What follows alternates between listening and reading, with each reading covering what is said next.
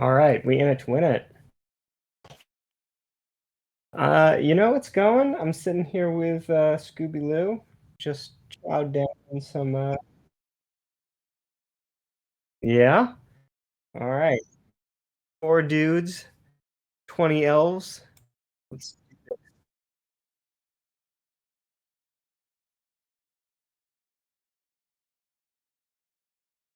uh, okay.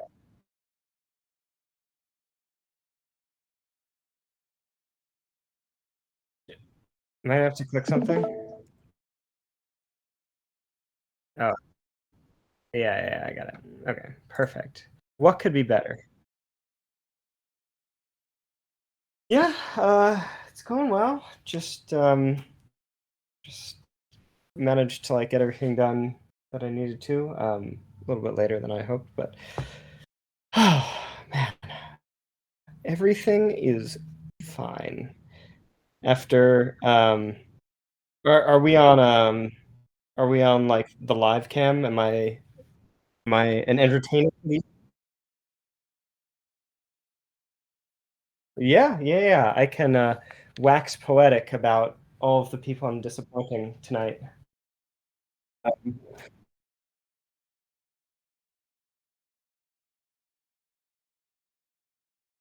okay. Do you is there like a time when I like definitely shouldn't talk or anything, or how do you want to play this? Okay. All right. Yeah, I don't wanna, fuck your shit up, but otherwise I'll just, I'll talk. I'm a talker, Newton.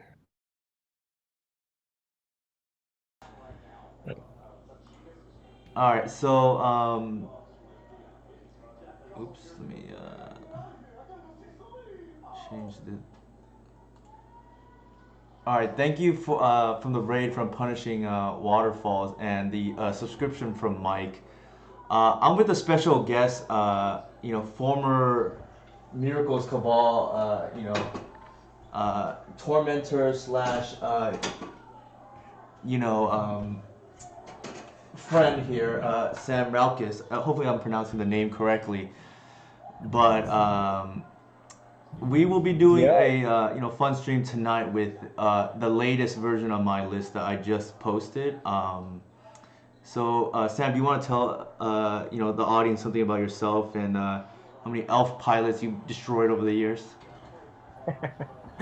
Oh man. Well, definitely not destroyed. Fought to a standstill, maybe. Um, yeah. What about me? Um, I used to play Miracles. It was great when there was a top. Um, then it was not great, and Elves was unbeatable. And now Miracles just went away. So I've joined the crew, and I'm here to advise you on all the wrong plays uh, as I stumble through learning the stack.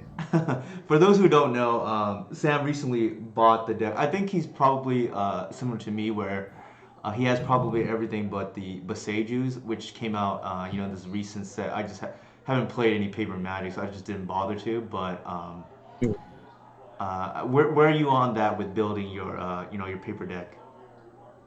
Yeah, it's all kind of like sitting in a pile. It's unsleeved. I don't have Visages yet. I think everything else here though. But yeah, I mean, ready to, jam some elves when tournaments come back. I feel like Legacy's going to like the local 1K Hmm. route. Um, so as soon as we get our, local store back in action, I'll be tormenting people with, you know, the the Wirewood Symbiote Elvish Visionary combo from, 2006. Yeah, it's funny how that pairing has been around for all these years and has survived so much, quote unquote, the test of time, at least a decade or a decade and a half or whatever it was when the I guess whatever PT Berlin was when LSV won that extended Pro Tour with Elves. I think there was like six in the top eight or whatever. But Yeah, that was like 2006, 2007. That was a long time ago. yeah, it was Meanwhile, like that. Go ahead. I was just gonna say, why would symbiote's the only old border creature left in Legacy, man? You gotta represent. Okay, let's see. If I'm zooming in here, you can see the one copy of Birdstorm Rangers, right? All right, last two old border creatures. I mean, that's It's definitely sad for sure. yeah. It's Uh, and this card here is just hanging on by a thread. I will say, another printing might just knock this out. not gonna look a gift horse in the mouth. I mean, there are no bad cards left, as opposed to like the mid 2010s when you're slugging it with Nettle Sentinels and whatever's left over after like a Wrath or you know 7 removal spells. Mhm. Yeah, I think like the philosophy of this version is to essentially play as many fire cards as I can, and I mean I definitely miss my Queen Ranger, which is definitely an old border card, but unfortunately a lot of what Queen Ranger does is already covered between Elvish Reclaimer and Once Upon a Time, namely Once Upon a Time helping you hit land drops and Reclaimer protecting our lands. Yeah, I mean, the QC shit was good. It was really good for a while.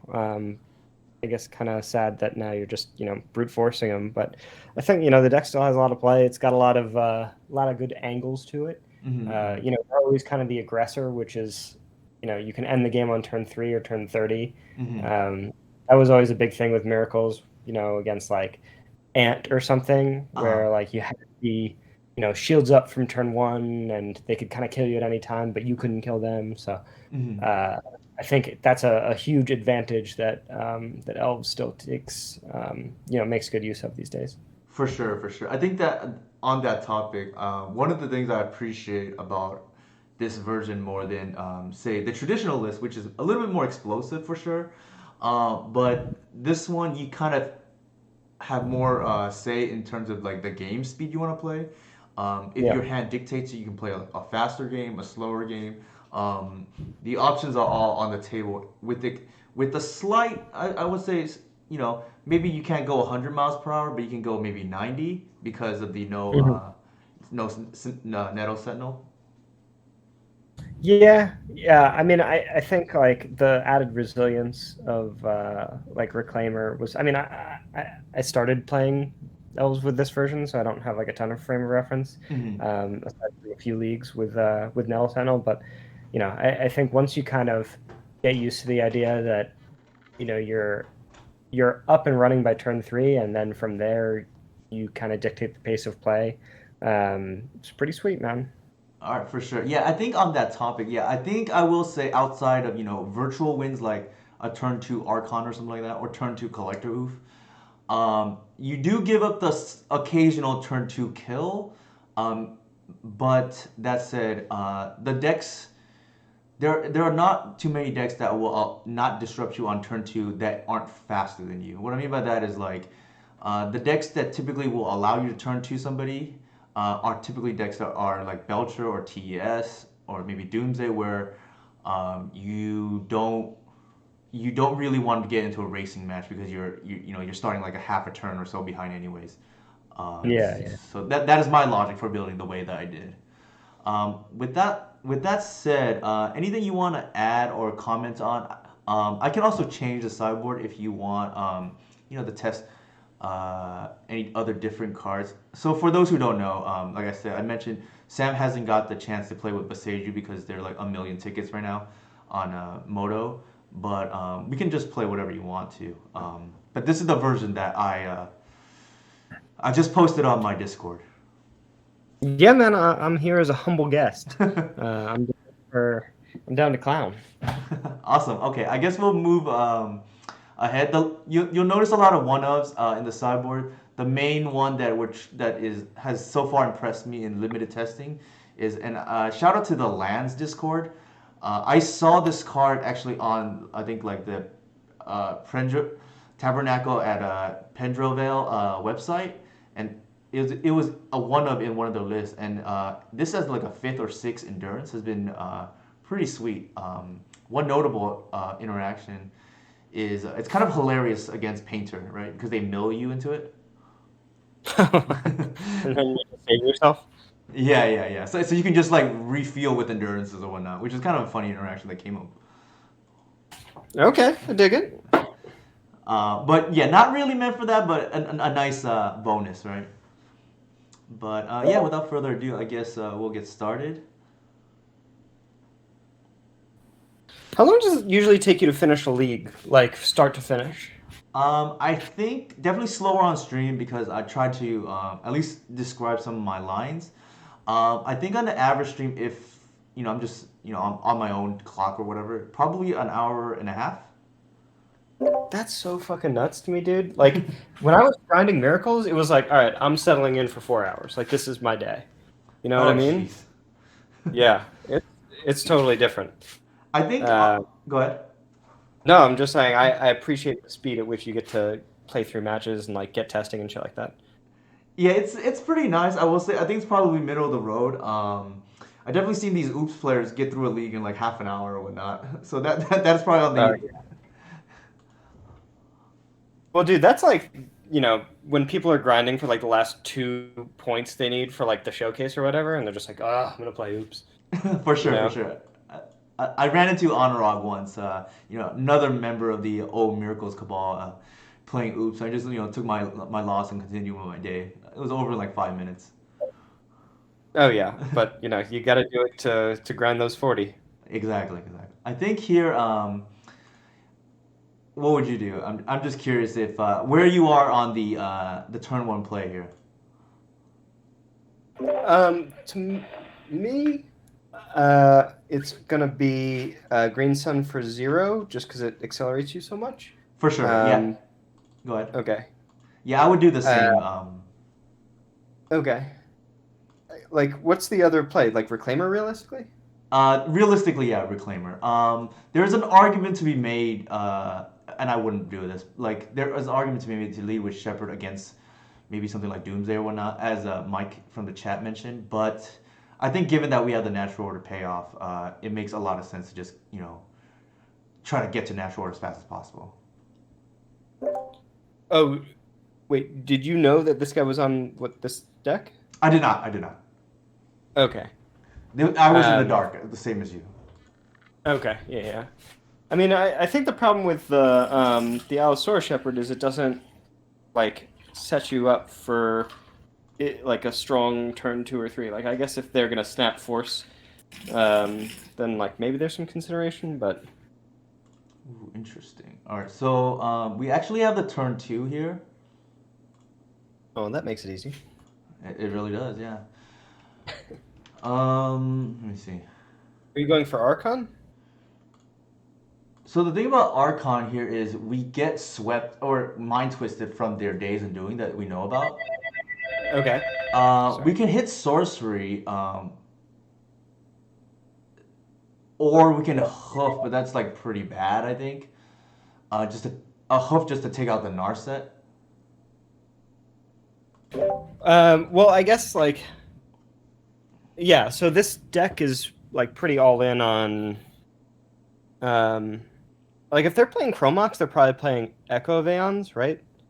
So I mean, I guess you could. Oh, you're saying you get like absolutely KO'd by We don't if get they have. KO, but we probably lose if they mind twist us. So I think realistically, we either get Archon on sorcery, which is pretty good, I think. I don't think they have bounce effect. Well, they might have that legendary land. But Mike brings up, yeah, Archon on sorcery, or you huff them, but that seems pretty low value just to take out the Narset. So I think I do like here Archon. the Archon on Want sorcery. sorcery? Yeah. Yeah, I guess I mean it lets them cast like artifacts and shit, but it's not the end of the world. Yeah, it's unfortunate that it like screws up our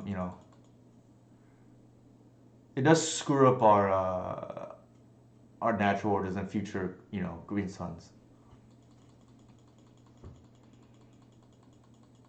Well, I mean, this is more or less the board you're gonna win with, right? Like, there's Yeah. not. Okay, so this is a turbo like Actually, I do no like it draw. here because you still have a kill next turn. Actually, You have a kill. Oh, I guess with what's his with face? Shepherd, yeah. See, that card's so good. It is. It is. I know. I will admit, some people have called me out on it, and it's true. Like I probably hate or disparage Shepard or downplay its effectiveness a little bit more than I should. So I will say, yeah, it's quite good here on this board state. So we have a kill here, unless barring something that unforeseen, right?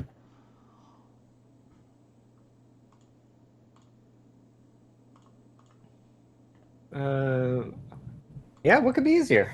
See, just do this. Yeah. Okay, that was scary, but not at the same time. If that makes sense.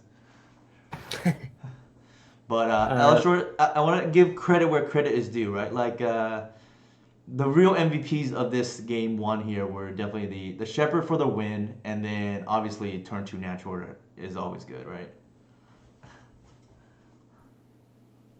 So yeah, I think like. Oh, go don't, ahead. oh, I was just gonna say, don't let people tell you we can't turn two because we just turned two there, right? So how do you board here? I like all of the black and blue cards. Probably, yeah. I think they're very much not like they're like the opposite of the eight cast, right? They're very all in on the combo. C's is Yeah, like, go ahead. I think he imprinted a Days Undoing, which is pretty uncommon. Like that suggests he's like super all in, right? Yeah. I think there's like varying, on the spectrum for like how fast. I think this is like very all in. So I definitely think we want the Force of Vigor. I definitely think the trophies are decent to hit Hull Breacher potentially. No Bog, no Gris. I don't think this is really a matchup where we can glimpse Okay. because we Do you just want want to the? commit to the board and kill, right? There's an argument to be made that actually, with that said, You might we take out the visionaries, right? Or yeah, some I of them. think we can just go actually the other way because we have enough cards to keep in glimpse. If it was any lower, I'd probably board it out, but this is probably okay. How does that look to you? Yeah, I guess like he's probably not passing priority before casting Echo Vian, so you don't need to necessarily keeping endurances. I'd be a little bit worried about running into Hull Breacher, but Hmm. I genuinely don't know how much you play around that versus um still threatened to have you know My experience with Hullbreacher, it's one of those cards where unfortunately we don't have a clean answer for at the moment outside of something like Gris, which is a okay. little bit slow. So I just kind of at least in this matchup, I just live with it if they have it right. So are you just gonna slam this turn to Oof and hope he doesn't have Force Wall? Yeah, that is the plan. Yeah. Obviously, I'm going to try to ramp to because that opens up the line of top decking a Allosaur Shepherd, but Mhm. outside of that, yeah, I think you just hope this turn two collective goes the distance. Okay. Yeah, I've been pretty aggressive about just like, putting prison shit on the stack just Hmm. because like, you know, gotta make him have it. But I do feel like I get punished as a result. I'm super on the line of like, yeah, just fucking go for it. Yeah. I think at the end of the day, we're still it's really weird, right? When people ask me what kind of deck Elves is these days, I would say it's like somewhere between. It's like a mid-range combo deck, right? Because the deck has a lot of combo elements, but plays out like a mid-range deck, if that makes sense. Because we have the option to go fast or slow. Yeah. Yeah, no, I hear. I mean, mode to five, so he's either got something fucking great or not. Well, um, Ooh, okay. okay. So I think they just wanted to reset there, which makes sense No. given the mode of five. I think here we just have to lead with the once and then see what we draw into. I mean, better. This is why once is like pretty nuts, right? They shoveled Yeah, away our collective and we still got it. it sucks showing it to him, but Yeah, for um, sure. whatever. He imprinted a force. It's pretty good. I think ideally we draw a shepherd and then that forces the collective through. Yep. It's decks like this where they don't really go through the graveyard that Reclaimer is probably at its worst. Okay. right? Where they're all in on going fast, and they're not vulnerable to like Bajuka Bog, for instance. Uh, it's it's kind of nice, right? Because in those kind of matchups, Shepard tends to be very good, and in the matchups where Reclaimer is really good, it covers some of the holes of Allosaur Shepard. Yeah, I agree. Well, hopefully, I mean, hopefully he's digging whiffs. I guess we'll see what happens. Okay, so I think here, I don't think we can afford to, get mind twisted. So probably just want to, Are you gonna try to trophy him? yeah, I'm gonna try a trophy with the Days Undoing on stack. That does give them a draw step, but I think that's probably worth it. All right. And then I don't think, yeah, I don't know if taking that down to two, well, it could matter, but probably not. What's the benefit of staying back? To bluff and Oh, not reveal that we have trophy. But if I don't think they would. They may just do it anyways, right? Actually, yeah, I think we need the trophy to resolve. So I think we don't attack.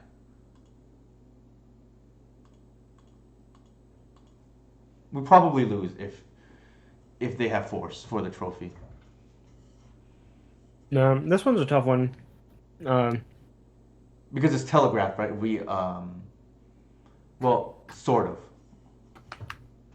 yeah, no, I see what you're saying. I mean, you didn't go for it, so that's good news. Yeah, yeah. They might think we have it. That's why. Actually, we should have attacked in case they tick down here, right? So that was a Um, mistake. well, he wouldn't tick down if he was going for the Days Undoing, No, because what I he's mean just. by that is attacking the Narset brings them to two, so they can't tick down and still have Narset on board. Mhm. But I'm saying, if his plan was to go for the Days Undoing, he wouldn't tick down because the turn would end Mm-hmm. and we'd lose the card anyway. I Uh, mean, no, no if they don't go for it, right? I'm saying they right. can tick down still here.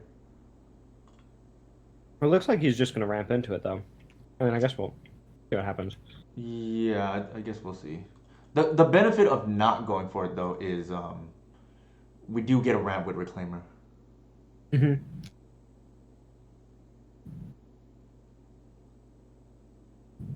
All right, so All they do right. go for it. Hope for the best. They have it, so be it. All right. Yeah, I mean, not great still, but we don't just lose right on the spot. Yeah, they really puke their hand out, huh? Yeah, Oh, well, Psy I don't think we care as much about. I think here we do want to probably just seize and see what happens. hmm.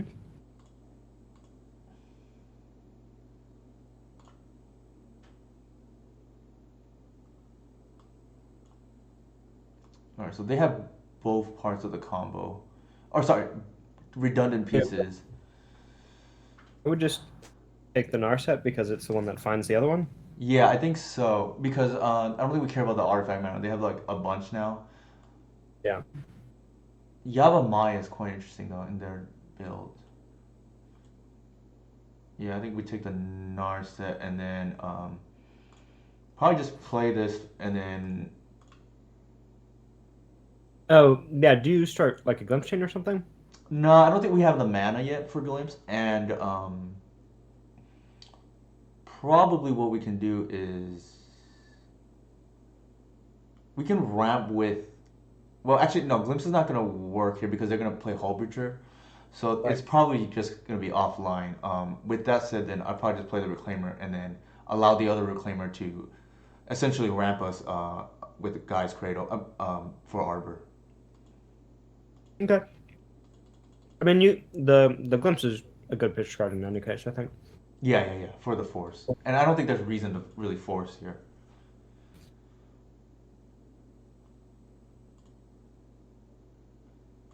Do you need to take that offline before It like does I don't stuff? think it does anything here because some situations I will do with trigger on the stack, but I No, don't no, think no. it. Like, are you gonna take that offline before he makes dudes? Probably yeah, because I think we can't afford for them to have too much pressure. Like he's most likely fetching. Oh, maybe he just drew the thing. That'd be kind of a bummer. Oh no. All right. I think we do it here just in case, right? Like, so they The played the saga. They played all of that. Mox. the days I'm doing is an earlier review. Okay, so they could theoretically have it. I think we just do it here.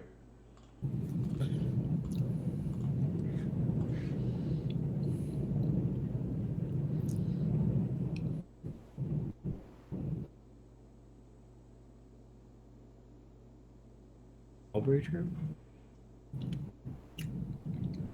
Commit. So that was his draw. We don't have Bog left, do we? We do not, unfortunately. Yeah, that was quite the draw, though. I think you can. I guess you have to hold up Assassin's Trophy, but you're still fine as long as you kill the Hull Breacher in response to it. He's definitely getting ahead, like playing these Time Twister games, but you're not out. So I'm trying to think if they can do everything the same turn here. I don't think I think they're short mana, right? He's short 2 mana right now. He Did can they do it play next the turn. tomb, or is that already in the hand still? I believe this is from earlier, right? Yeah, so those are the two cards in their hand.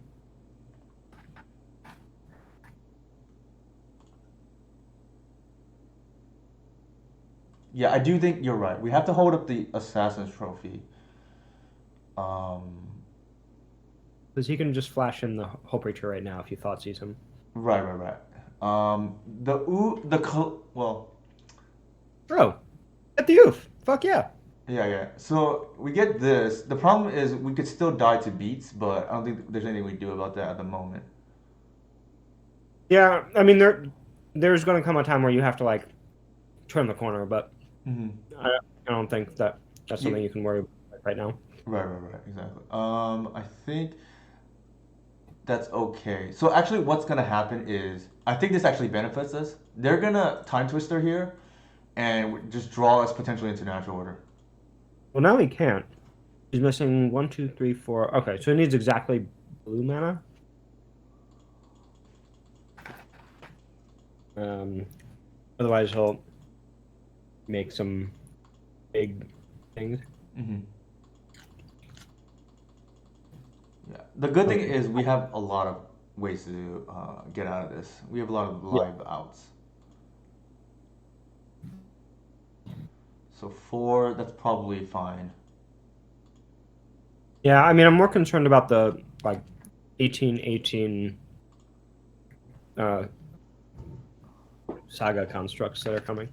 Mm-hmm. Let me think. I think we want to deck thin actually.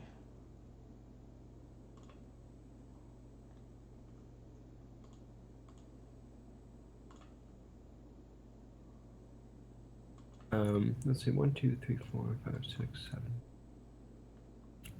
Okay, so that his guys will be 1313s.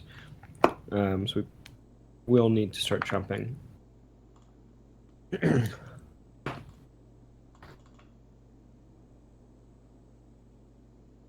Oof, that's not what I want to see. I mean, if you take the Arbor, it's a trump card. It Or is, a trump. and yeah, I think we probably do that. It also ramps us, and we don't really want to see this, so I think that's correct actually.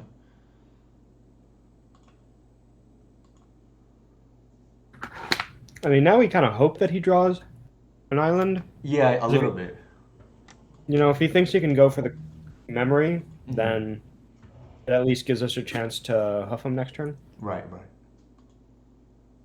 I actually do not like playing against this version because I like to joke that the closer a deck is on the Belcher scale to Belcher, the harder the matchup. Yeah, yeah, yeah. I mean, this guy's playing it really well too. He's like going for the like appropriately aggressive lines that are the kind that like put you in a bad spot. For sure. So the cool thing about this is we can just like rotate an arbor, right? Yeah. Not ideal, obviously, but you gotta do what you gotta do. Yeah. I think here there's five in the air. Probably can't afford to fetch much anymore. Uh, Well, we can you can we survive? yeah we have the Yavamaya, so it's probably okay. Okay. Can you survive next turn anyway? Oh, I guess you're gonna start. I'm gonna trump, I guess. I think they're all in the air, right? Yeah. Those are, but then you have four ground attackers. hmm Um, all right, not the best. Maybe one more turn. Although they might help us right now because they had they might just go for it, right? Oh, it does. Okay. So I think this could just work in our favor. Oh yeah. There we go. Nope. Let's see if they do that or not. I wonder if they think that could be our out to win, right? All right, Yeah. that's good. Let the greed consume you.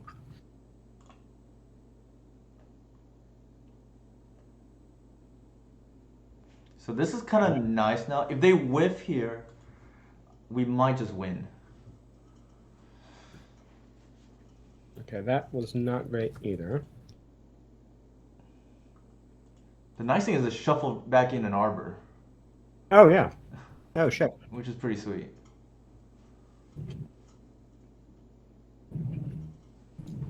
So you're gonna untap with only 5 mana though, which is really Not rough. much, yeah. I guess if you hit like exactly natural Well, order. we will untap with. Oh shoot, that's a problem. Oh, even less. All right, I think we're just dead here then.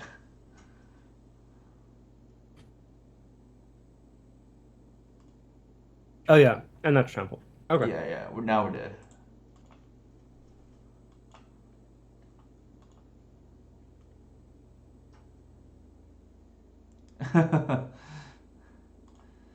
I think All right. we played it fine. It just didn't work out.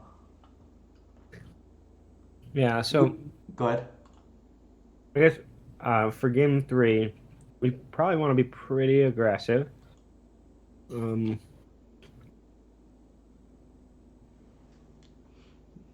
When you say pretty aggressive, are you advocating what for the Wirewoods and the Visionaries instead of the Glimpses, just to no, no, commit to the no, board, or what? no. I'm just trying to see if it changes our plan at all. I Yeah. think the commit in the yard is more fringe. I don't think that warrants bringing in the bog. Yeah. No. I definitely wouldn't bring in the Wirewood symbiote package. hmm Um. All right. Yeah. I mean, maybe. Yeah, Glimpse is probably fine. I'm just trying to think if I would personally take out Glimpse for endurance, but I don't see that being like hugely relevant to like the time frame that the matchup is decided. Exactly. Yeah, I don't. I think endurance, the clock, or the relevance of endurance doesn't line up with what we need it to be, unfortunately. All right, let's do it. Yeah, I don't think so, Mike. They're really like a combo deck, unlike the 8 cast version, which is more like a grindy deck. Uh,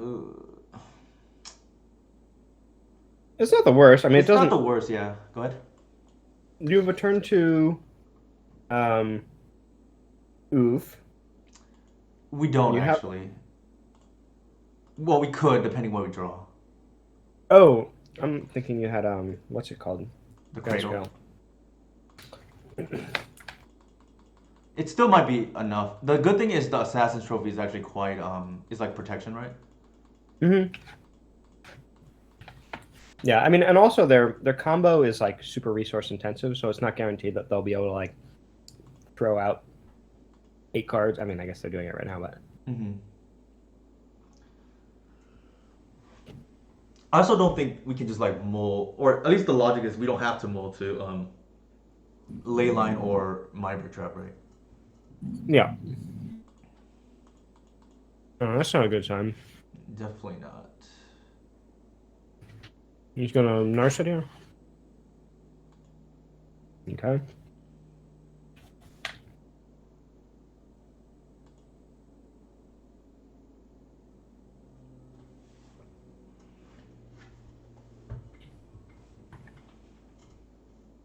So now, unfortunately, Assassin's Trophy is a pretty huge cost.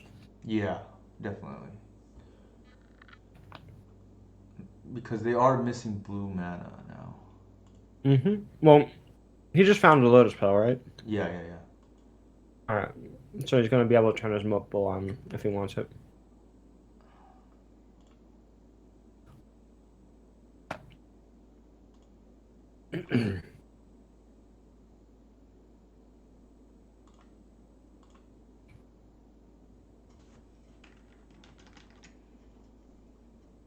So if you burst for here, oh, you can't do that. Yeah, I think you have to leave open Assassin's Trophy, right? Yeah, yeah. And I think because of what we talked through the line of the previous game, we want to take the Narset down too in case they don't go for the line. You know what I mean? Right. That's the my philosophy. At least always just learning from our mistakes. For sure, Mike. I think we need for sure need a hold up trophy. The good thing is if they go We for it, we or don't go for it, we have the once upon a time. What is it? All right, so we have it.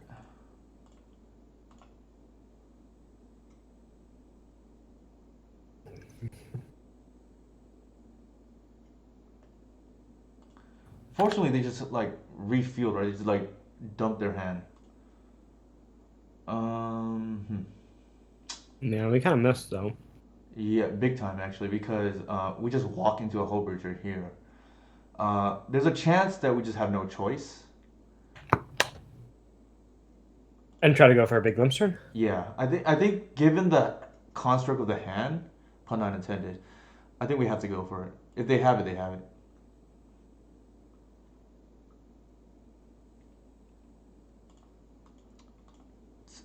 All right, no hull breacher one time. Yeah. Nice. All right, I think we're not dead yet.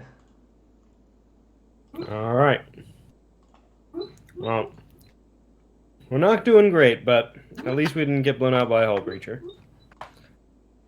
I think if they had Holbridge, they would have played it for sure. Yeah. So I'm just gonna dash. We still lose here to Narset plus combo, but because they have all the mana, but we just have to hope they miss, right? Yeah, Just like I just like we mean, missed. I also have a shitload of air in their hand or in their deck, so Yeah, yeah, for sure. They didn't force. Interesting. Maybe they did. They just either just drew the force or they didn't have a blue pitch. One or the other. yeah, they don't have a ton of blue cards in their deck. Like their combo's all blue, but their deck is what, like 20 artifacts, 30 artifacts? That's true. I had to look at the board state, but I think maybe they had enough artifact mana to hardcast it unless they missed it. Wow, they're hardcasting it here. The good thing is our hand is like not that great anyways. And maybe they just draw us maybe they just draw us into a Mindbreak trap. Ooh, the wrong hate here.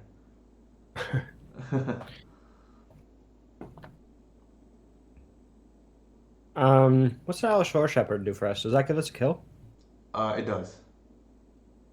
Okay, we're just dead here, I think. Oh shit, yeah. Yeah. Unfortunately, this ley line being a ley line, not a Mindbreak trap, is gonna cost us here. I really don't want to play Mindbreak trap, but then the popularity of some decks right now might just force my hand. What are you bringing it against? I mean, obviously this, but like I think like I pair into like Tony Scapone a lot. Okay. For whatever reason, and then I think TES is not like uncommon to see as well, especially in leagues. Okay. I'm trying to think what else. Doomsday, it's like okay against not great. Yeah, I feel like I mean your endurance plan was better there, but For like sure. still. Yeah, but then it wouldn't be replacing an endurance, right? It would be like it's replacing a lane line, which is like irrelevant in the matchup. Right. Yeah, I guess like Reanimator's kind of taking a tick down. I used to see that like 4 times a league. Seriously. So I don't know if you know who Inigo is. His username is Runcore. Uh, He told me there we go. recently he paired into Reanimator 5 times in one league. Oh, nice. How'd that go? I think he said he went 3-2, but one of the losses was a punt, and then the other one they just had the can beat whatever you do hand. You know what I mean? Right. Like I mean, 3-2 against Reanimator when you don't have a million surgicals and forces and shit. Hmm. Not a bad record.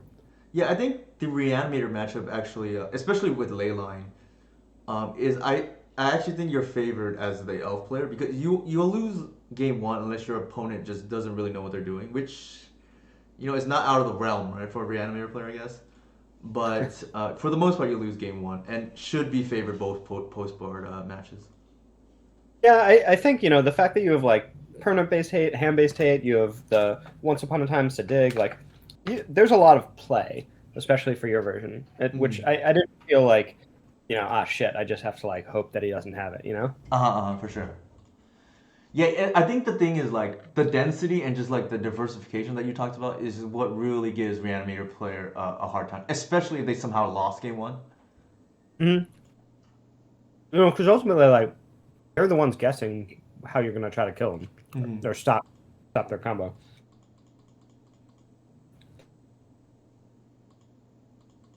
So Nothing. Sadra in chat right now. I don't know if you have Twitch open or not.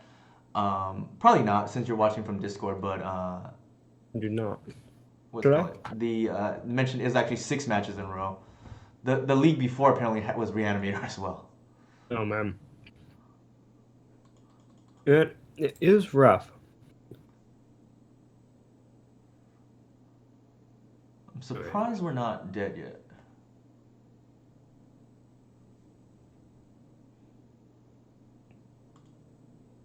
When Subway opened, they changed the fast Oh, food game. oops, But sorry about sometimes that. you gotta You're good. refresh. Yeah. Refresh. I Welcome just to the Eat opened Fresh Refresh. Twitch. All right, Good now old I'm Steph watching. Curry, right? Yeah, I'm so glad they're good again. I I do missed think the it. NBA is better when they're good. Although They're Draymond like, needs to, get healthy. yeah, Draymond's like also my favorite player. I mean, I guess like knowing my personality is just like a chat troll. Like, so I'm always happy to see him doing well. That's good. Yeah, I didn't real. Actually, that makes sense given what you said. Draymond does like to trash talk a lot. He's the best. Like everyone has an opinion on Draymond. Personally, I'm not the biggest fan, especially since his Warriors have tormented my Clippers over the years. But I respect the game, the hustle too, right? The Clippers are cursed, man. They really They've had are. some of the best teams, and just, I couldn't put it together. I mean, Yeah, it's like the. go ahead. I was just gonna say it's like the Rockets, man. Like Mike D'Antoni, um, fucking the. There were a couple of years where they were just like they looked like the best team in the league, and Harden Hmm. is an S class player. Hmm. He should be able to win a couple championships, and then they would fall to like you know I don't know they lost like the Nuggets one year or something. It was just like embarrassing. Yeah, yeah, yeah. Close but no cigar. No, especially with the spell bomb there too. How big is that Yeah. thing? Go ahead. How big is that thing? Seventeen, Like 20. 17. Okay. Actually, I think that's lethal, right?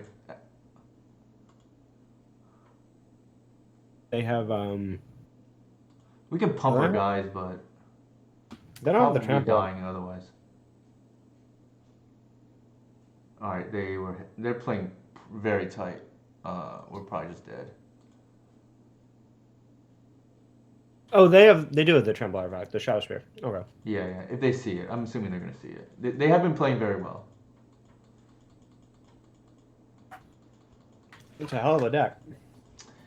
Yeah, my deck is not built to beat this kind of deck. Well, unless we draw, the Mind Break Trap or the Ley Line. Unfortunately, we drew the Ley Line post wheeling. We had some good chances with like the Collector Roof. We just never really got the chance to like get it on the stack. That, and I think we also whiffed once the one turn they wheeled us nakedly, right? Like if we draw natural order there, we win, but it wasn't meant to be. Right.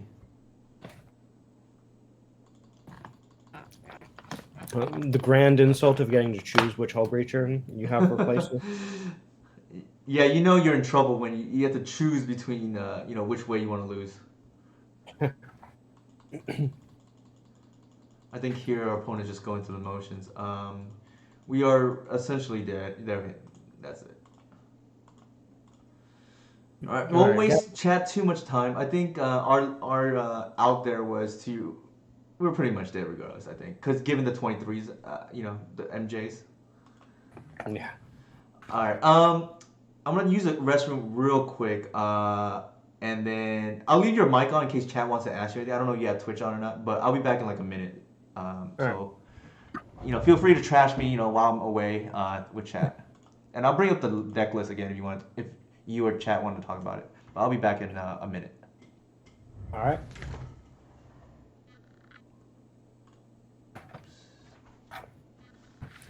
What is going on, Twitch chat? How many people we got up here? 31 people. And I'm the only one with a mic. Sweet.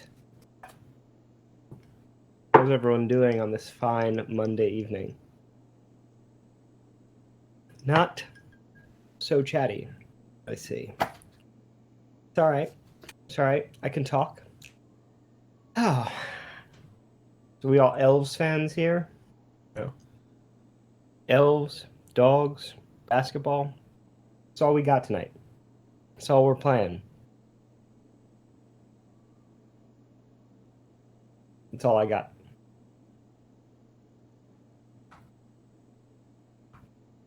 Oh, am I muted? No.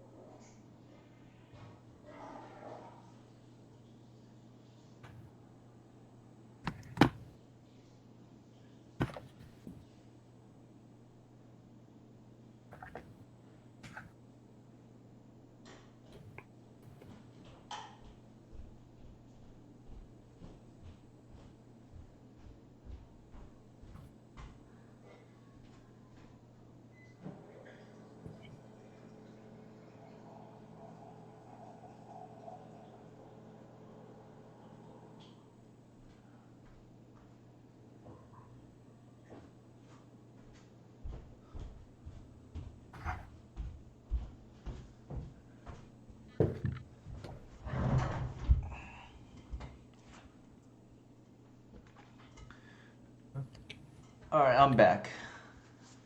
All right. Tried to keep the fire alive in the chat. What'd you talk with the chat about? Talking about basketball, a little bit about dogs. Oh, okay, yeah. Elves. Did you mention that our dogs have the same, at least nickname? Oh yeah, I did not actually. I was kind of soliciting, who's a fan of elves here? Who's a fan of dogs? That is true. Our dogs both go by Scooby Loo. This Lou currently passed out on the couch after. So we give him dry food, but we also do boiled chicken, because I don't know, man. That was the compromise we reached with our dog to just Don't worry, I know all Uh, about that too. My wife spoils our dogs too sometimes with cooked rice and whatnot. oh yeah. Yeah, I remember in the beginning I was like, he's a dog, he'll eat what we give him. But Hmm. here we are cooking fucking human quality chicken in the pressure cooker. Hmm. Um, yeah, so he eats his chicken off the top and then he goes and passes out. Hmm. So that's where we're at right now. Yeah, so I kept this hand. I don't know if you would or not. My logic is you take out the hoof. I'd probably keep that six, right? Yeah, I think it looks good. I mean, it's not necessarily weak to have hoof in your hand. I mean, it's not great, but like you have a one, so you have a turn one reclaimer. You Hmm. can find the cradle. Hmm. Oh man, artifacts out in force tonight, huh? I think actually, I don't know if you know this. I think you probably do actually. That if they are on the 8 cast version, that's actually really good for us. It's just that we're weak to that, all in combo version, Okay. Um, and it looks yeah, like that's the case here. And the reason being is not so much that I mean, I think at least before Kappa Cannoneer, the matchup was already like 80-20 or so in our favor. But the bigger thing I think is that deck tends to suppress a lot of the matchups we'd rather not see, which is I think more important. mm. Oh yeah, chalice plus forcible. Exactly right.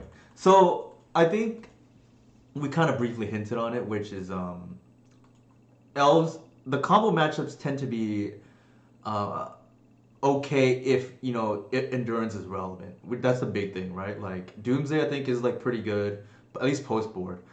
Pre board, you're probably gonna lose. Um, I think you're good against like Reanimator, and to a certain extent, Oops is probably okay too. Um, Really? Oh, I guess because you have endurance, right? and if you have Leyline, I think it's very difficult for them. If you don't have Leyline, then it gets harder. Yeah, yeah, Yeah, for sure. yeah. So that one is more dependent on Leyline than anything else. But Okay.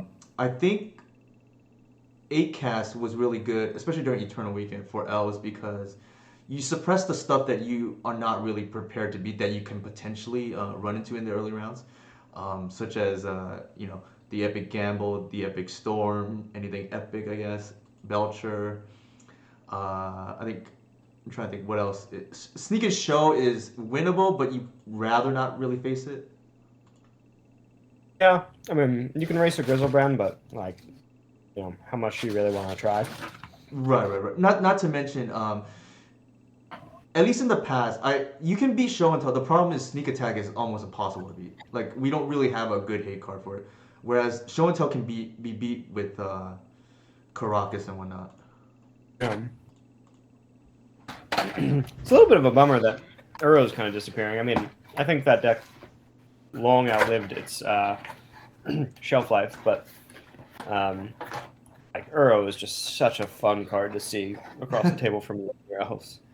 Yeah, for sure, for sure. I think well, Anurag I know and like I don't know his real name, but Trunks I think is like I forget Trunks' real name, but I think they had like some success with Uro, no? Unless I'm like mistaken. Yeah, I mean, but those guys are like, the best players playing that archetype. Sure, sure, I'm fair. talking about, just normies passing Uro. All right, let's see if they force this symbiote here. Actually,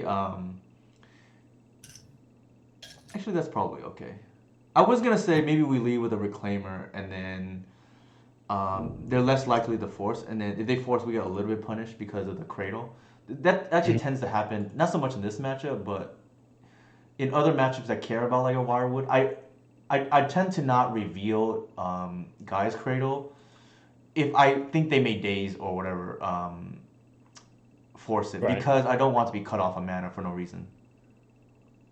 The fact that we had that pregnant pause there suggests to me that he has the force. He's Right. just not sure he Or can use heads it. up enough to bluff it. Yeah. I don't. I think this ends what we want to do though. This matchup is. I mean, I don't want to announcers jinx us here, but almost unlosable. At least before Cannoneer. I think with Cannoneer it's probably a little bit closer because they have a faster clock, but should still be in our favor. Well, this is one of those. times where like you're gonna have enough mana where you can, you know, natural order, he'll have to force it, and then Hmm. you can natural help him. Right, right, right. Yeah, I think anything fairish other than lands, Elves kind of wants to see. Yeah.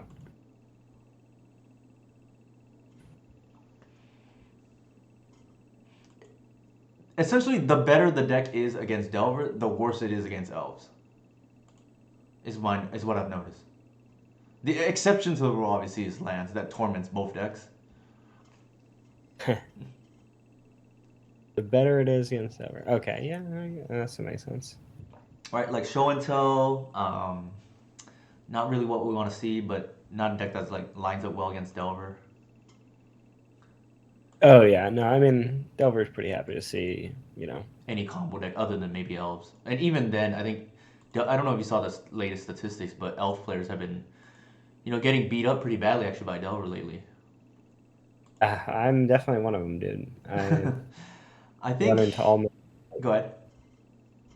No, I'm just saying like, and the festivities is really hard to beat, and uh, Grafdigger's Cage. I mean, I'm sure it gets easier when you like get acquainted with it, but I Hmm. found that stuff really hard to get around. I think definitely the hardest part about playing against Delver, at least since you're just learning the deck too, and from what other people I've seen, is playing through hate. I found to be very difficult. Hmm. Weirdly, what's his face? Oh, the Plague Engineer is not that hard, uh, but like the other like circumstantial hate, the stuff that like stops you looking at your library and shit like that is just like yeah, Mm-hmm, that's for sure. very tough. I think here we just take them. We just do everything almost in one turn. I think we want to do that. Uh, yeah, I was gonna say you can. I'm also less convinced than I was before that he has the force of will if he hasn't forced any of our earlier plays. I think it's awkward because they revealed Natural Order with the bauble, right? I think that's why they were holding it. Okay. But for sure, point well taken. I think here we just pitch one of our visionaries. They're gonna hardcast it here. Yeah, it looks like it. He's got the hard cast. Oops. All right.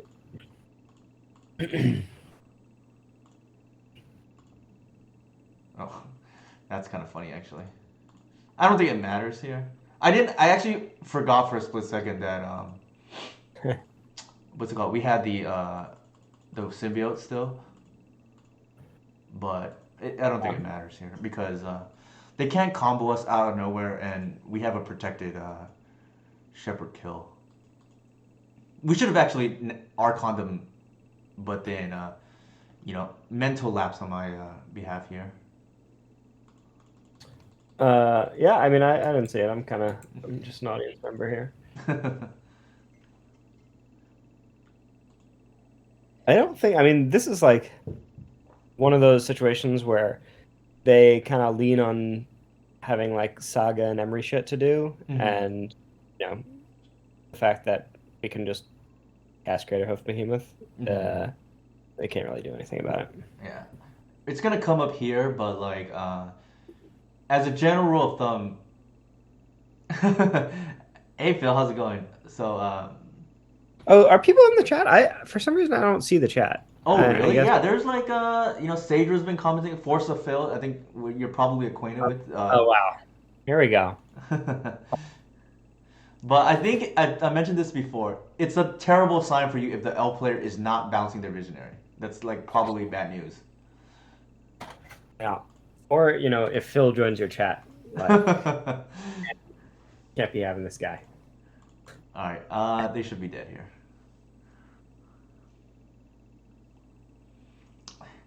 Hey David, how's it going? So David is a Star Fox 444, but we are 0-1 right now for those of you who are just tuning in.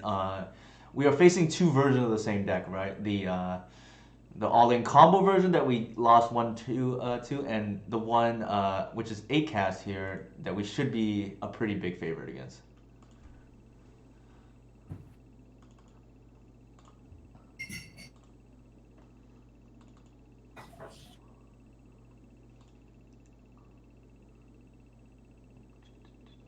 Oh, Sam, I sent you my you've seen my sideboard map before, right?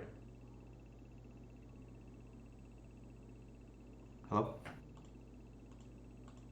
Sorry. I stepped away to wash my hands. What was that? You sent me what? Oh, all good. I think I've sent you my sideboard map before, right? Yes, the Google Doc. Yeah. How useful did you find that, by the way? Um, well, I started out doing like my own sideboarding, and then like after the fact, I would map it back to like what you did. Uh-huh. Um, and I think usually there were like uh, it was kind of just a question of identifying like how do I want this match to go? Like, am I pulling out the slow draw cards? Am I pulling out the you know? Do I need to switch around my combo pieces? Mm-hmm. Do I need like target eight? This So, is like kind of nuts, actually. The hand. oh yeah, I think. Yeah, but Seiju's not really showing us what it can do here. What's Not so going on? far now, unfortunately. I've had some cool Boseiju. This is not so far the lead for it. I mean, this matchup technically it could be relevant, but I've had like, I've killed like an anime dead or some random things like that. So Phil asking the tough questions here. Hmm. Uh, when will elves be playing a companion, and why is it Lutri? Um, and my question for you, Newton, is Hmm. can I have temporary moderator powers Oh, right, to right, ban? right. What's your Twitch what's your Twitch username? Is it the Uh, same? it is GG's Fatty. GG Um, Fatties. Is it spelled the way it sounds? uh, GG's and then FATTY. Fatty. So let me know if that just worked here. If you can type Uh, something, that makes it easier. Oh, GG's. Okay. oh yeah. Oh yeah. So Moto, as you know, oh here we go. Yes. Fuck you, Phil. Uh, getting those moderator powers. Did it work? Did you get the moderator Oh, powers? it worked. Oh, nice. Okay. Now I'm the fucking king.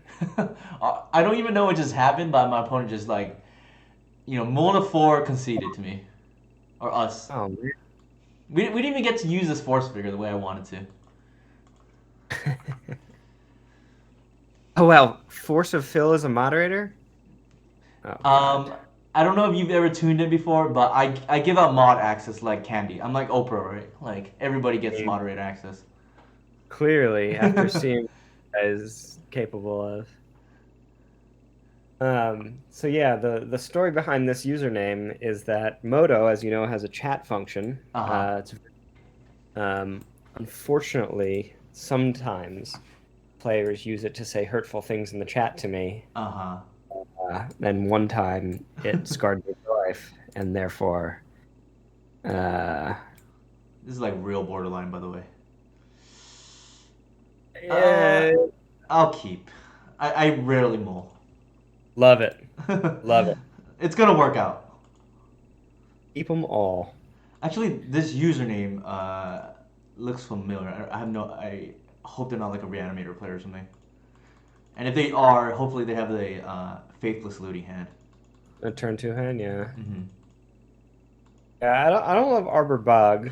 But it gives us a lot of complaint equity if something goes wrong. So that ooh, that's nice to see. The good thing though is you have Reclaimer to pitch the bog away, right? yeah, Ideally, we just hit a land here though. Honestly, that doesn't even like who gives a shit? Here, actually, I think we just visionary. Yeah, Oh, wow. All right. cool. We're just running hot right now, right? Easy game, easy life. Exactly. Uh, Yeah. I was just dude, gonna say, yeah. The better A cast is in the meta, the better Elves is for multiple reasons. So like, I'm all on board on trying to champion A cast, as the best, anti Delver deck while secretly benefiting from it. dude, I fucking hate that turtle, man. It's like, oh man, this feels good. The first time I got to do this, I was like, yes, this is true gentleman's magic. Mm-hmm. Yeah, this is how we drew it up here, right? We just keep the sketch 7 and it's gonna work out. Turn three, if you have 4, 12, 13, 14, 19. Yeah. Oh, So pretty good. we actually have 19 and then they were at 19, but they, have created it took two to take two. So it's the same, right? All right. Yeah, the artifact heavy matchup. I mean, obviously, like turn two mind twist you is not great, but artifact decks feel like pretty strong matchups here. Yeah, the more fair they are, definitely. Like, your thought monitors are cute, but try drawing up your whole deck with glimpse, right? Yeah. Or killing with your 1/1s are cute, but our 1/1s get +8/+8 in trample. Yeah. No, I think you're in a good spot for the most part. The fair like draw two cards, play a 2/2 decks are Mm-hmm. like they're worse for like the blue decks that eventually like care about getting rid of 2/2s because they're trying to play like Narset and Teferi and shit, but Mm-hmm. doesn't really bother elves in the same way. All right, look at that. Yeah, I know, right? This is just like, yeah. The more we face this, the better. I just can't. It's like, I hate to say it, right? It's like the Warriors seeing the Clippers on the schedule and they're just like, licking their chops.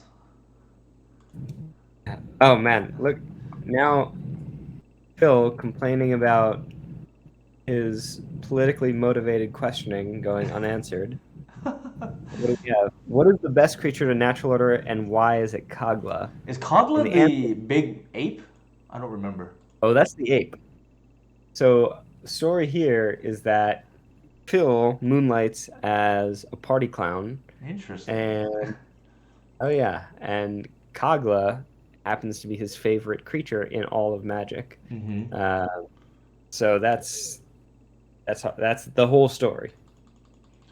So kind of a unique situation here. Normally we want the land to hit, sorry, the one sponsor to hit the green source, but because they have a chalice, we can't play something anyways, so might as well lead with it.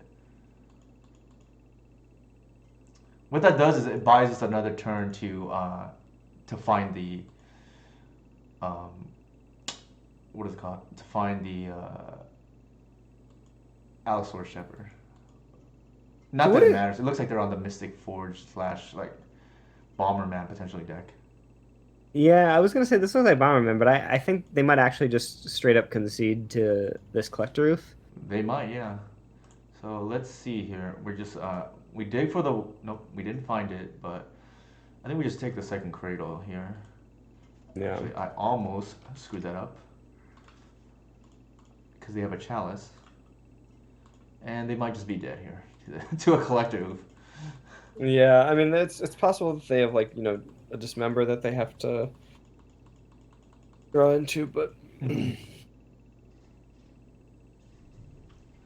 oh no, they're going for with 6/6s. So we actually are under some pressure still.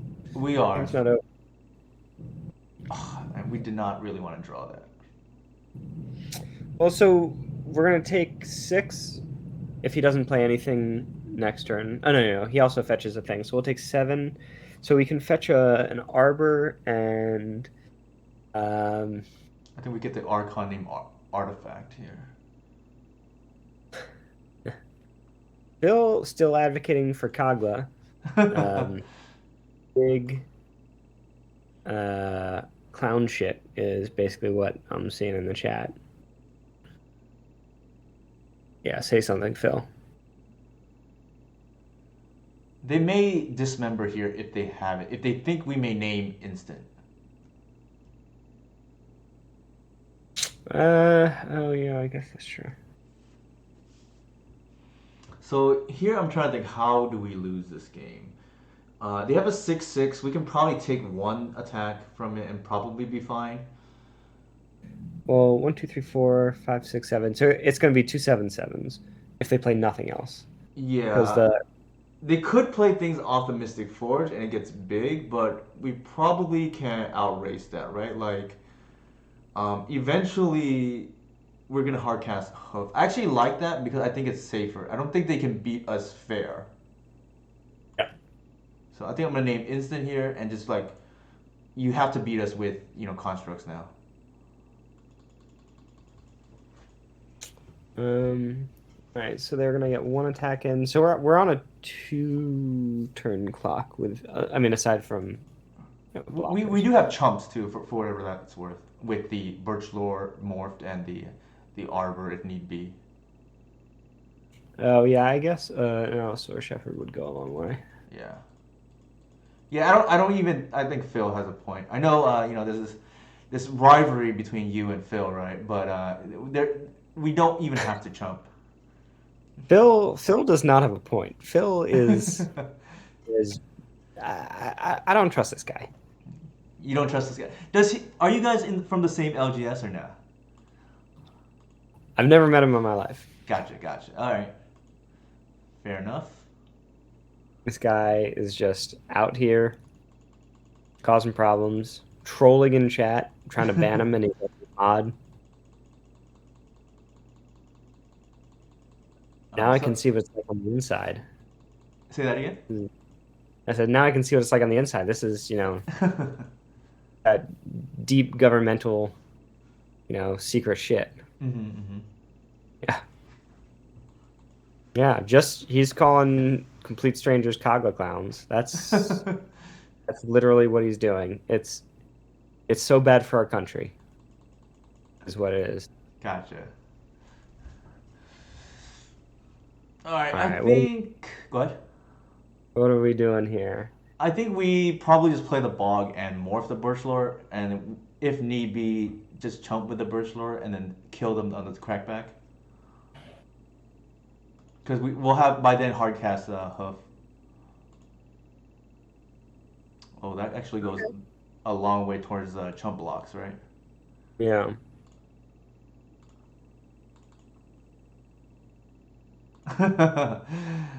Ooh, another way to go towards chump blocks. Actually, we can't because of the cage. I almost screwed that up again.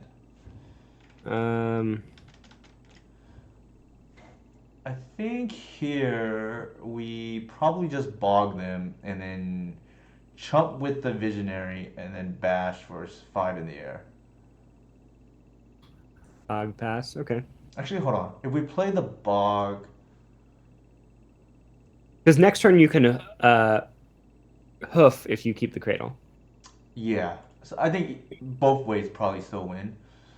Um, so let's just. Oh, all right. Shit. I'm thinking about jumping. Fuck. Uh. So you actually only have 3, 6, 7 mana. I think we have 8 exactly because each cradle is gonna tap for 6. Sorry, both cradles combined will tap for 6, and then we have the arbor and the bog. Oh, I didn't even. I didn't even Yeah, notice yeah. that. This thing is a sore spot for some who don't like that. Sometimes it looks like a land or whatnot, or you can just disguise it, right? And we still have other chump blocks if it's needed, but I don't think it will be. Like this is a soft lock here, right?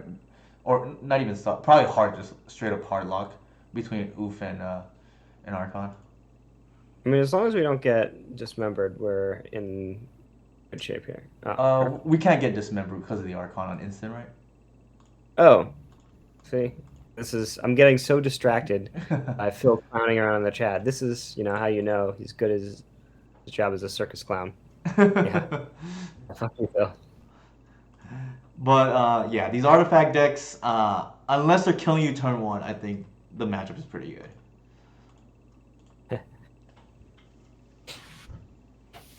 All right, so we're three for three against artifact decks, all different. Well, two for Pretty three, right? We lost the first match, unfortunately. We could have got there, but we didn't. well. We got there in spirit. Gotcha. We had a good time. We played some sweet elves. I'm gonna call that a win. Okay, that's fair. I like the way you think. You have a very positive attitude. Yeah, man. We don't have time for clowning around with Kaga and shit. We're here. We're out here, just casting our elves. All right, Yeah. How now, do you feel? now you got me interested. I'm gonna Google in real time your Kogla. What is going on here? All right, it is what I thought it was. I felt like I ran into this card like, somewhere on Arena or something, and probably got destroyed by it. But yeah, here it is. It fights up to one target creature you don't control. So a lot of people like to send me random cards as natural order targets. This is like within the realm of like, excuse me, what I could be sent. Dude, that's like, uh, I first of all, I love that for you, and I'm really happy that you're that guy for people. Um, but I feel like every time there's like a new sweet ass dinosaur, you're gonna see it in some fucking Nick Fit deck. You're like, All right, but Sage, you're not doing the best, advertising for me here with a triple Boseiju hand here. Unfortunately, as much as I want to keep this hand, I think this is a mulligan. Would you have kept this, being the YOLO guy that you are? nah, man, I'm not clowning around. I'm now it's serious business. We gotta you know put our hats on tightly. All right, this one's a keep. Oh no, Oops. I, all right, we're I, I going. clicked it too fast. I saw the actually what was okay. I wish I can scroll back, but I saw the Once Upon a Time too late. I thought it was just no lands. Did we have Birch Lord there? I don't think we did, right? Or Green You Sun? did once. No, you did once. We got a once, but Uh, then no other mana, right? I think that's probably still a mole. all right. So I think we're just gonna turn Actually, 3 with this hand instead. as much as I hate it, I think the glimpse goes back there. Yeah, I don't remember off the top. I definitely saw the Once Upon a Time too late. I just like quickly clicked through it, but I don't know if there was a Birch Lord. Speaking of the devil, I probably what's it called? I probably maybe keep, but then or Green Sun, but I don't think I saw that right, or maybe I did. It's like very vulnerable for sure. Oh, I hope we're not playing against Pox. If we are, then I'm Yeah, kind of glad we didn't keep. this is this is like Karn Saga, maybe Curses.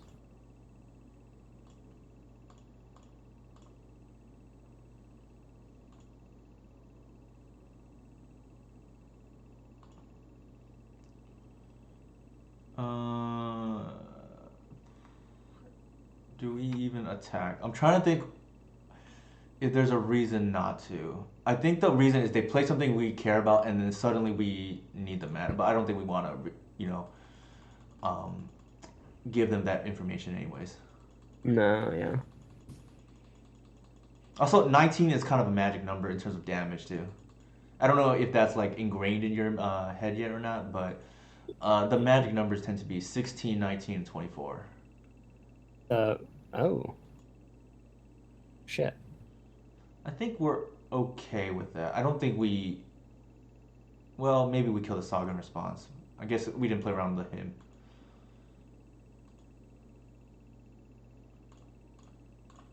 I think that we have to bash now.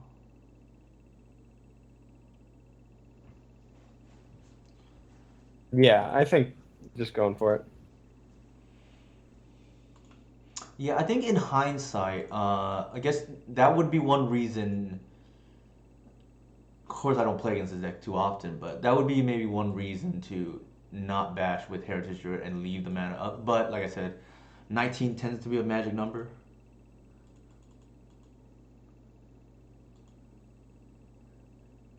Uh, yeah, I don't think you did anything wrong there. Like these decks don't really play him, or I mean the guy who's registering that combination of cards. Okay, so this actually is box. So actually, I'm kind of glad then that we didn't keep that hand, right? That we did, or that potential game one. So Sorry, we're that six or whatever. we're on 5 cards, right? So we're not. All right, we're not doing the worst. Yeah, this is a hell of a draw.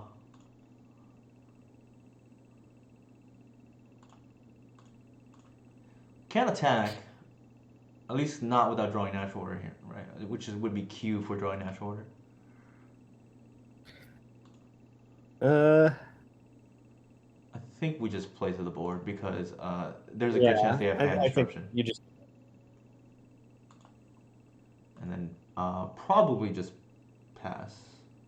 Ever go to the grocery one sec. now?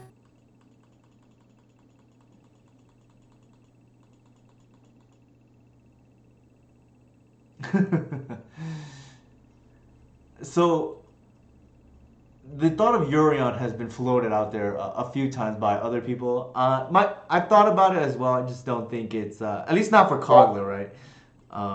Phil. But technically you can do it. I just don't know what problems it really solves.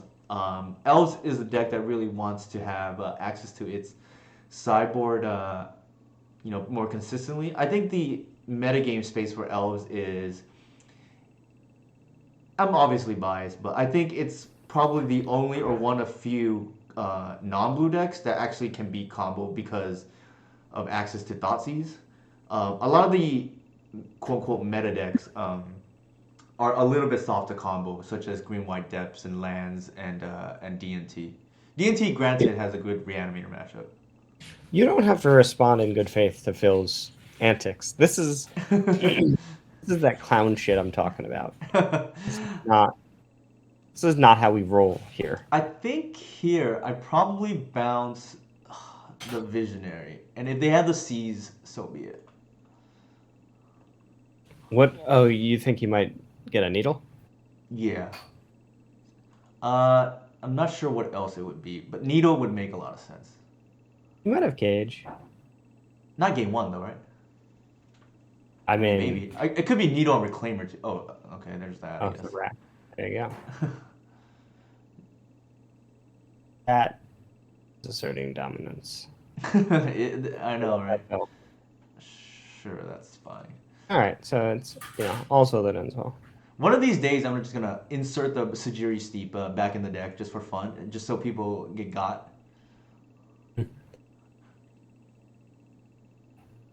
I mean, basically, we're just waiting to draw what a natural order here. Pretty much. Or- Like we don't really care about these constructs for the most part.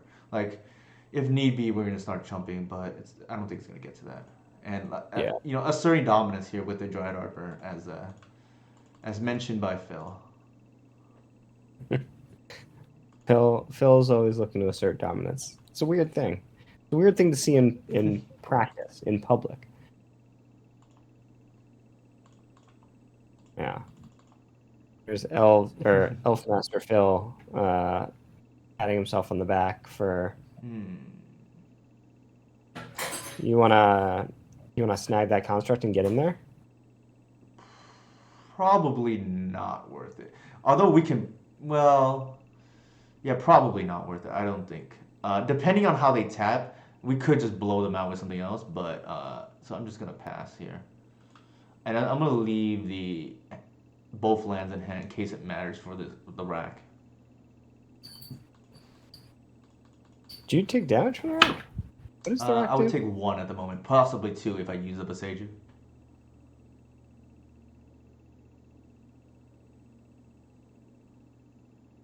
Oh, are they kicking this? Hmm.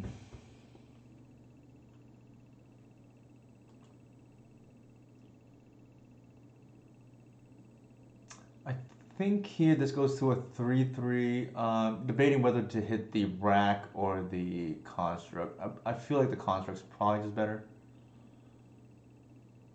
Actually, maybe hitting the rack is better.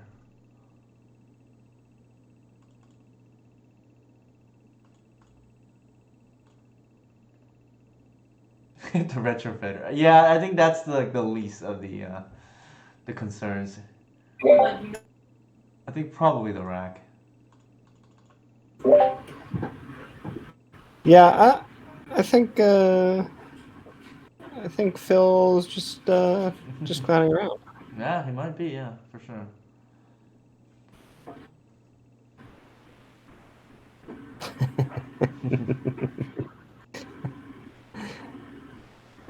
Yeah, he's got some thick boys.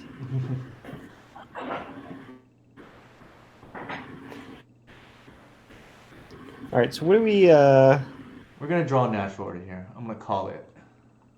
Nope. Actually, that's pretty close. That is pretty close. I'm not even sure what I probably named sorcery, right? Because of this. Yeah, all right, I can get behind that. And I think we want to do it this way. I'm not gonna lie, I'm not up to date on the latest in Hawk's technology. Neither am I. I'll cop to that as well. Turok over here with protection from that Archon though. Right, randomly, right? Everything we every day we learn something new. Yeah. Wow, Phil blowing up my spot here. Mm-hmm. As the co-chair of the Pox Discord. I don't know. I don't know if you've seen me in person, but I have a ponytail that is about 4 feet long. Mm. Actually, I have started listening to more metal. Now going back to the gym. So yeah. What, Phil? Say something. This doesn't have flying, right? No, I think you just take it. Did they play a land yet? Yes, they did. Played Herbor. We could block with the arbor and save us like 4 damage. Probably worth it, I think. Cause yeah, I think I'll do that. Pox is tier 0, so this is like an uphill battle all the way. So Yellow Mamba is my brother actually. Oh shit! So he knows what's happening here. I remember kitchen table, playing, and then, back in the day, Pox and Burn still around, right? They're like cockroaches. You can't kill them. They are. I think for the people who want to play those decks, they're gonna play those decks. Agreed. You just get rid of a Heritage Rune. Yeah, it's the only redundant one.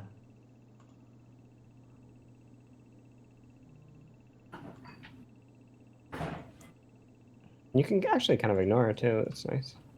Yeah, I think, let's see what we hit here. Wow. Okay. Do I want to grist them or do I want to visionary? Probably just grist, to be honest. Yeah, I mean Pretty good. Huh? the free tokens are nice. I mean, until his constructs get big enough, he can't really attack you with those. Mm-hmm.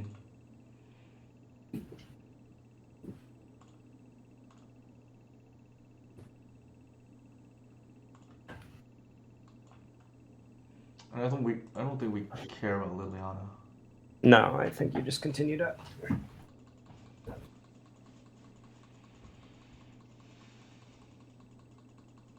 So my brother wants to play Pox, so you know what kind of griefer he is. Oh yeah. Bro. What will I tell my children, Phil? I'll tell them that we did what we had to do.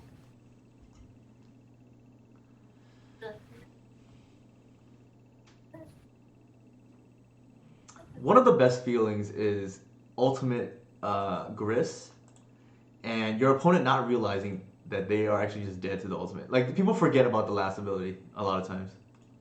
Oh yeah, I've definitely been there. Yeah, very authoritarian of me. That's how I roll.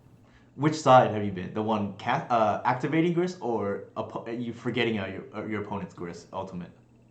Of yeah, just trying to make a plan for beating a bunch of insects and then getting ultimated and losing the game on the spot.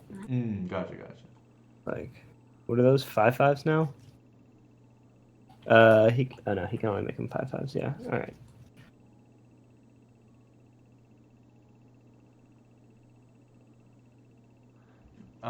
Actually, they can make it 6/6, right? Because the untap.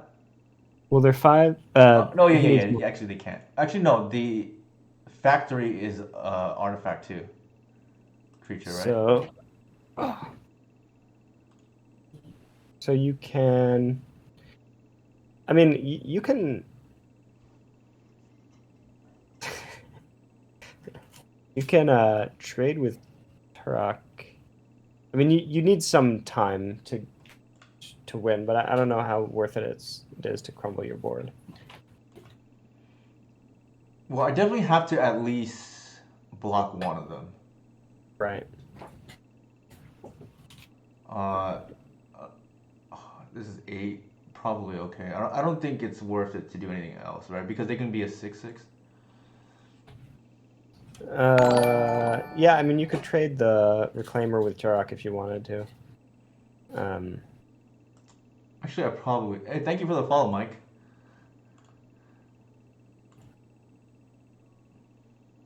Yeah, but actually, I probably should have just traded the Reclaimer with the Turok because it pumps the Gris as well. I got the whole family joining here today. oh wow. Uh, we got. Oh, all right. That's actually a good draw because that's an Arbor, isn't it? No, No, it's no, no. not. Our arbors are dead, unfortunately. I think here. I think now we have to minus. Actually, maybe not. I mean, you do need to draw something. No, we can just kill them in the air, right? Like next turn, or Gris plus. Uh oh, because Gris is -5. Yeah, Oh, all right. That's perfect. Yeah, I think that's exactly I what think you need that's to the do. line. Yeah, and then we just chump if we need to. And I'm just gonna hold that in hand just in case.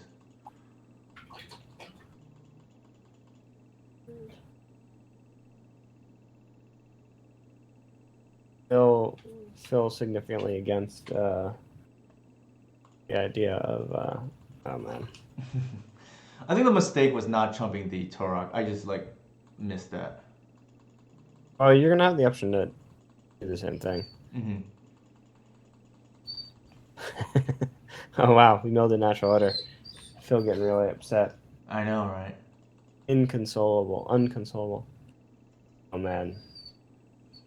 Blue not doing so hot on the potty front. Might have to take a break after this game and So they can service. edict us here, but I think we're probably still fine.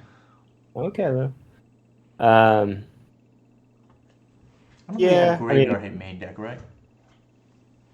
no, I mean, you're asking the wrong person, but I think here, yeah, you're just basically trying to trade off as much of your board so that you can ult them.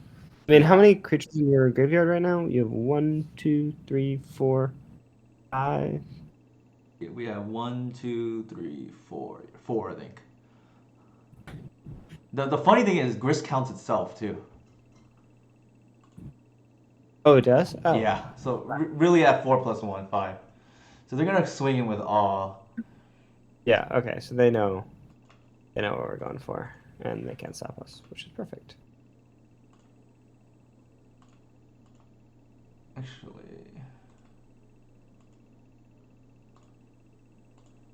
I think I want to keep this.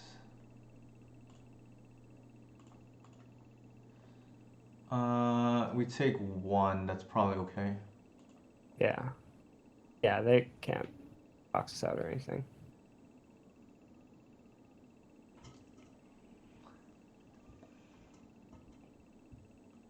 All right. We just won this game. Yeah. Yeah.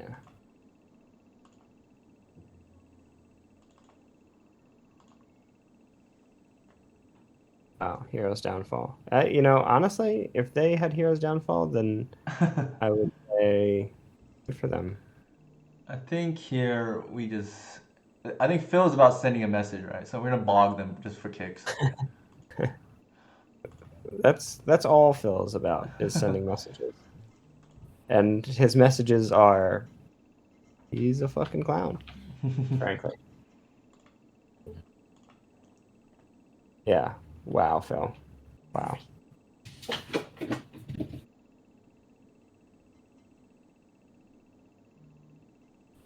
All right. Come on. Pass that turn. Let's see what you got, homeboy. 1, 2, 3, 4, 5, 6, 7 now.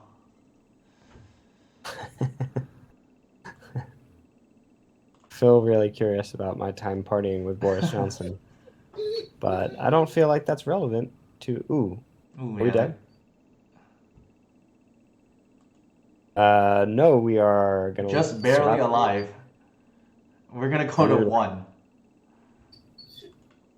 Beautiful. All right, though. Alright, this is nice.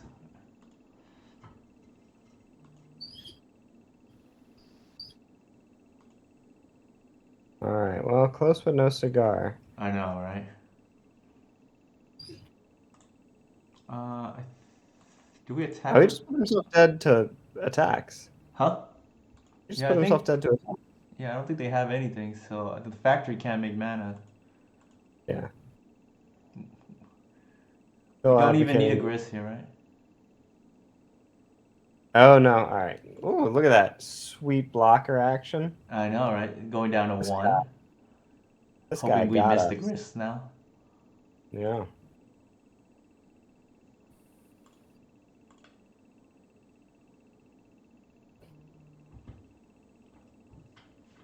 Take 10. Must be painful for our opponent, right? 1 to 1. So close. All Our right. opponent did type GG, so they are definitely in the sportsmanship mood. Yeah, not like Phil. All right, I gotta take Lou out. I'm gonna sign off. But Okay, thank you for inviting me to your stream. no worries. Uh, Thank you for coming by. yeah, please kick Phil off as soon as you possibly can. I would if I could, but All right. All right, take I'll care. see you. Pet Lou for me. I'll do that. All right. Good night. All right, take care, man. Enjoyed having you on. Thanks.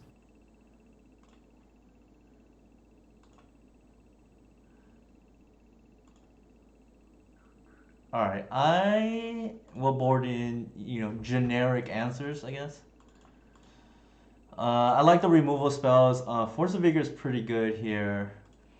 I don't think we really want anything else. The Bog as an extra land. Opponent is like a random person. I don't recognize the username. I don't think we want the Bog unless we just want the extra land. Probably not the matchup for Allosaurus Shepherd. Turn the Earth. I don't think that's relevant here. I could see actually Endurance coming in just like to play around their, Plague Engineer effects. So that's like reasonable. Because Allosaurus Shepherd's not good in this matchup. So that's probably okay.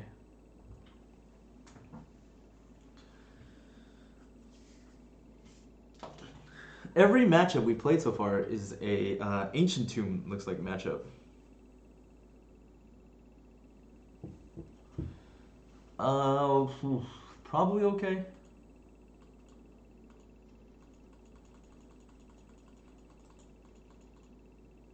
Ooh, just got a lot worse though.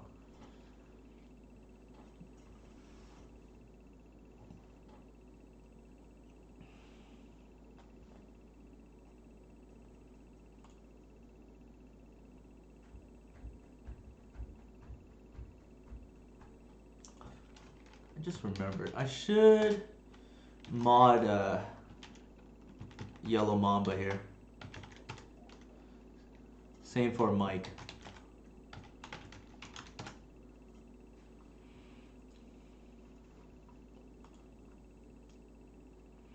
So there, I actually think my opponent should have taken the Green Sun. For two reasons. One, Green Sun can be whatever you want it to be. And two, the mana actually really matters here. If I miss.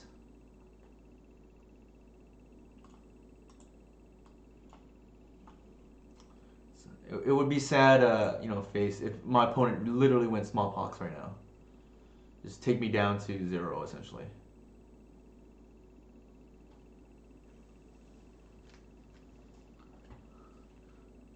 Uh-oh, that can't be good.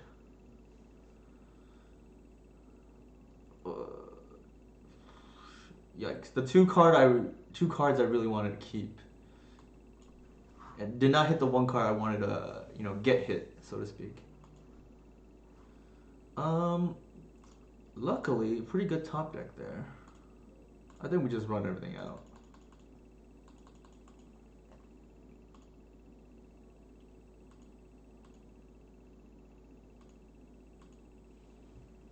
Probably. Ooh, yikes. Okay.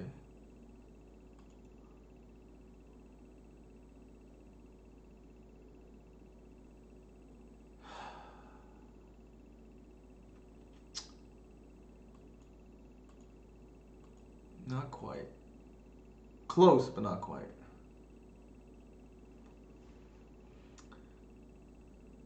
I could have triple blocked. Actually, yeah, that might have been better if I triple blocked there. Did not think it through.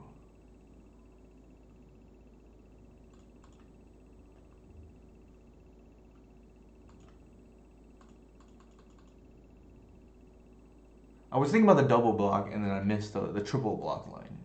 Go figure, right? That, again, very close, but no cigar.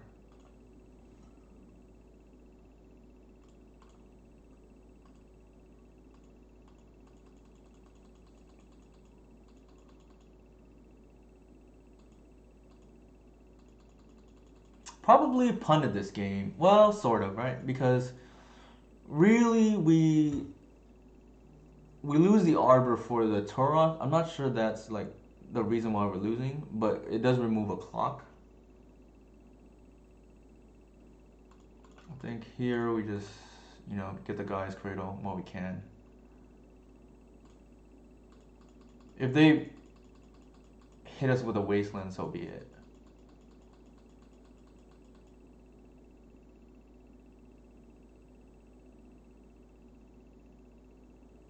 Yikes, alright.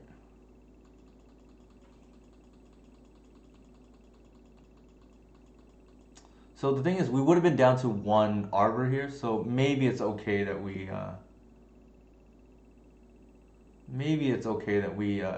did not block.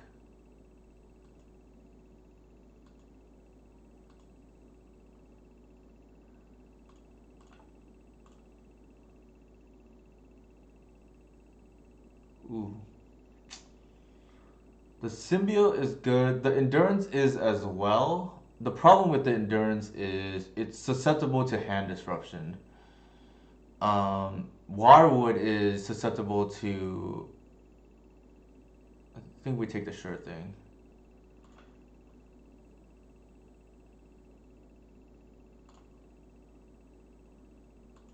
In the event that they have hand disruption, or like, actually, I should have just attacked with both. That was a mistake. No, because if they hand disruption us here, we're still at 1.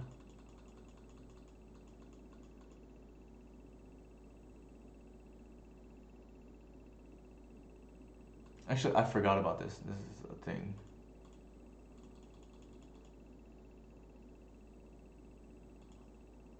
Yep.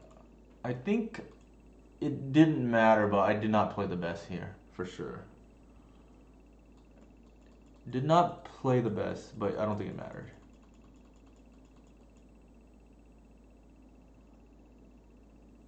Yeah, we're just dead.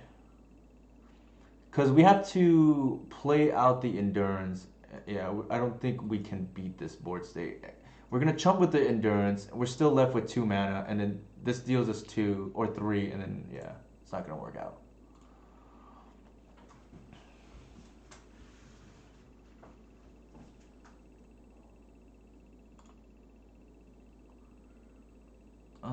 I think the Shepherd actually might be. I mean, the Shepherd's worse against hate. The endurance, we might just be short on mana. So let's do that. Let's play the Shepherds. I don't love them here, but maybe. Like, this got outclassed by the Torox. So it's a little tough, right? Like, actually, this would have been hit by the Ratchet Bomb. I think I like how we boarded.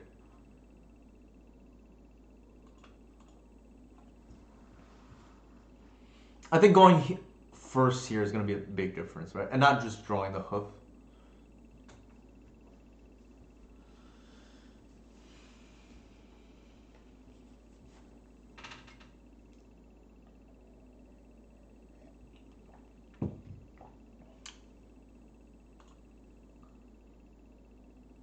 Sure. Would be bad here if our opponent had a Graph Digger's Cage, but I think this hand can be pretty decent. It accelerates, and then we have a couple looks at a second land drop, right, between the Visionary and the draw step. I don't think they would have turn 1 removal, but you know, famous last words. And even if they do, we just Green Sun if need. Uh-oh. Oh, it's gonna be Season to him, I think. Actually, if it was really that, you probably want to him into Seize. So that tells me the 2 mana is probably something else, unless they missequenced. Okay. Interesting. That was pretty good, not gonna lie. Don't think we care about that at the moment.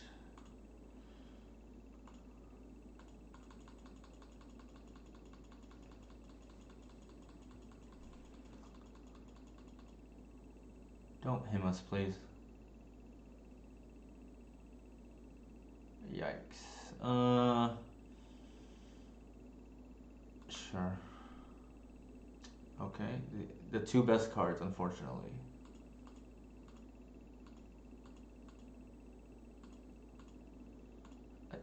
I'm gonna be very sad if we lose this one.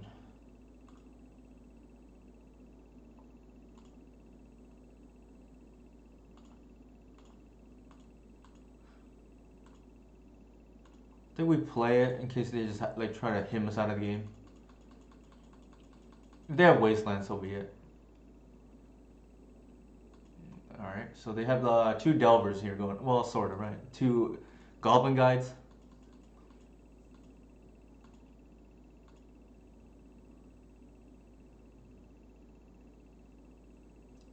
Two, three, four. Alright. I'm gonna bash with the Symbiote and then hit the rack on their turn by hardcasting it.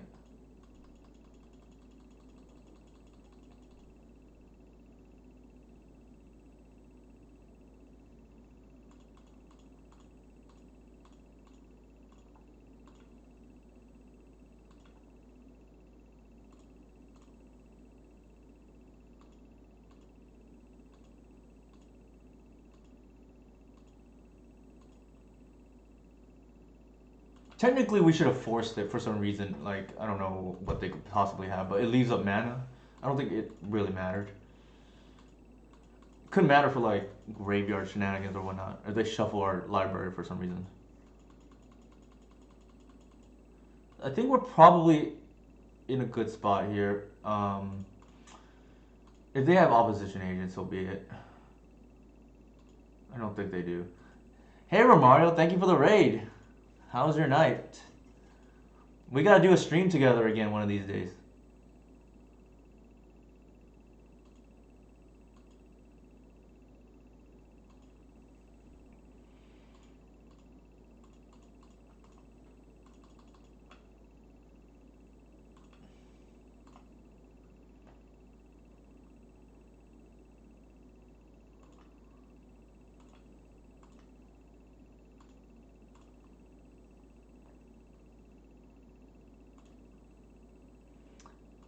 What did you play tonight, Romario? Thank you for the raid, by the way.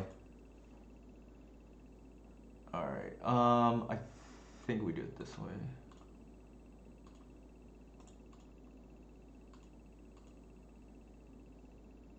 Ah, gotcha. I think we do it this way. What this does is it allows us to protect our Grado from Wasteland. Not that it matters. Like we have lethal on board, so they're dead. Yeah. How was the league? Or were you able to finish the league, Romario? We gotta do an elf league again, by the way. I was doing one with Sam earlier, but he's off now. Eastern time, so I had to take the dog out.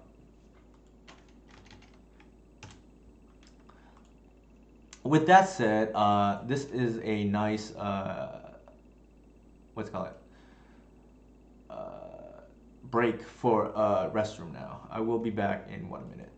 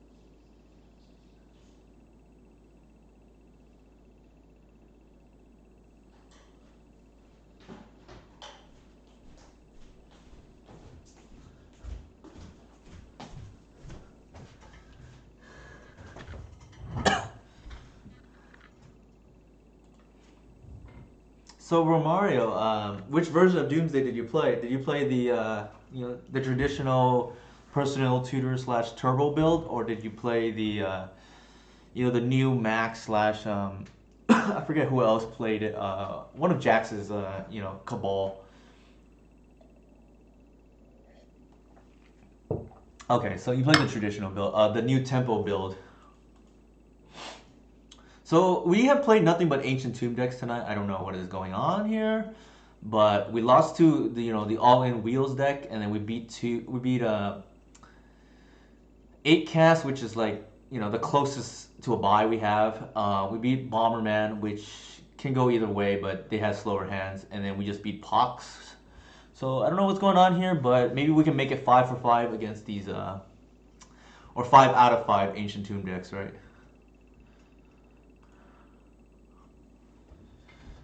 Ah, gotcha, Romario. That makes sense, right?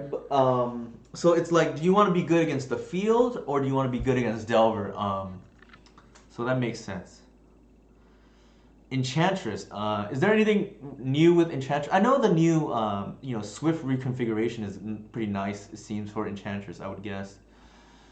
But yeah, anything else about the deck that interests you? Like, I know that off the top of my head is like one reason maybe to try it.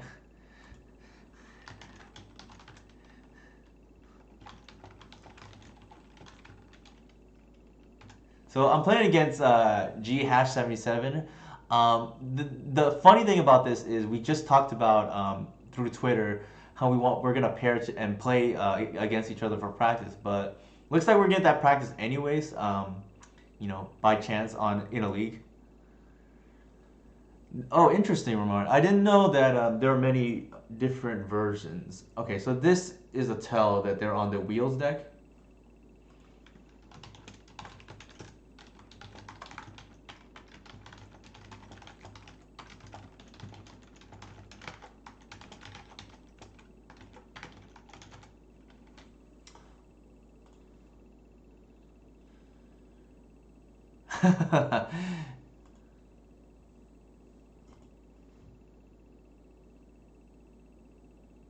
Ah, yes. Okay, so kind of what we thought, right?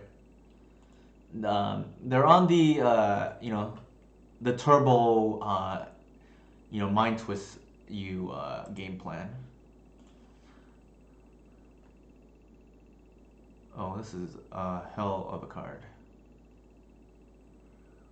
So I think we take the oof here because that allows us to ramp. If they have force, it is what it is. I don't know if they even have force game one. I'm not familiar with the list, but nevertheless, we're just gonna jam regardless.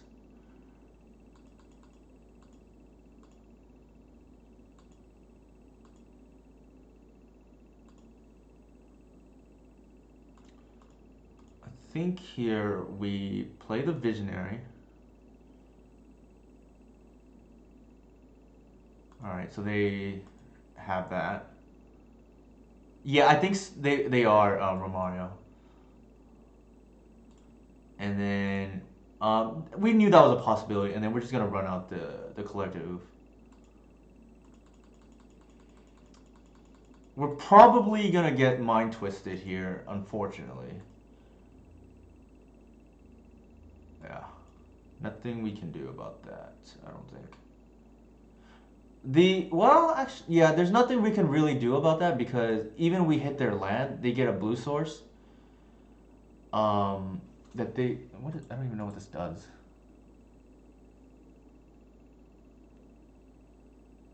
Actually, no. What? Okay, I screwed up. I could have. What I could have done was hit their I don't know. I forgot what's called, but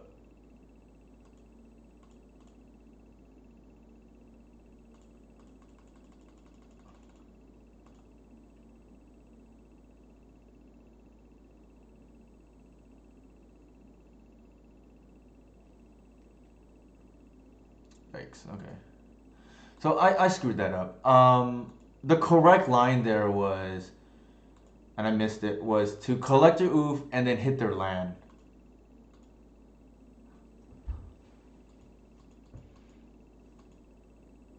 Maybe they have another land. I don't know, but we'll never know now, right?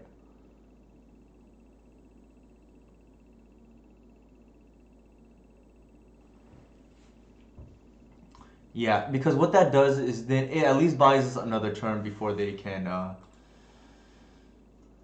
mind twist us if we hit their land. I just wasn't did not pay attention to the line there because I was like leading with the visionary thinking I can play the oof anyways, but the other line is actually safer. Hmm.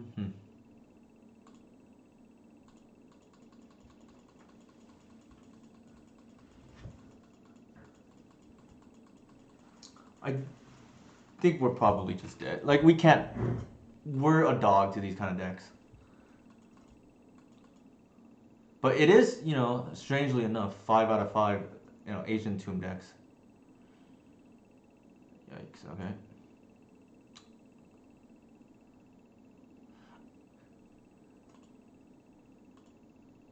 I will yield until next. Well, maybe not. We'll see what they do. All right, that's game.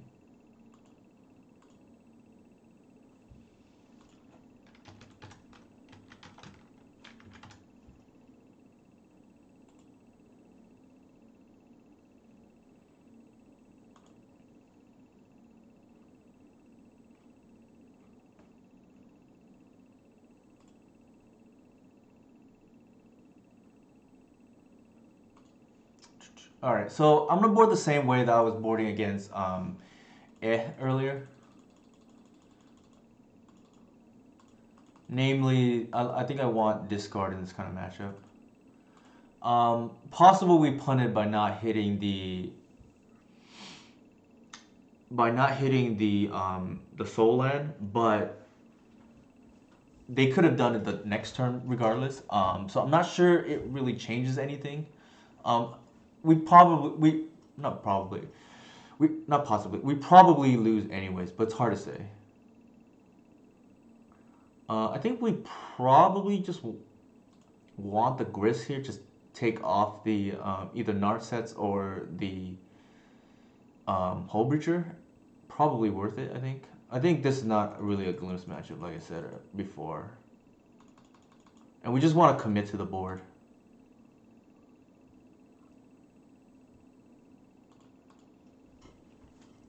It's like facing a plus B type deck, right? Like, it's like a little bit like facing show and tell. The exception here is they are softer to artifact hate, but trade that in. Ooh, it's like 3 dead cards, right? I do not think we can keep this, unfortunately.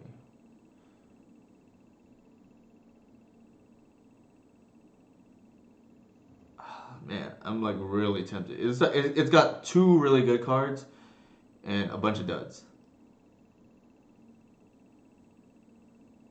It's probably okay now that I think about it. Because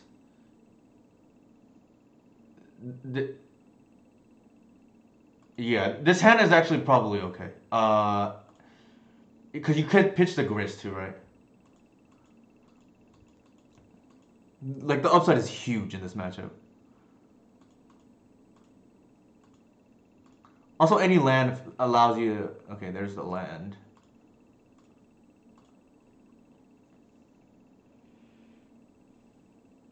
Interesting. That's an aggressive force. Hey Jason, how's it going, man? We are 3-1 at the moment. I had a small misplay that like very situational thing that I had not considered before.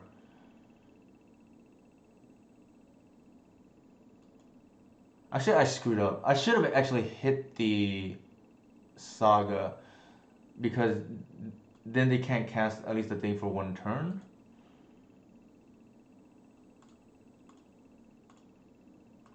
Let's see if they do it though. We'll see.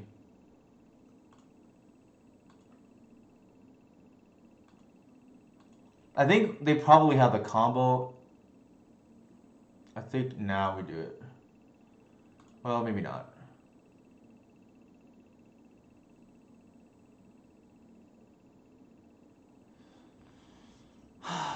If they have another land, this play is just real bad, so I'm just gonna pause and let it happen. Yeah, this is what I mean. Like, it could just be real bad.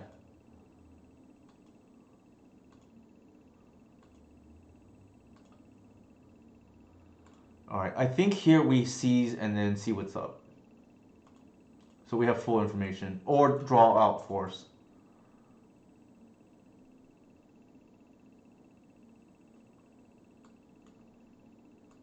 Oh, all right. So they were just gonna hard cast the Echo.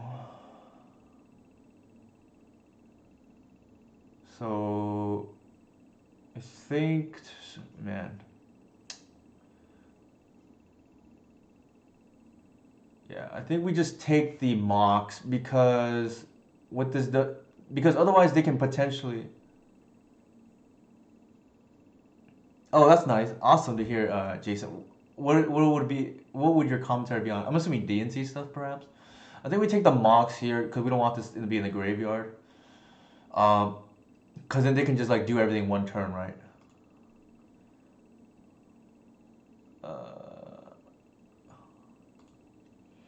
actually, I think we, yeah, we do this and then pass.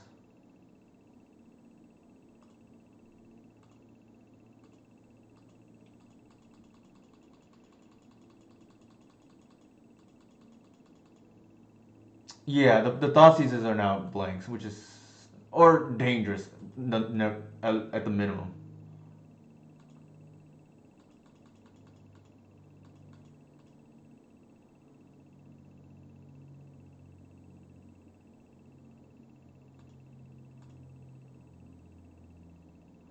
I think we do this here preemptively.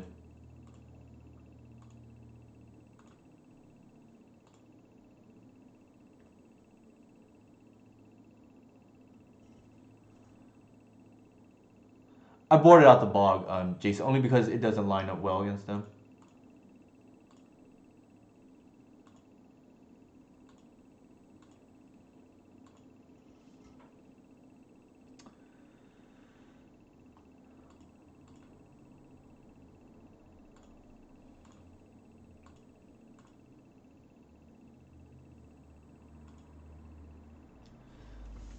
There's an argument to be made to save this green sun. If they wheel here, it's gonna be kind of bad. I think we do it because in case they wheel, yeah.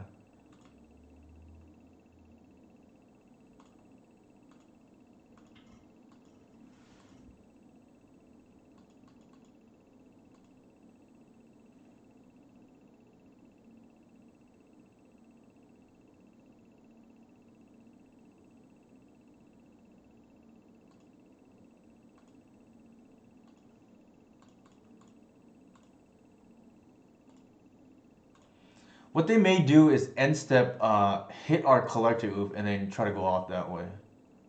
I can see that being a thing.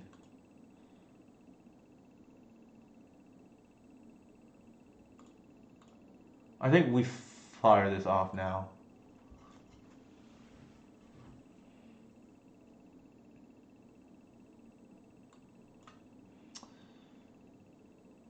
Force, interesting. I think we have to take the Karn, right? Well, the force is pretty good too.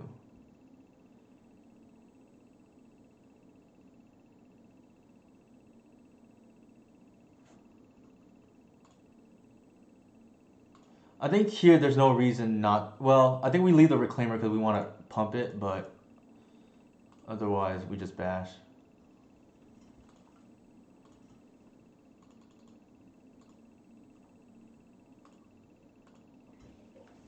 The line here is to try to pump our reclaimer. We miss out on a point of damage, but if they echo, I think we live with that because they have to tap out.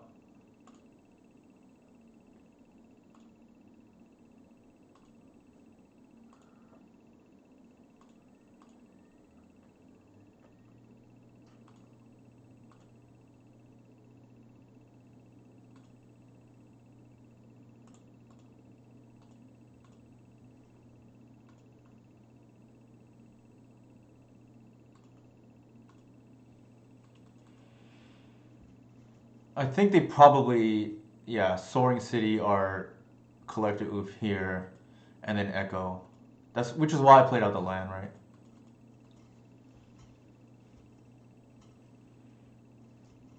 All right, so a little bit lucky there. I think they are giving us the benefit of the doubt that, well, one, they probably don't have the green, I'm sorry, the blue source to echo again, and two, we probably win anyways off of 7.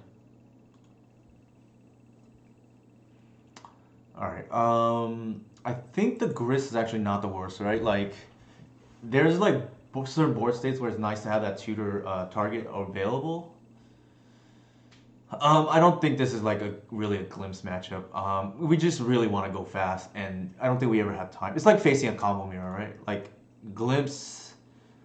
The more this deck has evolved, the worse glimpse has become in the deck because you just do not have the time, and the deck just really wants to disrupt the opponent instead of trying to race. I think, me personally, I don't think Elves the best game plan for opposing combo deck is to race because we're generally slower. Like all our fast mana has to be summoning sick, and Heritage aside is vulnerable to removal. So it's not to me not a winning proposition or not the best proposition I should say.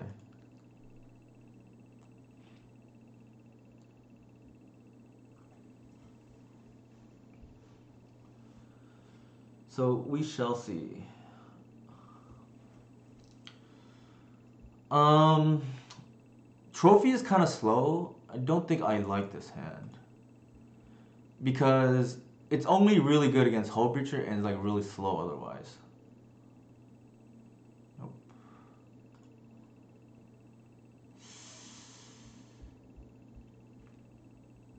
Unfortunately, we're at 5, and this is not a good 5. We boarded in like a few relevant pieces of hate. I think we can do better than this. Alright, this is significantly better to keep.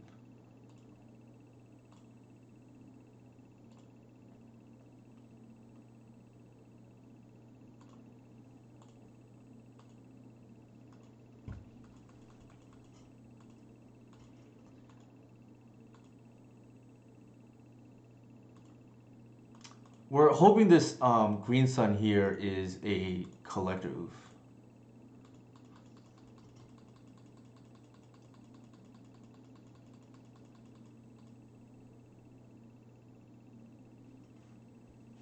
This is creature or permanent? Enchantment. Oh, wow, I can do a bunch of things.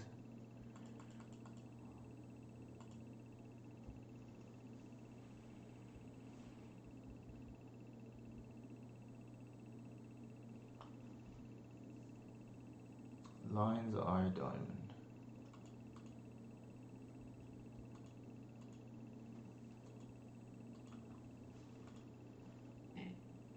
Excuse me. So they played a LED because they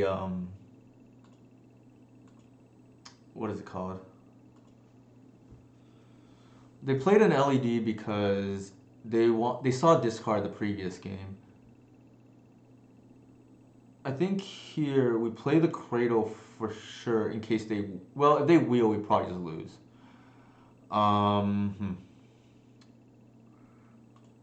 think we hedge against that and just play out.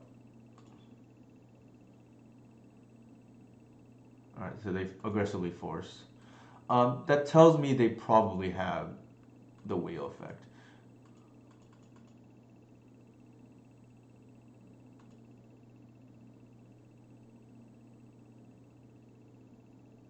There you go.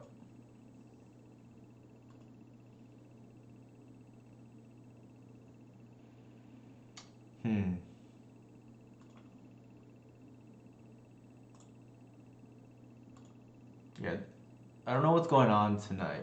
Well, I guess they play this deck pretty often, but unfortunate to run in this match twice tonight. I will say. So I think here we just go for the collective. They probably have the force. I think they have like 8 forces or something. Yeah.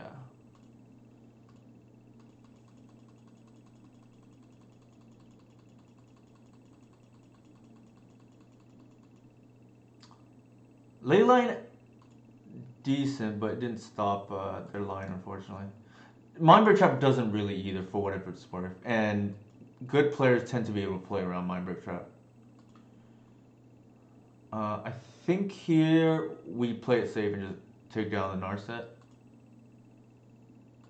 Let me look at the turn where they cast the Days Undoing. Yeah, they played LED into Days Undoing. So again, Mindbreak Trap really only works against like the Belcher decks that just essentially have to run themselves right into it. I think this matchup is very difficult. Based on, well, we did modify, so I'm not sure. But at least on paper, it seemed difficult so far. Unfortunately, there's a Hull Breacher probably lurking in the distance. I don't think we can afford to attack. And then we'll just cast this face down. They might force this if they have a wheel effect.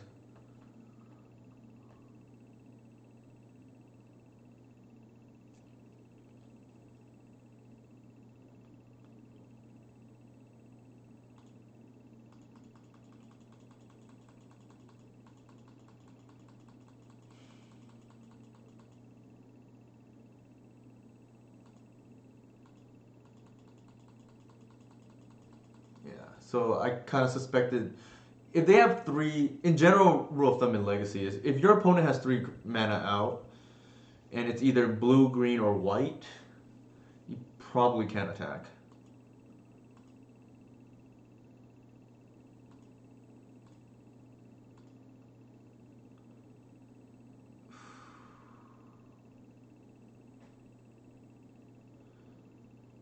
Wow, this is actually tantalizingly close.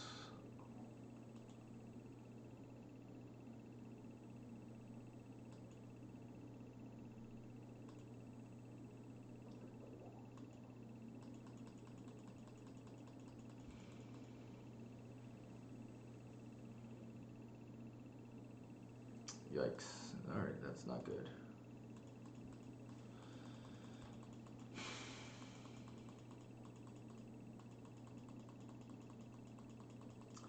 I think the lesson that I am running into is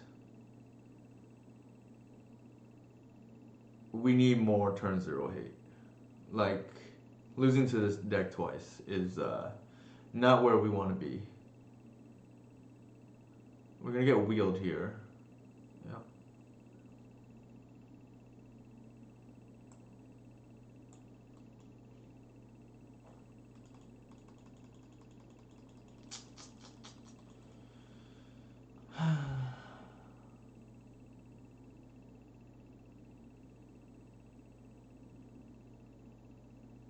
How did they do? Oh, they put memory. Yeah, that's pretty good.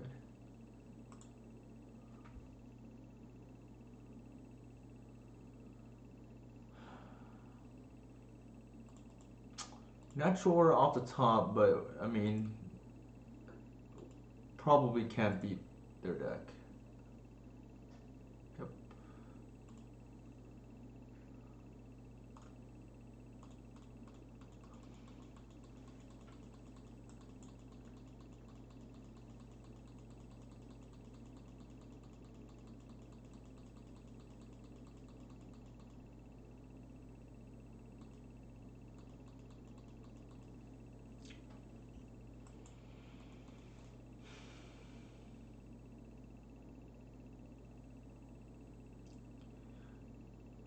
We could have played better, like I said, game 1. I'm not sure it would have mattered, but we'll never know. Because it would have bought us another turn, is why. I think this game, unfortunately, we just did not draw the hate, right, that we needed.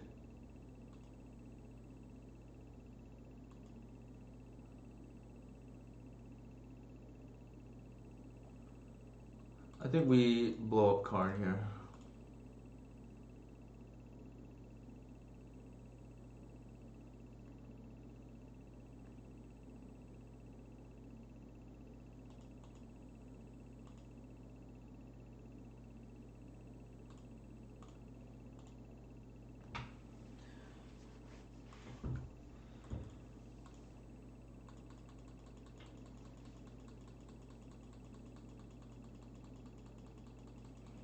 I mean, it's probably gonna take a miracle for us to win. But unfortunately, we are technically not dead yet. We would be way behind. Well, okay, now we're probably just dead. Should be lattice here, right? Interesting. Unless they don't have it.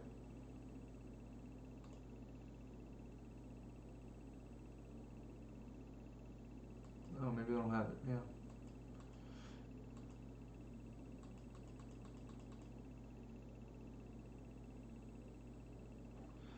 I think our only chance now is we have to draw natural order this turn. So I'm gonna set up for that. I unmorph the birch lore, and what I'm gonna do is if this is a natural order, we hard cast it by bouncing the birch lore for the 4th mana. That would have worked too, but I think from here it's probably over.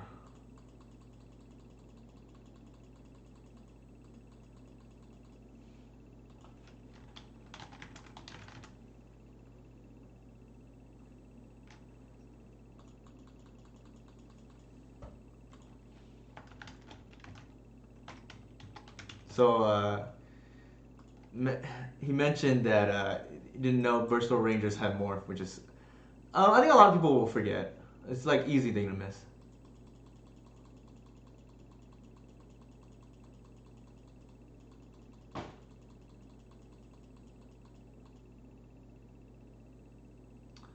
I think I'll save everybody time.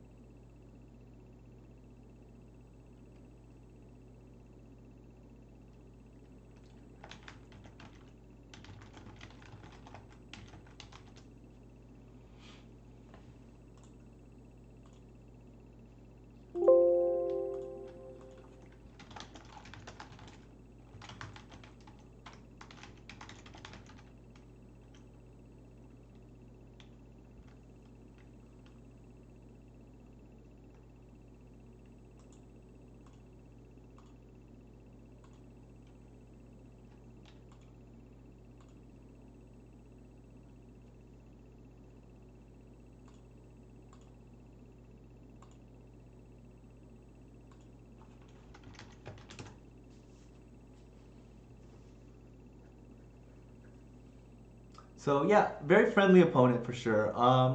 We lost. I think it's okay.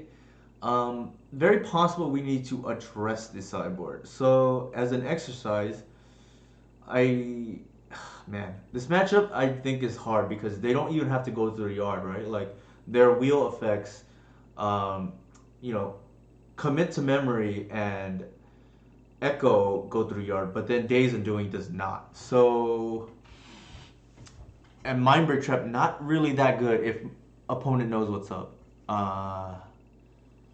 I think what I want to try is actually I do want a second ley line, I believe.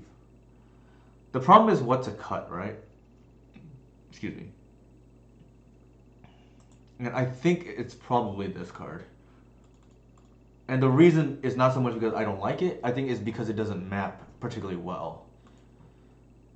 Namely, I still want 3 removal spells for the blue-red matchup. And that means I probably keep in 3 Heritage Druids, which is fine. It's what we did for Eternal Weekend. And I think here, we have a diversified suite against the turn 1 decks. Between 1 Mindbreak Trap, 2 Leyline the Void, 1 Force of Vigor. The rest is like just filling it out. Really, these 4 slots with 3 Force of Vigor and a Caracas, or maybe it was a Wasteland, I don't remember, for Eternal Weekend. But the Runnerfowl was a trophy, so not too far different, to be honest. So we'll try it again.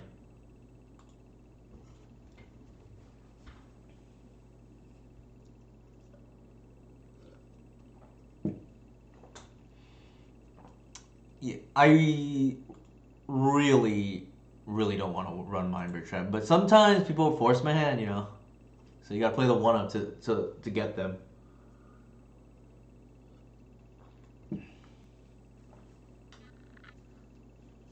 Um, that's it. Anybody have questions for me? From chat. I know this main deck has been, quote unquote stock. At least on stream, I didn't really publish the list until today on Patreon. The sideboard map at least. Oh, actually, that reminds me. Um, I today I actually posted the new list officially on Discord. I also posted the new sideboard map on Patreon. So for those interested, please check those out. I do think the material I've been working on has been very useful. Romario actually has firsthand, if he's still around, into some of my work. So for those of you who are curious, you can ask him, for his opinion on, some of my content. But I know it's only $5, and there's good information on YouTube as well, which is free. But for anybody who needs extra help again with this deck, or if they just want my access to my metagame opinion, I do have that, as well as I do a monthly report on the metagame. So there is that included as part of the content, so to speak. This is a super, super sketch hand. Oh man. Like, I almost want to keep, but I feel like if I do, I get super punished. It's really close, and I think I'm just gonna keep YOLO. This hand is like randomly good if they're on Reanimator, which a name like that could be on Reanimator. You never know. Looks like show and tell, and the giveaway here is non-Snow Island. Looks like show and tell. I probably mull if I don't have Reclaimer, because what Reclaimer does is allows me to cycle the additional Besages. It's actually one of the reasons why we can afford to run 3.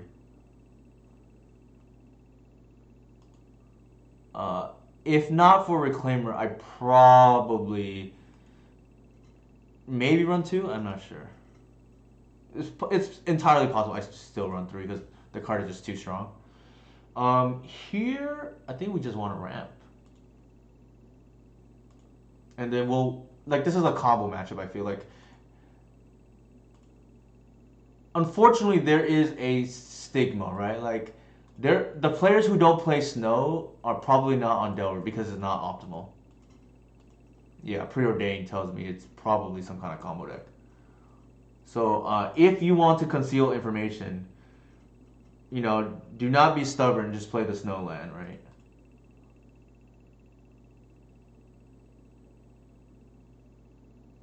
Sure.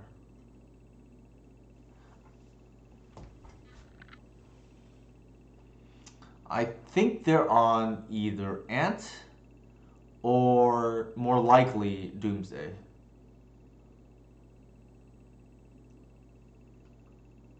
Probably Doomsday, given that they took the Endurance.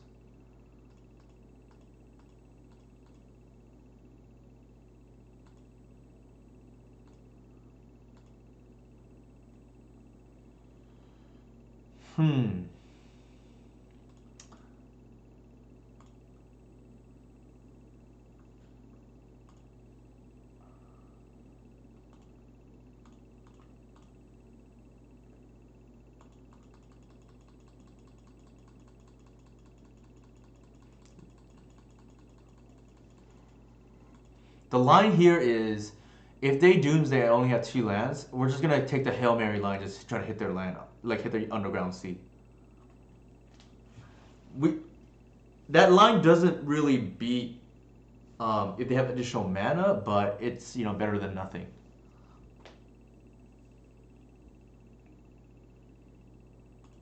So we are not dead yet. So alive to some top decks, luckily. Uh, Natural Order off the top? Nope. That is actually surprisingly a very good hit. We can't do everything on the same turn. So what I'm gonna actually, I'm gonna play the reclaim. Well, yeah, I'm gonna play the reclaimer, play the arbor, and then bash with the visionary here. This does set up a line where now I can hit them after the Doomsday resolves.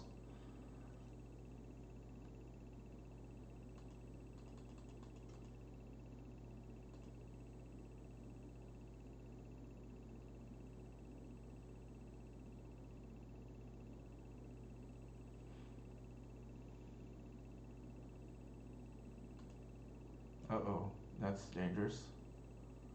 There's an argument to be made I hit their land too, but now I'm kind of glad I did not. I just assumed that they were on Doomsday.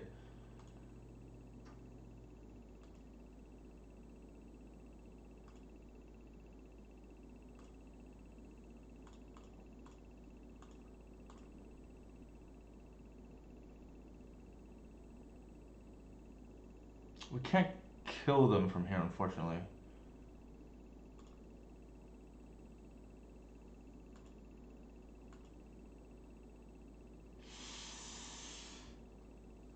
Huh.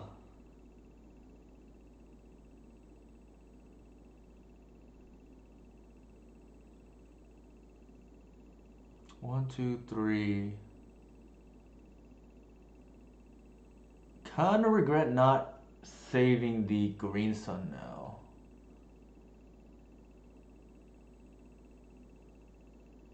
But I felt like we needed the speed in that matchup. Like, our opponent has let us get to turn 4 and is a combo mirror. Um, so didn't play out the way I thought it would.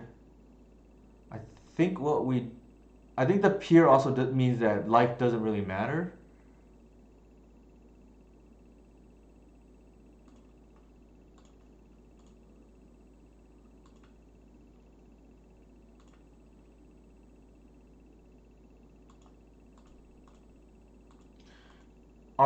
Our plan here is actually a Hail Mary, hope they miss sequence and but save you their LED or something like that.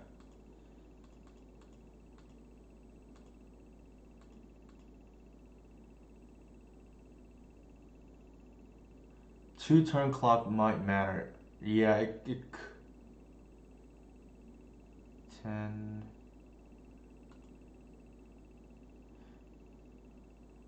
You're right, Jason.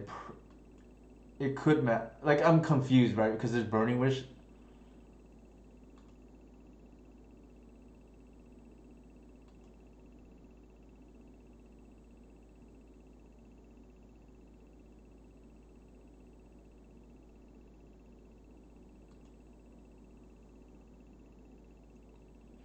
I think in all honesty, we would be dead anyways.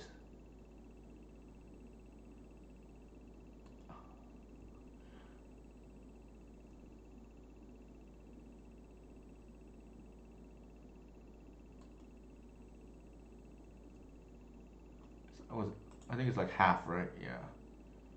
Sure.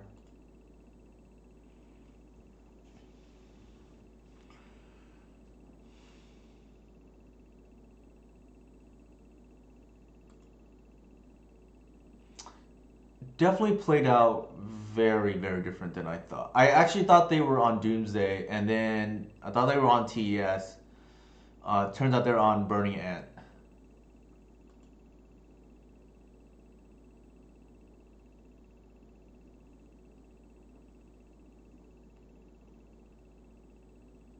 I'm really just hoping for a sequencing mistake. Okay, so that's not gonna happen.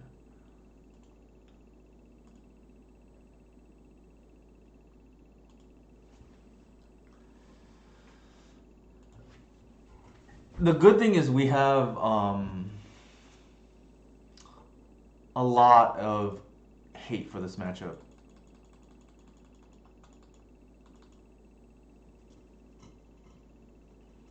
Maybe not actually Force of Vigor because they are a what's it called? They're like more reliant on the graveyard, I believe. Like given that they're on Cabal ritual. I definitely don't think we want the glimpses. Like glimpse is not where we want to be these days in combo matchups. Argument to be made for the vigor. I do not think it's great though because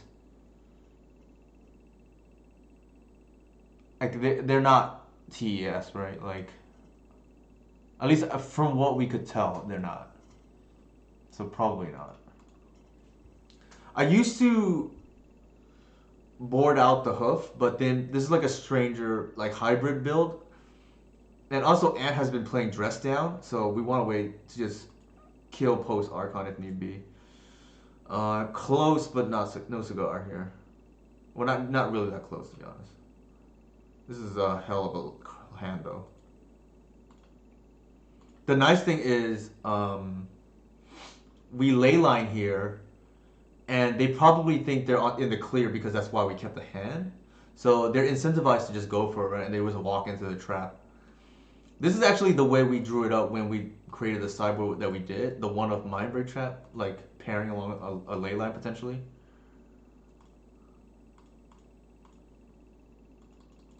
They do run discard though, so not as good against this deck than against TES.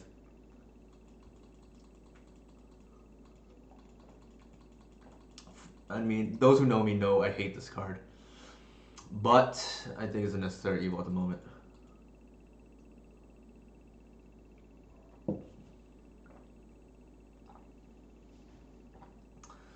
If you had asked me even about, a year or so ago, I think I would have said Glimpse is like untouchable even in the combo matchups. But when you have, I wouldn't say an embarrassment of riches, but a lot of cards to bring in now against combo, um, it speaks to how much the deck has gained against combo in the last year or so because of endurance primarily. That's really good.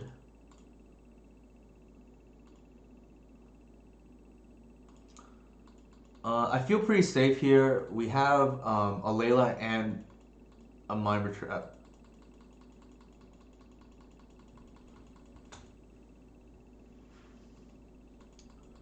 I think the next step is getting a Cradle, and then we're going to try to force through our Archon, is the line. Archon is really important in these combo matches because it means natural order is a one card combo. Naming either, whatever is relevant, right? Sorcery or instant. Against this deck, probably still instant, but it's not like a surefire thing.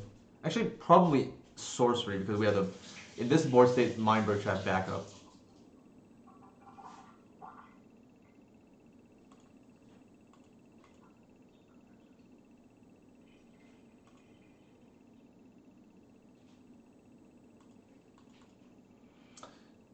So Jason, if you're still around, I've been meaning to ask you. Maybe you can answer offline too.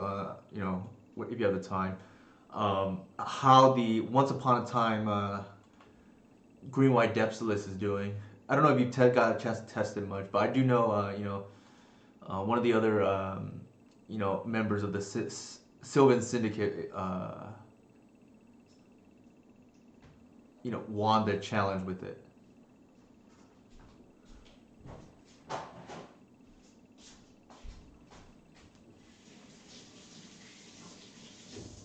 Yeah, for sure. I was super stoked too. Like, I think it's cool when you can have like, non-blue decks do consistently well, and I think Green White Depths in particular has had like at least maybe not always winning a challenge or so. I think we're gonna trap this for sure.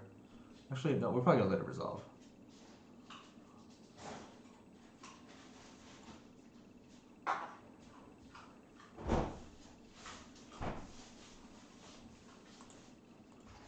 So Cyrus CG taught me this. You just let the Inferno resolve. and then you just take whatever's after, because that's one less win condition. Our opponent's probably thinking, what the heck, this guy has Leyline plus trap? Yeah, I think, actually, I'm curious, who's favored between depths and lands? I heard depths. So lands being pretty good right now would be nice for depths, right? Unless I'm mistaken. And the reason is Knight of Reliquary is like pretty awesome, I heard. But that's just like, me hearsay what I've heard, right? Yeah, I've also heard that. That DNT is difficult for depths because of Flicker Wisp, because of even Solitude, Caracas, obviously, just a whole litany of things. Here we have a turn 2 collective.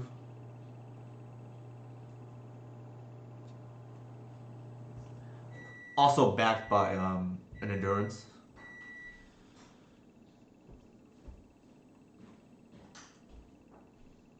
I don't know how often these ant style or these Cabal ritual decks will go for the what that is off. We'll go for the Pass in Flames line. They definitely won't go for it now, given the endurance in hand.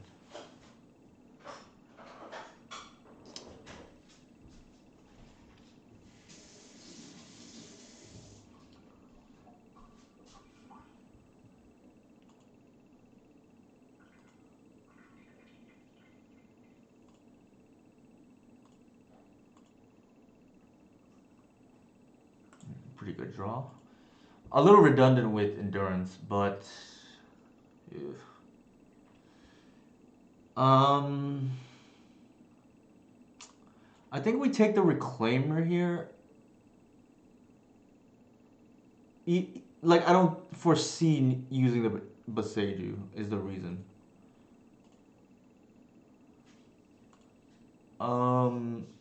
Given no payoff, probably just the Reclaimer here, right? What this does is it opens up a line where if we draw Heritage Druid, the Green Sun can be a collective.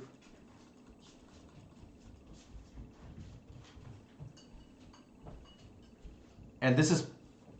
Oh, now I'm like super regretting it.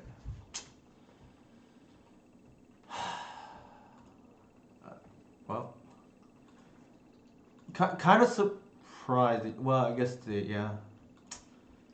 Did not think that was gonna happen.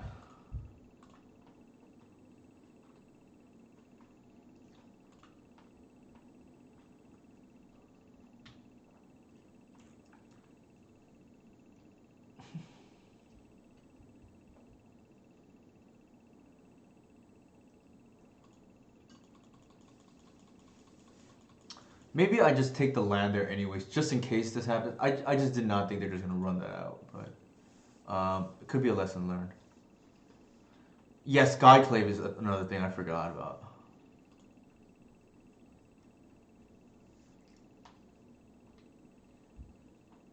Yeah. I mean, D&T is one of those decks where like there's a lot of not so much fringe, but a lot of like not known is probably the best way I can explain it. Situations that come up, or not intuitive interactions is probably the best way I can explain it. Like, I'll give an example. One of the first times where I got excited to play to flicker with a Stoneforge Mystic on their end step for value, it didn't. It finally occurred to me that I should be doing it on their second main phase because I'm trying to think. Oh, sorry, the Batterskull token. Sorry. So I flicker the Batterskull token on their main phase. It comes back. Maybe I'm butchering this. No, it's definitely Stoneforge Mystic on their second sorcery's main phase. So it comes back on the their end step,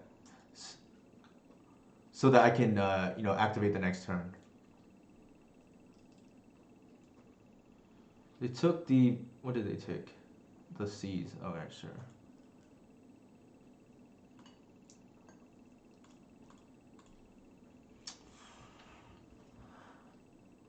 Alright.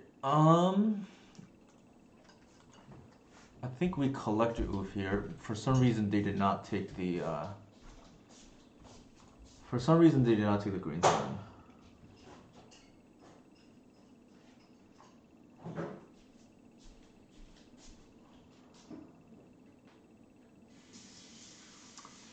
We could Heritage Druid here into a bunch of stuff, but what that does is it forces us to use the other one. Yeah, I don't think that solves anything.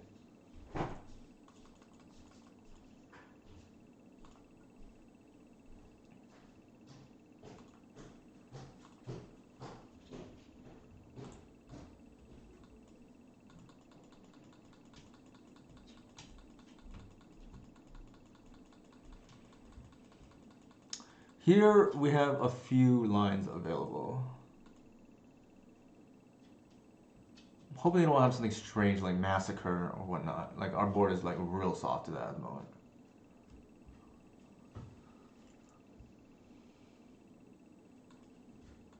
Yeah, our opponent seems to be playing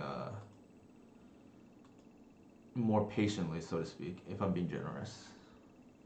Yeah, okay, I don't know what's going on, but I don't think this is normal.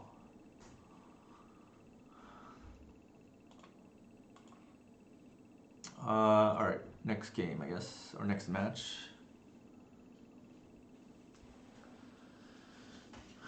I see Rich Kelly is like killing it right now. You know, 8 trophies up there at the top. Arkin with 7. Tony Scapone with 7. A deck I do not want to see. Phoenix doing pretty well. Pytrone 7. Eric Landon is making his return with Reanimator and bringing his Legion. Mitchell with 7. Danny presumably. I'm assuming that's his name. 7. Danny, I believe, is the one that popularized the Grixis control deck with consumes all, and I don't know what. I know Punishing Waterfalls rated us earlier, and had been on lands, but I don't know if they changed. I do know they have a pretty wide range of decks that they could play. So, and I only know this because they jokingly said that whatever deck they play seems to be a dog against elves, so I do remember that comment from a while ago. Tarkstar is usually on like green post. Flochu is usually on like some chalice deck.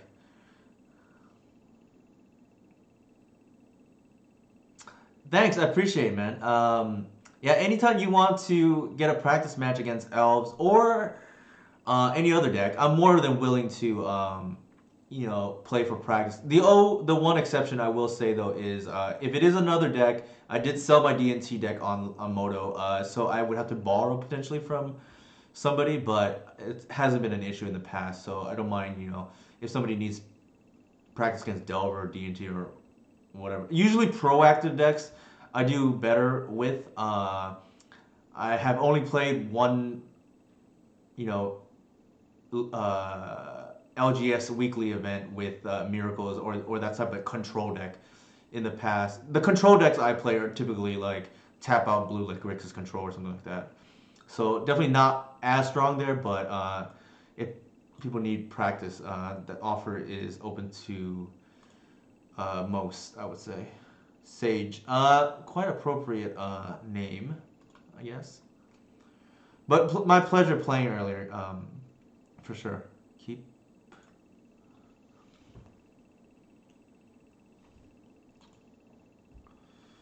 I think here is one of the rare scenarios. What? Let me think. Yeah, I think we still want to, do the deck thinning here. We don't want to just, we want to dig deeper, right? Yeah, I mean, Sam was on earlier. Unfortunately, he had to leave. He had to be a party pooper, unfortunately. But yeah, he was on earlier, representing the Miracles Cabal.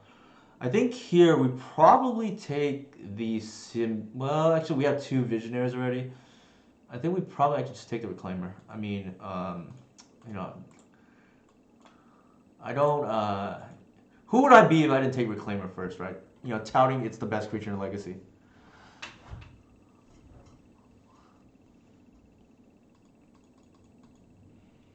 No problem, Max. Yeah, it was cool. We chatted up for a few matches.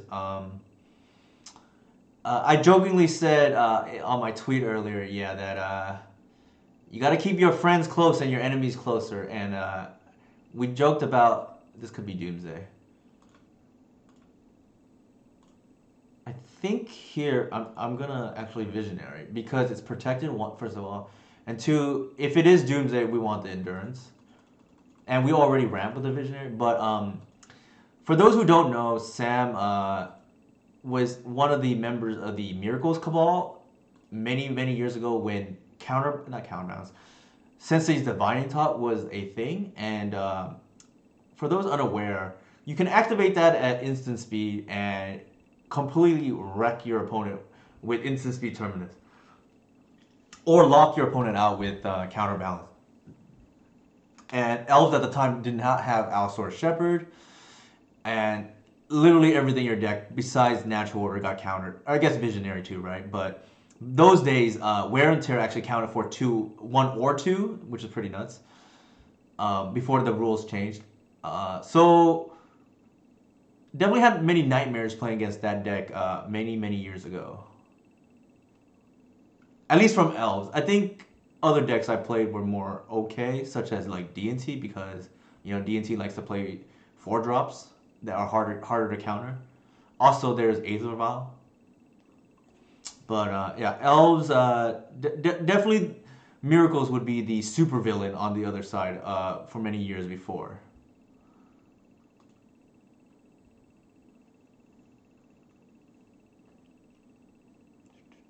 Also, if you've never had predict into Terminus, that was also a thing.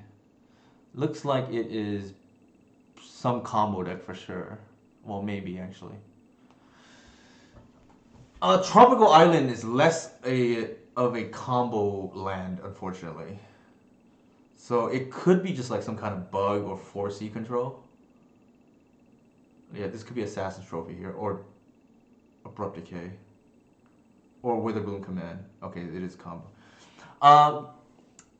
I think so. I'm not 100% sure, Max, but I'm leaning towards. Well, actually, it's either tomorrow playing Legacy or maybe casual, or Friday. I know that some of the others like to.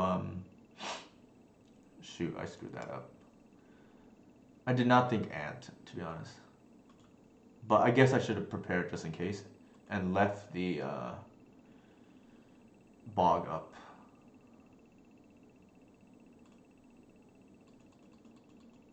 Oh my god. But Seiju would have been like kind of nice there too, hitting an LED.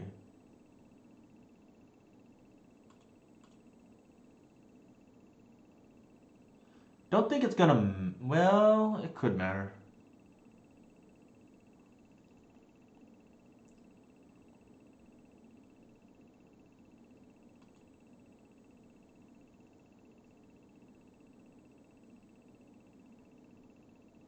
Oh wow, 24 is a lot. I am missing Baseju for whatever it's worth, Max. But yeah, maybe I'll come by. I haven't decided which day yet. I'm either gonna come by tomorrow or Friday.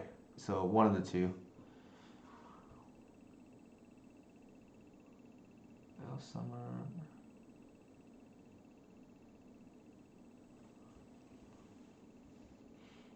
So they have enough mana, I think, right? Like this is 4 between the 2 dark rituals, and then an LED. That's another 3. That's 7.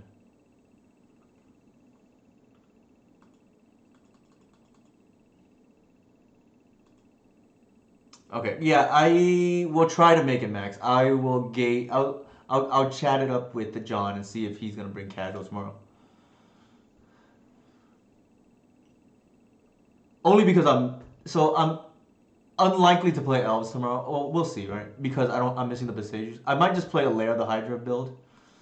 The alternative is I could play Boomer DNT and have 60 cards.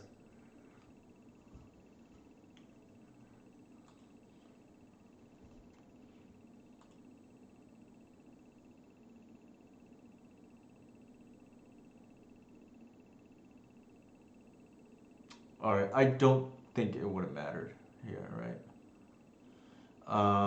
I think they were able to do everything regardless, even if I, left up Bog. They played around Endurance anyways, so there's that.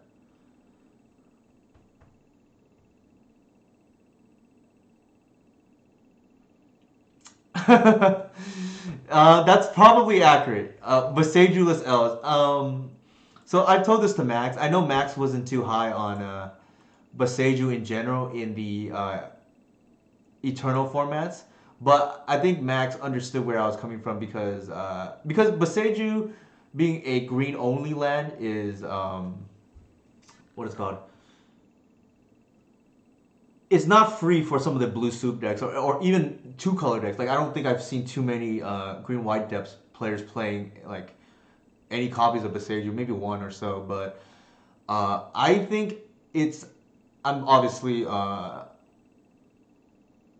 one person's opinion, but I think Beseju in the context of Elves is the best printing for Elves since Once Upon a Time. I don't say that lightly too, by the way, because keep in mind Endurance and Shepherd were printed since Once Upon a Time.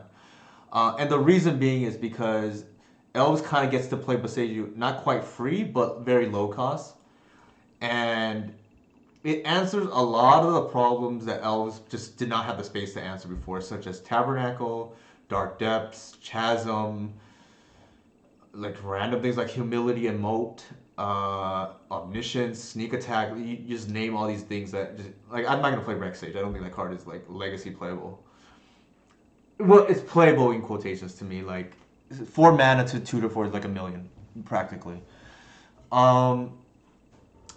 But yeah, I think it is the best printing for Elves since Once Upon a Time, and I think since Fire Design started. Here's my actual Fire rankings, right, for Elves. Fire, I'll put it in chat.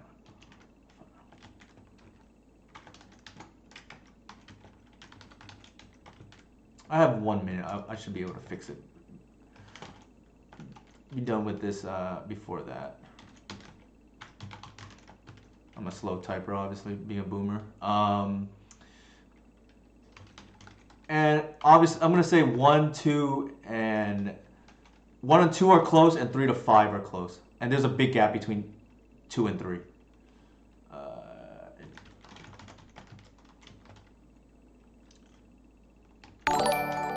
Thank you for the follow. I heard that I didn't see the name though, but oops, that didn't come out the way I thought.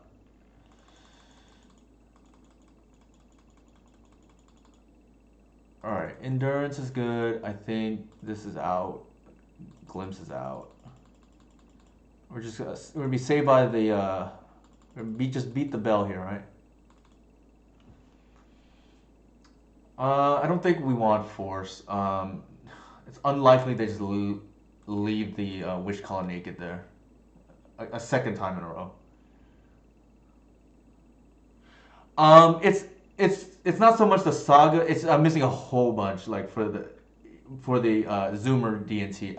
Right? Like I don't even have what's it called Solitudes either.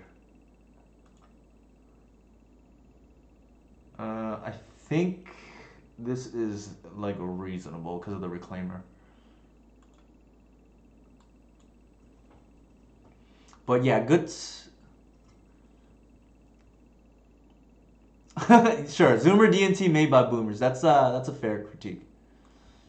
I think we want the bog down immediately. They can beat it obviously, but what's it called? If they go like turn 1 seize, well, the other line was potentially get Collector Hoof, which actually might be better. Somewhat regretting it now, but if they seize, obviously turn 1, it's a lot worse. Yeah, for sure, Max. Alright, that is actually quite a good draw. I think what we do here is, again, For those who don't know, this is typical fetching heuristics for Reclaimer and Elves. You fetch your turn because you want to beat removal, and you fetch the opposite land of whatever you fetch um, turn one because you want the ability to either fetch for force, a second force in the face of Wasteland. There's only 2 fours in the deck, or get Cradle, right? Like, it just leaves all permutations available. Sure, there's the Thoughtseize. It's coming a turn late, but I think here we just slam down the Collector Oof, right?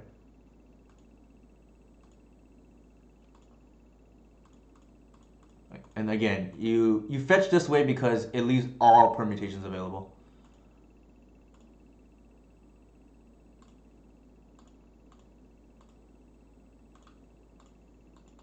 I'm gonna go through this kind of quickly, but I think the Collector Oof here is gonna be quite good. And then the next step is we're gonna either Archon or Hoof them. Archon on instant might just be, well, actually that's not true. They have Dress Down now, which is quite annoying. But actually I haven't come across a situation where if I have a Oof out, it might be correct. Well, actually that's not true. They can go through the yard.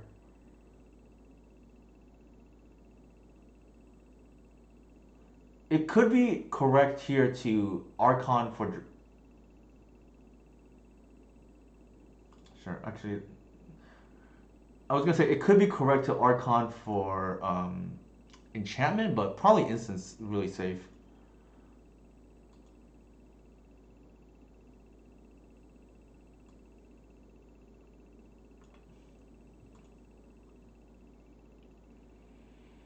I think here what we're gonna do is... Alright, I like this line. I'm gonna go ahead and...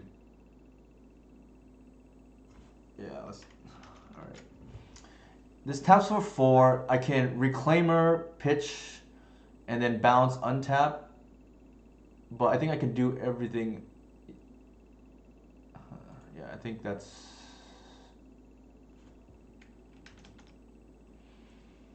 Untap and then bash for up at least a bunch. Yeah, let's do that.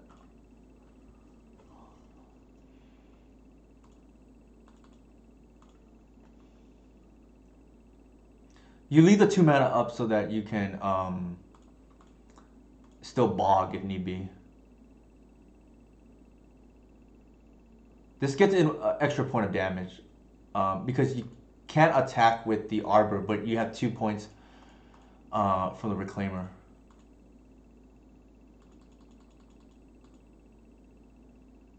Kind of a neat line, to be honest. We can get the extra damage if we give up the Boseiju, but I'm not sure that's worth it. It could be. We're saving it in case they deal with the... Ugh, that's annoying.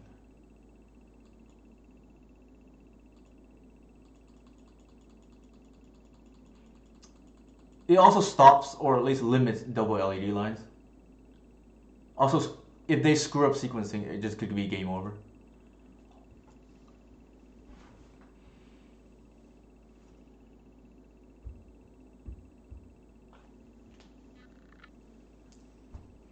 But yeah, it looks like the chat here is in consensus that non-Boseiju Elves is probably better than Boomer DNT.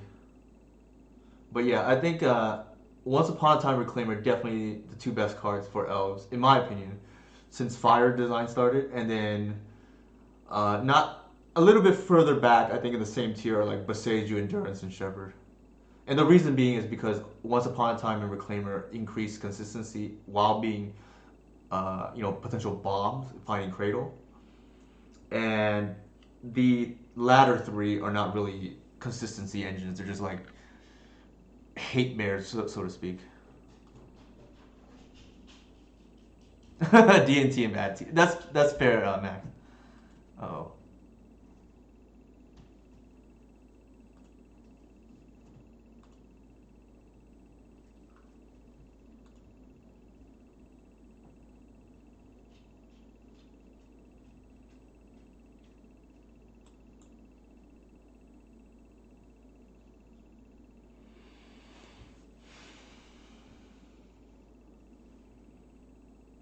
they have to. I think they might just be dead here, or hit zeros, right?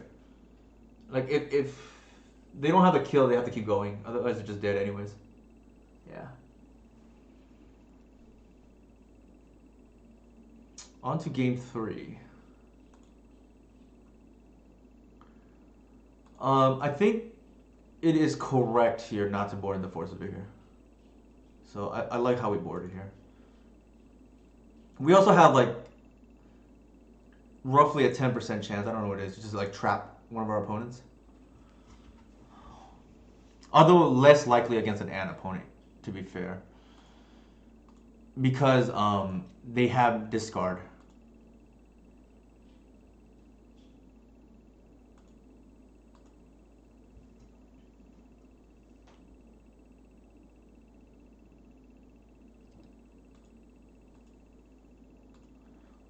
I mentioned this many, many times. I don't play Seize to not play turn 1.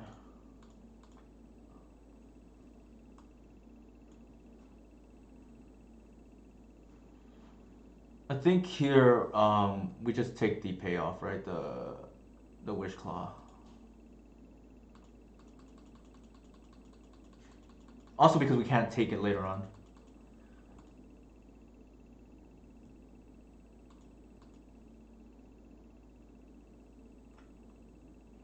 So they drew the Ponder off the top.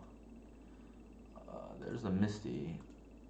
This could be another cantrip, or probably Seize, more likely. Yeah. And I would guess they're taking either the Green Sun or the Reclaimer. Probably the Green Sun.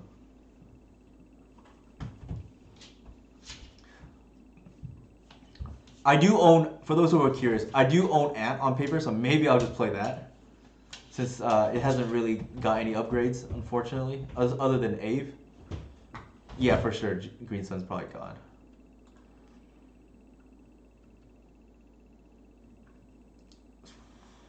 I think we get the Reclaimer down. Instead of spinning the wheel on the Once Upon a Time.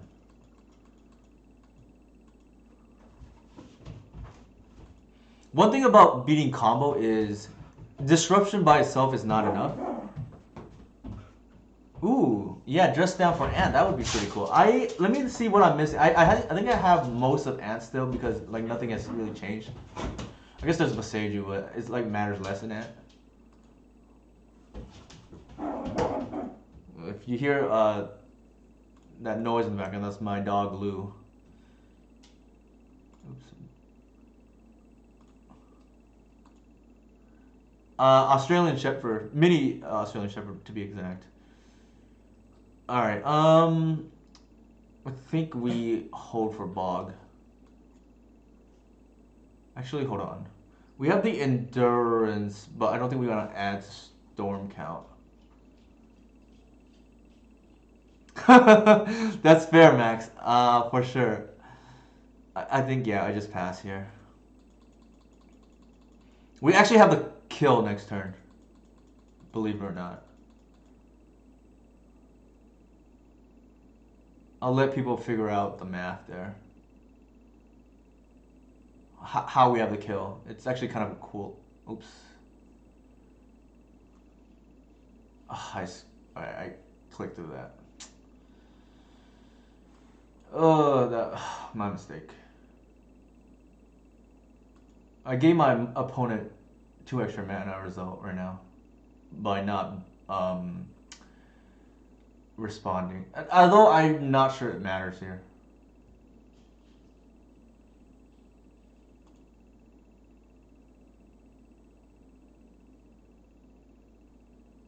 Oh, yeah, maybe it doesn't matter.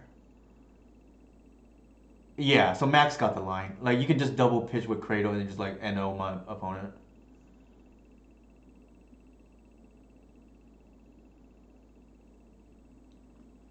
They don't have the... Well, they do, I think. 5... Yeah, they have the kill now. The Tendrils is in their hand. So, we're just dead.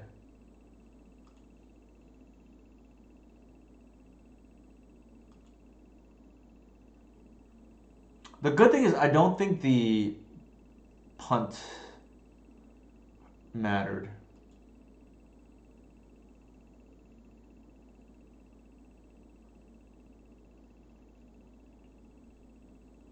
Don't think the punt mattered.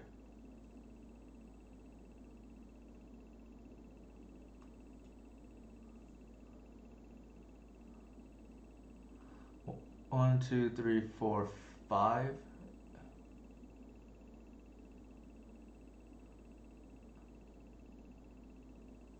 Maybe it did actually. I don't know.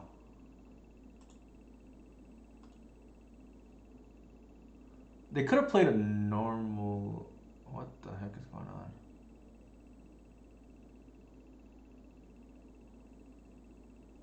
All right, so the line here, I don't know if they're just messing around with me or not, but the line would have been Chain of Vapor, your own stuff, and then play them all again for Storm Count, right? But I don't know if they're just messing with me here. I'll just bog them in response, I guess.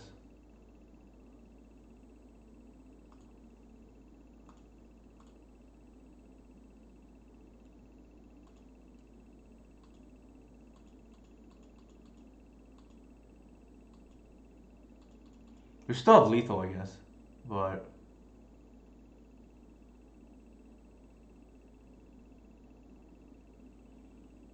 hmm. Yeah, so yeah, there's a couple of lines. I'm assuming my opponent like would have figured it out. So I don't think it would have mattered that we didn't bog in time. Because I also mentioned, right, you can also chain your own stuff and replay it for storm count. But yeah, Max also pointed out the brainstorm line, right? Such is life. Quick restroom break, and I'll be back in roughly a minute.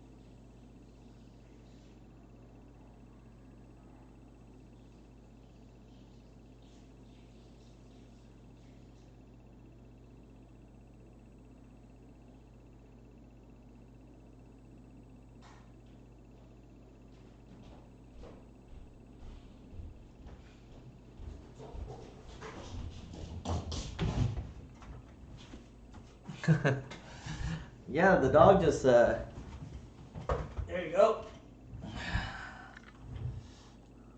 Oops. Oh, okay, my screen is showing. So here is the dog. This is my Aussie. Say hi, Lou.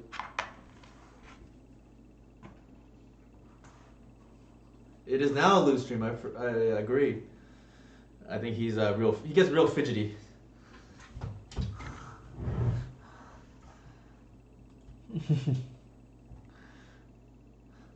Yeah, this was definitely a Lou stream too because we had Sam on earlier. His dog is also named Lou, which is kind of funny, right?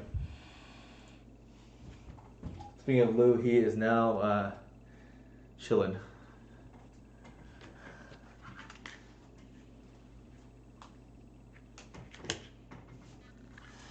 All right, so we are now 1-1.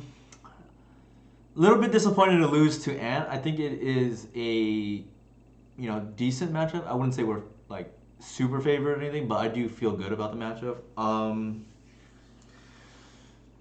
Unfortunately, our hand was not great there against. What was I gonna say?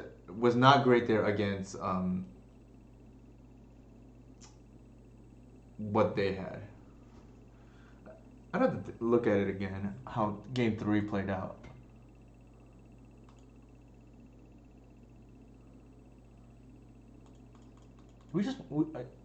Yeah, so I think this is like okay, and then we took their Wish Claw. Okay, so like the hand actually started out pretty good. They took our Green Sun, which is fine.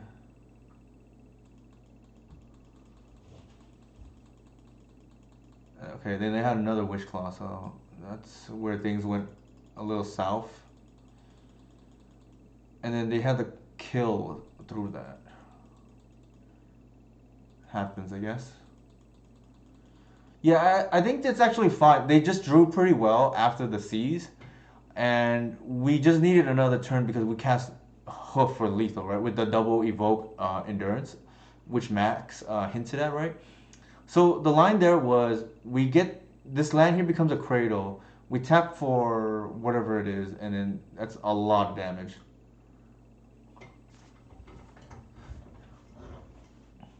Samus.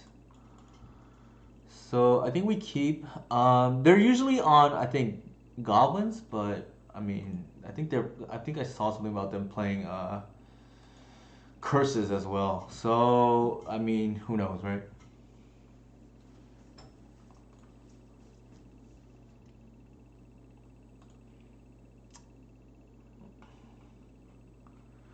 Also, I want to shout out earlier. Oops, it's too far up in the chat, but for the subscriptions on Twitch earlier today, that was pretty cool of everybody.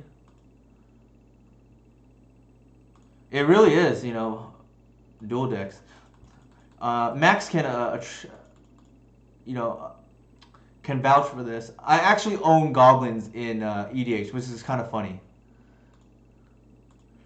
I'm like tribal in all formats, right? Even modern, I was tribal zombies with Field of the Dead. So here, I think we glimpse for value and then see where that goes. That's a little bit too many natural orders, unfortunately.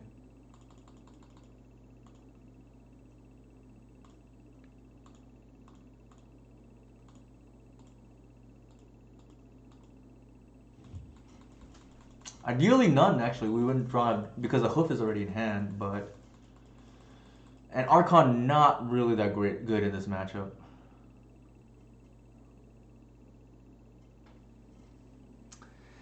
That's actually my background, to be fair. I played EDX before I played Legacy, Morphling 401.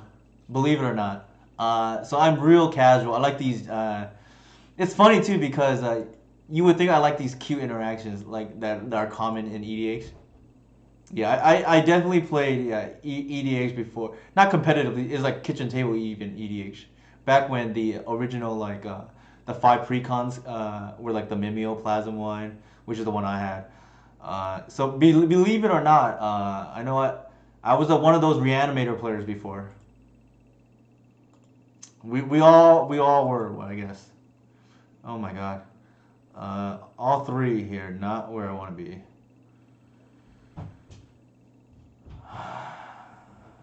Ugh. 2.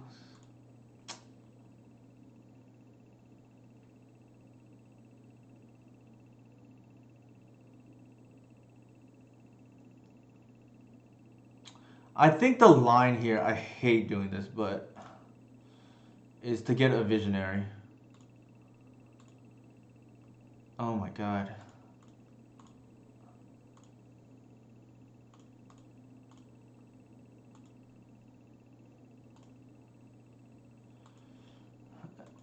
That is like some of the worst sequence of draws I could have possibly asked for.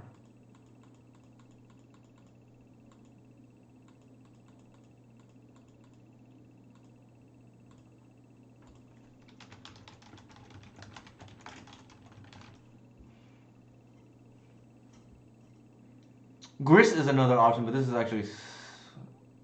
Oh my god, I think we're just gonna lose now.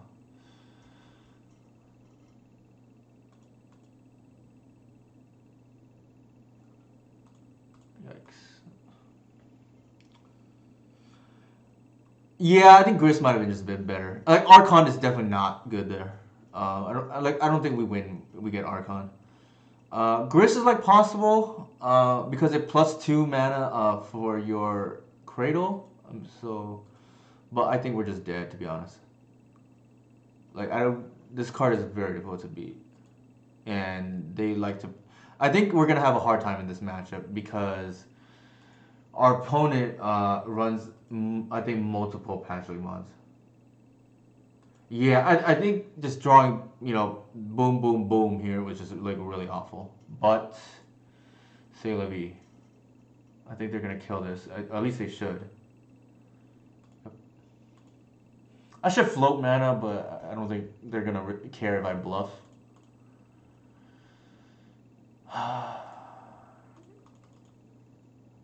We're just dead. I mean, just too many.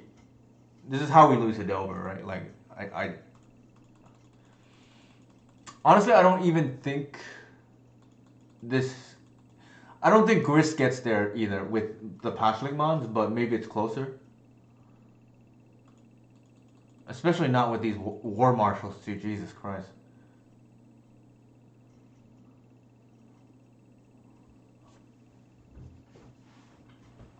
Like, just gunning down our whole board, right? Unfortunate set of draws for sure. It's times like this where I, like... Yeah, I think we're just dead regardless, Max. I agree. I think Gris was probably better, just because like it ramps us too because of the plus and then plus again. But I think we just die to this. This is just like too insane against us. We block because we have to, right? Yeah, I probably should have conceded, right? Look at these. Nothing here is like literally castable. Well, I guess the natural order is for Gris still, but not really, right?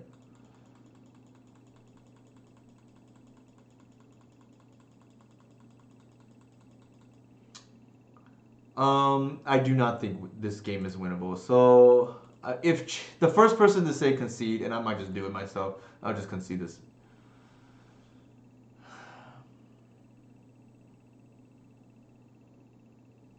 All right, we get to concede. All right, there you go. I'm actually the most I've ever done for symbiotes, and it was only one time was 2 symbiotes. We probably still lose. This card is very hard to beat.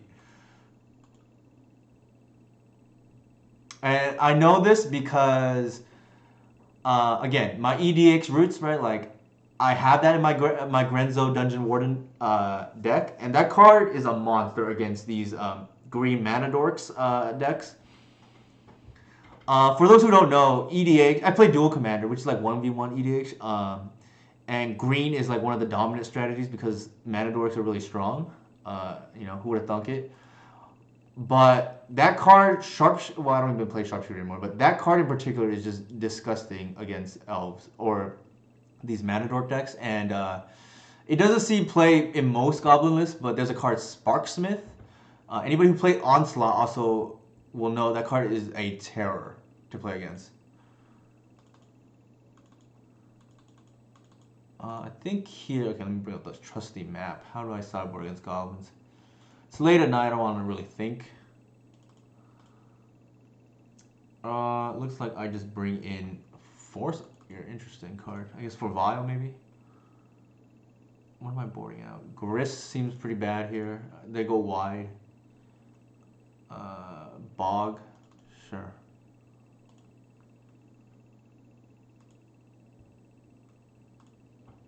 So yeah, I mean, the Force of Vigor is probably a little suspect, but I don't really have anything better. I don't think endurance is like that great against them. This is a very speculative hand. I think I keep though. The scariest card out of goblins, in my opinion, is Pyrokinesis because it's instant speed and 0 mana. It's just like nothing is ever safe. And especially if your opponent plays Elves or is familiar with it, they know where the critical choke points to just like get full value at are. And the hard part is I have to guess if they are familiar with the choke points or not. One of the reasons why I would not recommend this version of the deck to players is because it's very difficult to play. But if you do get past the initial hurdle, one advantage is I've found opponents screw up all the time against this deck because they don't know how this deck plays out.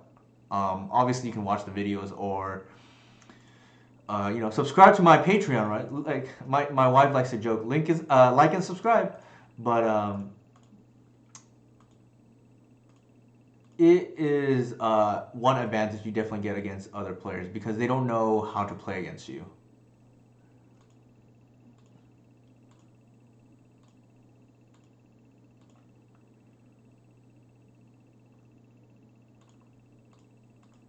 Alright. We just get blown out, well, pseudo blown out by Pyrokinesis here, but I think we need to dig for payoff.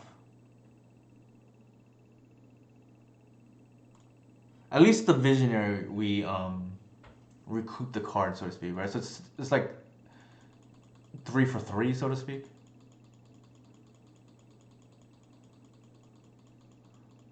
I think we're on the grinding plan, though, based on the hand that we're dealt.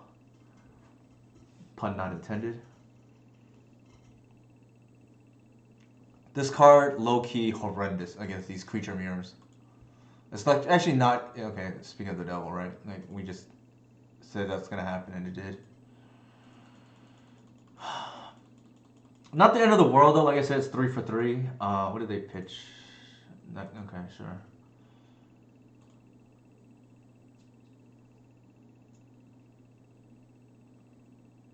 I think the line here is we were, but I think it's not. In most cases, it's not realistic to hit them for like 15 or whatever with dinos. I know my personal opinion. My personal experience is, man, we. All right. Sure.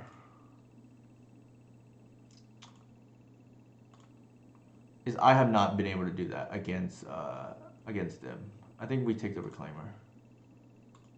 That's an easy. I think for anybody who's aware of the Goblins versus Goblin profile, they have historically had a hard time dealing with Tarmogoyf, and we're about to stick our Tarmogoyf down.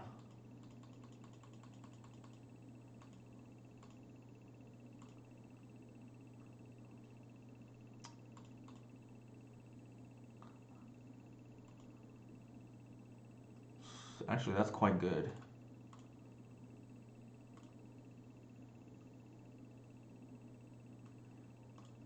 I think here we are just going to... If they have Wasteland, they have Wasteland. I'm just going to open up the line for Trophy, but I'm just going to, like, get our Tarmogoyfs down. Believe it or not, I have played this matchup in Legacy before, where I was playing Delver and my opponent was playing Goblins, and Tarmogoyf is a hell of a card against Goblins.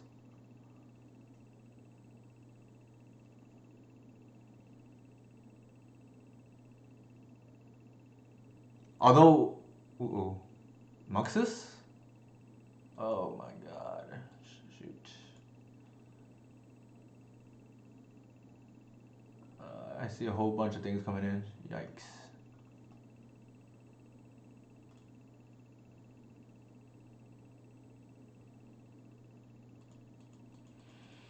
Sigh, for sure. If only we were playing against Sage, right? So what do they put in? Alright, let me put these away. Goblin Lackey, Muxus, and Goblet. Sure. This is quite sad, man.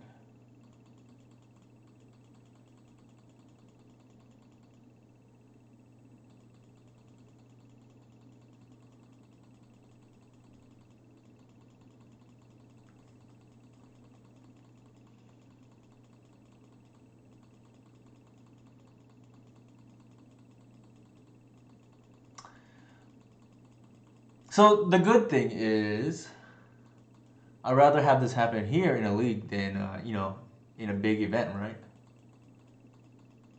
All right, Max. Good night, man. Thanks for dropping by and hanging out. I will see you potentially tomorrow. So for those who are curious, we go to the same LGS. I haven't been in quite a while because I've just not updated any of my decks. But pretty much ever since pandemic started. But I sometimes I'll go just to hang out and whatnot. I find that aspect of at least our LGS pretty cool. Yeah, for sure. I think this is just unlucky, but I don't really care. At least in the grand scheme of things, like this is just a league. Especially on stream, I care even less because I think for me, like win or lose on stream, obviously I want to win, right? But I think for me, the thing about streaming is more so one's self development in terms of like I typically am more introverted person, so this is like getting a little bit out of my comfort zone. And I think like long term at least, it would be nice to be, at least have a decent following on stream and whatnot. Obviously, we're quite far from that, but something personal goal to keep in mind. All right. I think we are dead, right? Like, wait, why did this die? I'm confused now.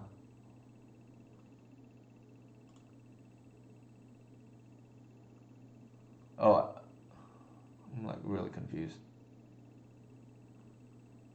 Oh, there's a second one. All right, sure. So if I kill that right now, I'm just like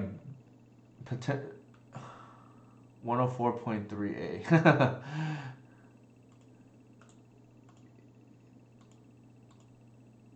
So yeah, I think I'm just dead. I don't see how we really get out of this. There's like a sling, yeah. So for those who, I think what Jason is referring to is 104.3 is the temperature in the room, right? We have a fever here and we are just sick, right? It's time to call it. And sick not in the good way.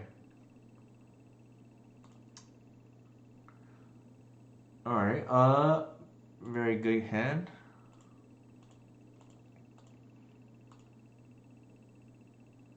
Oh, sure. I think, I'm not are you talking about what is it called?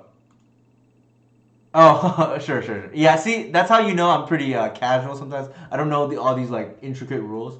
But you ask me something about EDH, I might know. For sure. Thank you for the info, Jason. I now, I mean, we're on the same page. I was right there too. All right, that's actually quite the draw. I mean, I'm glad, learn something every day, right? What is our opponent on? Caracas turn 1. Maybe they are on Boomer DNT. Alright. So, if we bounce replay, we have another mana. It's not really... Well, let me think. We get a free attack, I guess.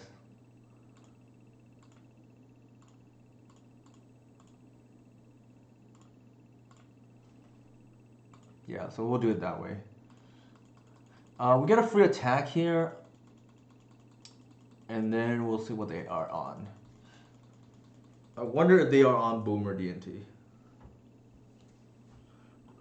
That's what I think of when I see Caracas. More reason to think they're on Boomer DNT. Here is one of the scenarios where I will not bounce Visionary. It's because we need the mana.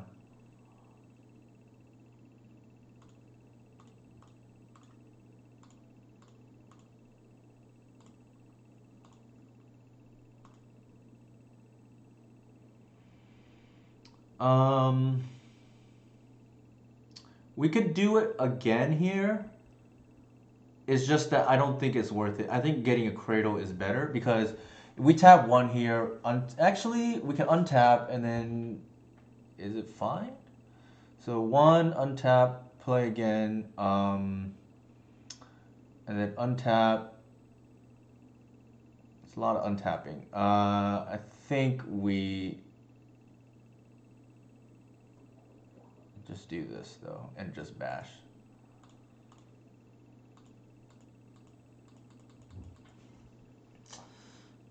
Gotta believe. Okay, so I had this discussion today with. I will not disclose the person's name, but there's a friend of mine who is learning this deck.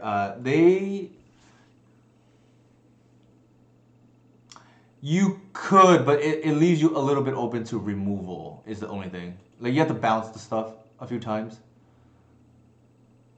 If I did it correctly in my head, oh my god, not the matchup I want to see. But although it makes sense, right?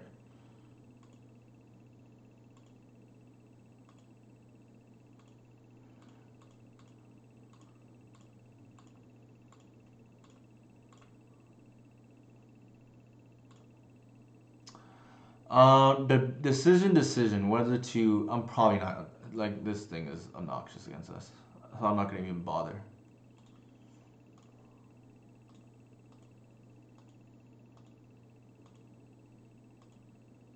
I need the mana.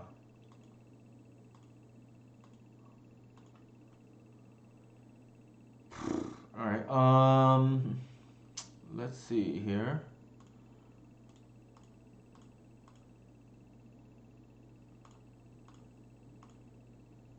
Actually, that was a mistake. I should be once upon it for another Cradle. That is just like a straight up.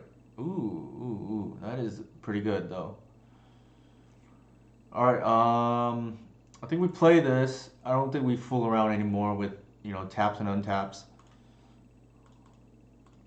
Given that we have the Boseiju in hand. What this does too is we can protect our Gaia's Cradle from Wasteland by leaving things untapped. Like, I don't want to, especially this matchup, I don't want to expose the Reclaimer to like random removal they may have. Shit.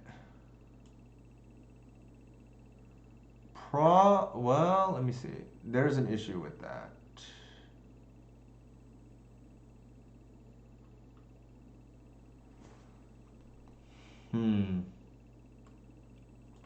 I can bog here, but then the Tabernacle lives.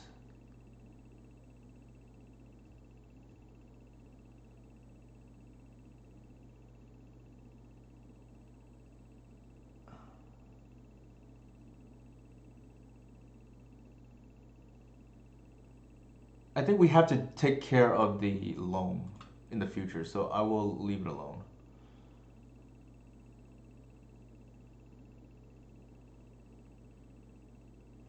Our opponent fell for it.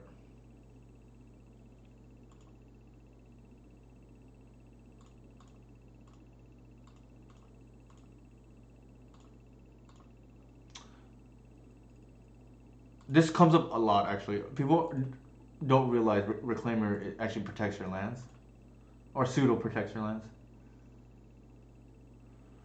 Unfortunately, we are tapped out at the moment. Okay, so they just conceded to that. Shame concede, I guess. We were gonna unlock our mana next turn and go off. Like, we're gonna bog them if need be, and then win maybe turn 5. I think that was our turn. Yeah, and win. Sorry, not turn 5. Turn 6. Yeah. All right. This is what I came to test against, right? Like I've been saying, I think the lands matchup is getting to a place now because of Baseju where maybe we can flip. You know, fingers crossed. Fingers crossed. Maybe we can flip the matchup.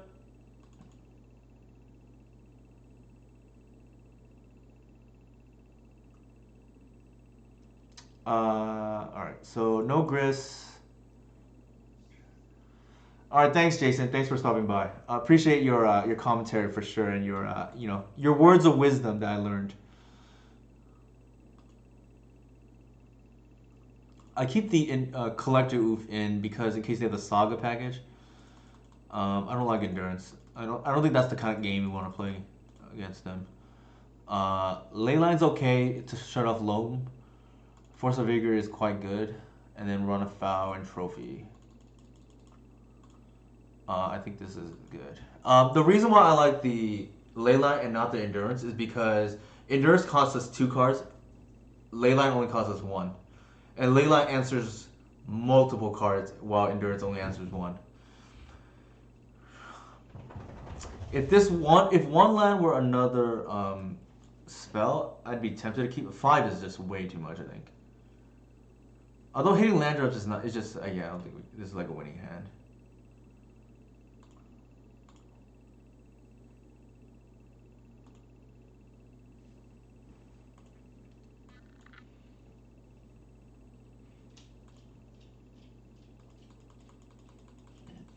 Excuse me.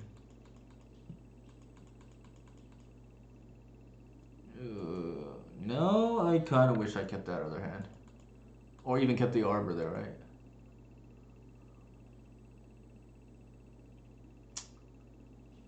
This is pretty egregious.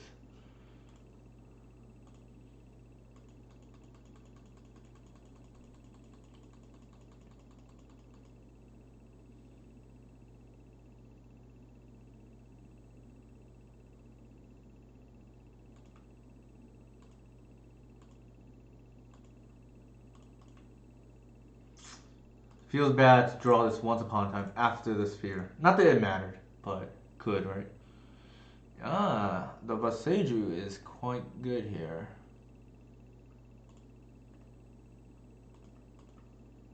Nice. That's actually pretty cool. Um,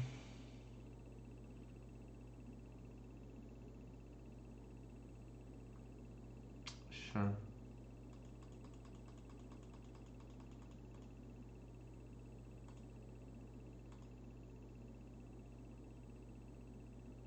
Two wasteland. All right. That means we definitely don't use the green sun. We definitely don't use the green sun on Arbor because of the wasteland.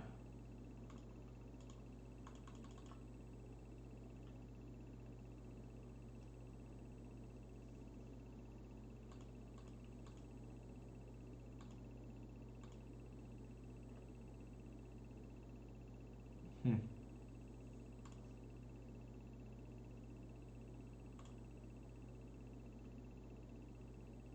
Actually, they might just. Oh, man. Knowing our opponent might just get Tabernacle and we're just screwed. I actually really wish we had kept that first 7 now. The way this game is lining up.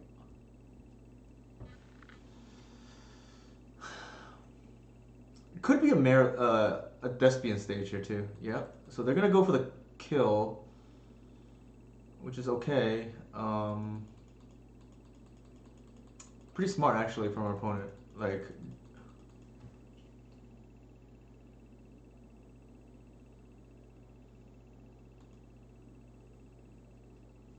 what? Oh, they got back to dark. Okay, that makes more sense. They may main phase it here if they're smart to play around Baseju and Trophy.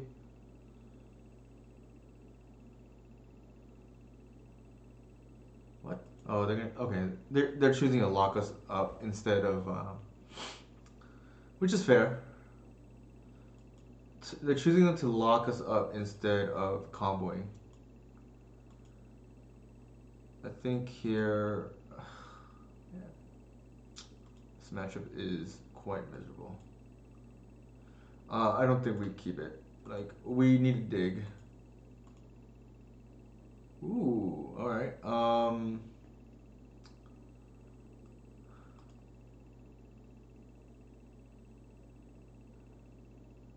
The loam is egregious here.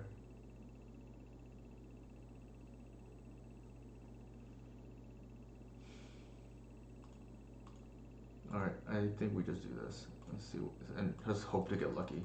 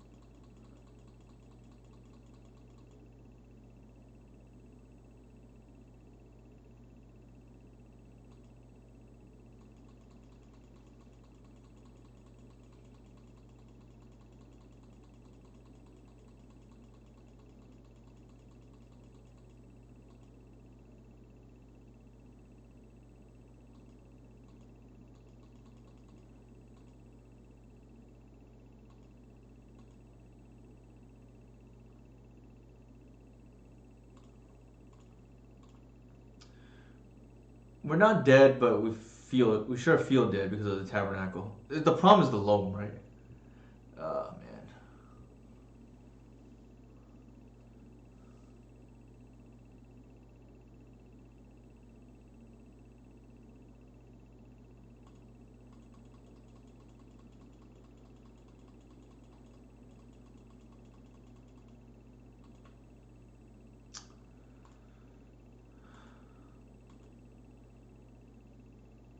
Wow, what a draw. Jesus. Stops the bleeding for at least a second.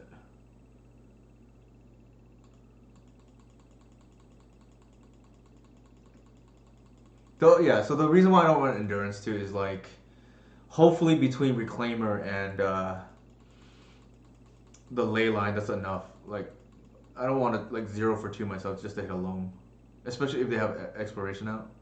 And hard casting anything in this matchup is like near impossible.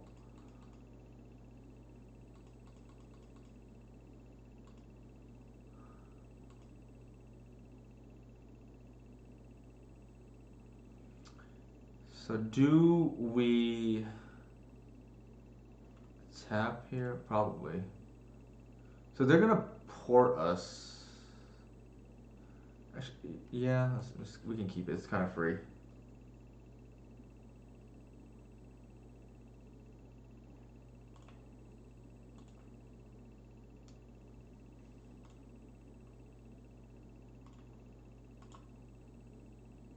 Oops, wrong one.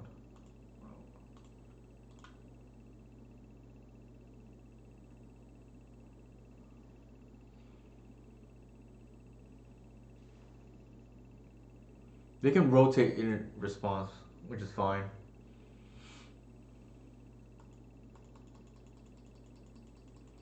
I do not think we can win at the moment with that Tabernacle and Wasteland out.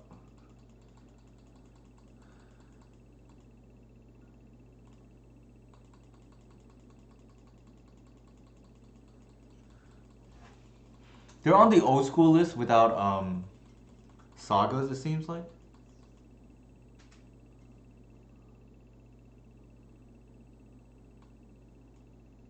That's kind of cool.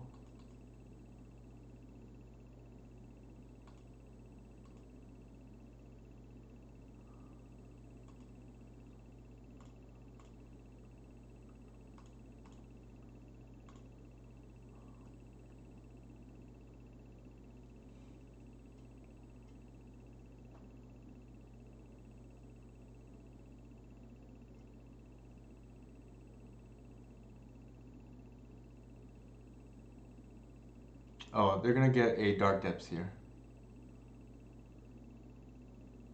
Never mind.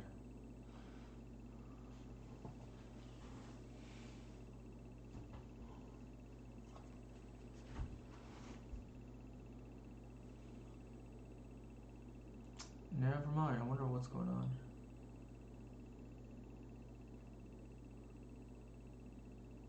You would think. Okay, now I'm confused. Unless they clicked it on by accident, but they have enough for Dark Depths.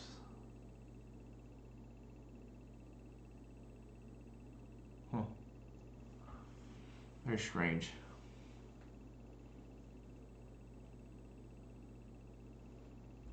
I guess that works, but I don't know what that accomplishes. That actually helps us more than it helps them, I think.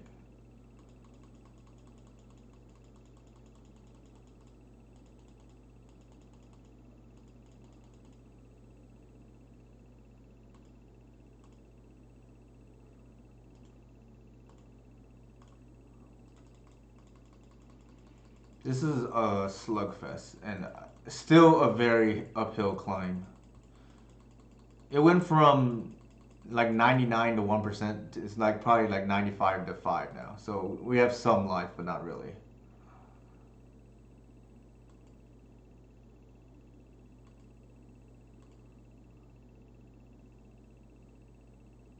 Might hit.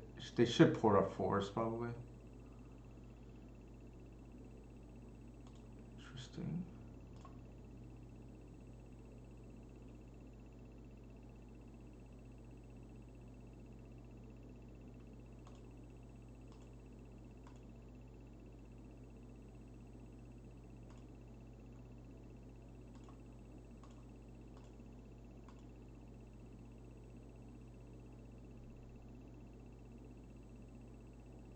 I'm actually okay with this. So 2 for 2. Oh, that draw was horrendous though. Yeah, they may. I mean, we're just so far behind this game, right? But the thing is, we're not technically dead yet. Sure.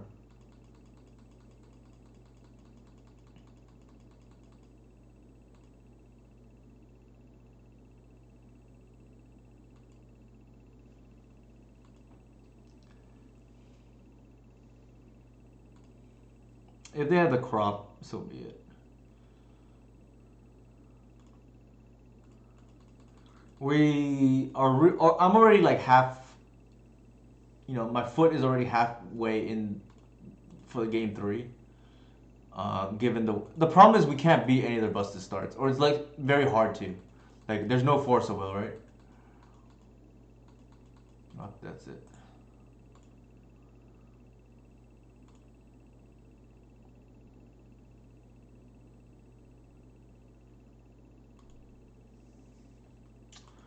The thing is, I don't even think they played like super optimal. I feel like the rotation for the Yavamai there was probably not correct, but nothing we could do there.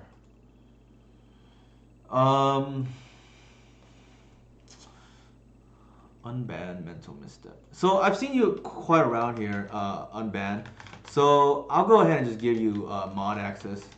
You know, as a returning customer of reward, so to speak. Quite good actually. Keep needs a heritage druid, or actually it's not great. It's like okay. There you go, Unban. I kept this hand off essentially the back of natural order. But Sage is like relevant too, but really it's like hopefully we just get to natural order and win from there.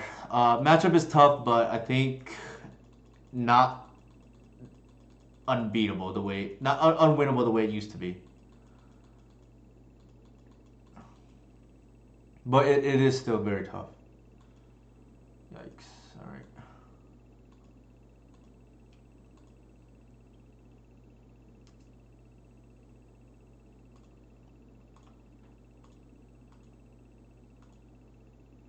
I think here,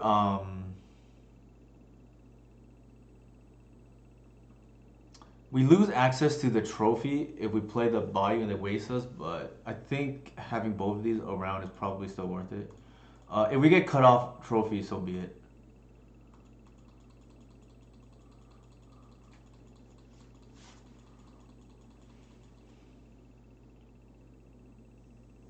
Yikes. Yeah, so they're on the old school build with they're on the old school build with what are they called?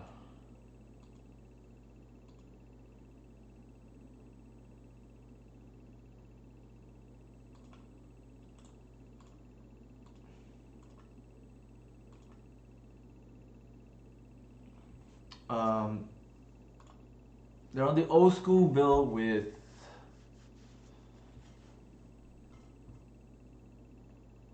what was I gonna say? I already forgot. Looks like no sagas. Here I'm like, I just kind of want to.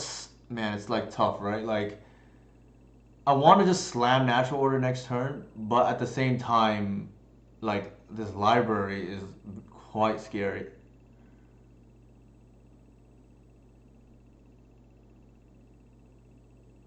Like, but thing is like, it also just gives them a land.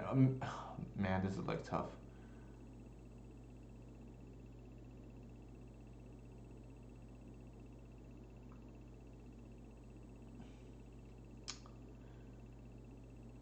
Probably will regret it if I give them the library. Well, it's these three cards. Yeah, that's okay. We give them a land.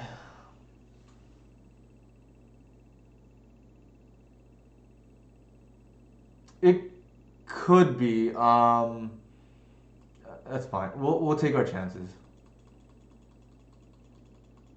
We'll see how they play it out. The thing is, if they hit the library, they could just port us too.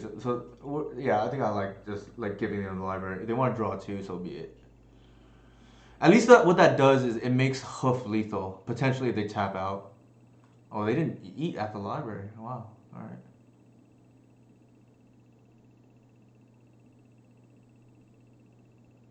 Sure. This is like real bad now for us. Jesus.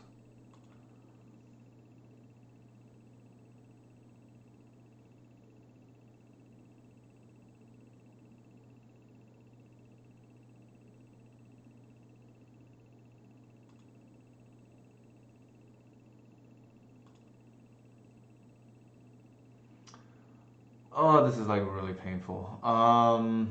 Man.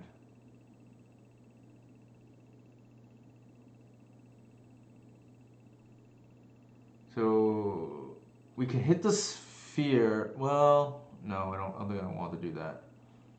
If we hit the sphere now,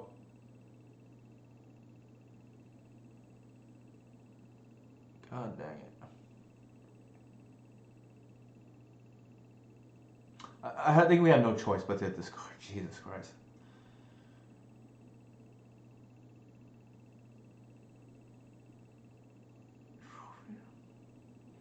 I think so. I agree. As painful as this sounds. Oh my god. What a nightmare. Not to mention it resets their library too. Jesus.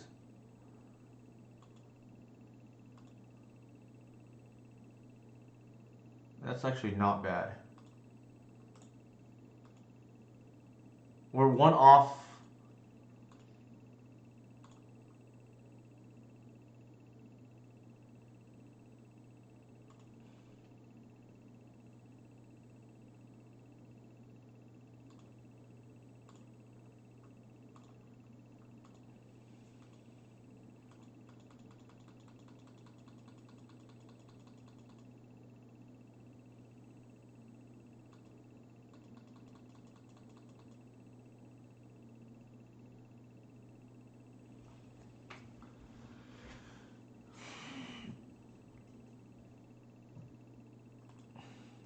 If they blast zone us here,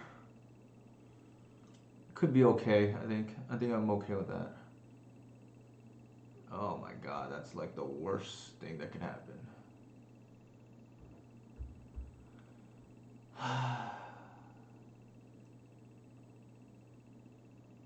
Sure.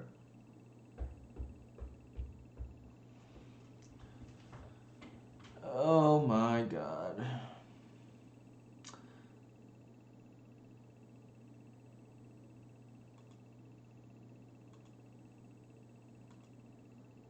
All right, let me think. We hit their sphere.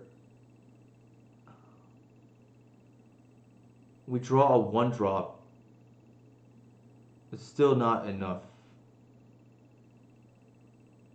We hit the tabernacle. We have to hit exactly land. I think we have to pass.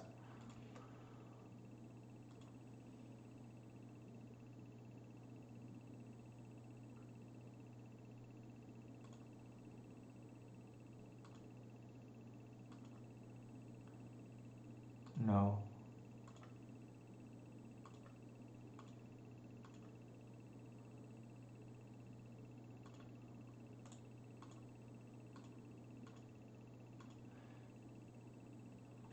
All right. I think the line here is. Unfortunately, they're gonna loam and then like port us. That's gonna be obnoxious. We can. Man, this is tough. I think we have to pass again.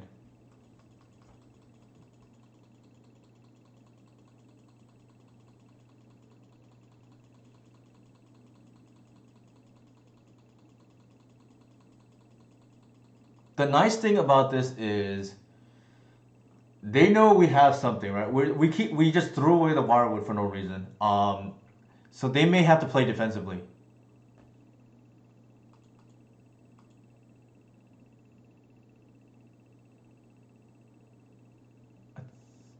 Also, a decent chance they just have the Merit Lage combo too.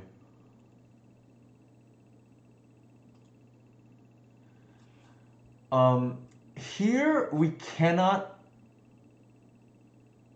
just hit Tabernacle. The problem is they can port us on upkeep if we do that, and we're still short for natural order.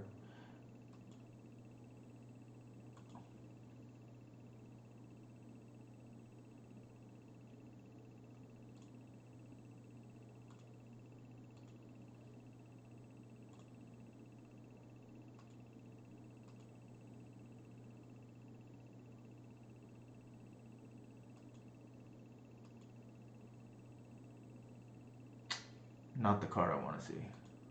Jesus.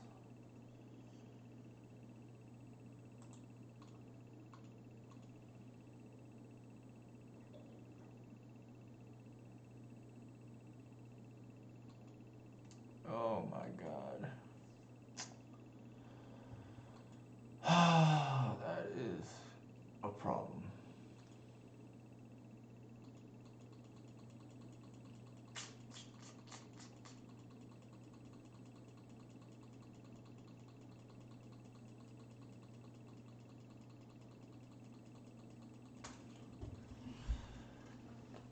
Sigh. I feel like this game is slipping away. We needed a hit land badly there.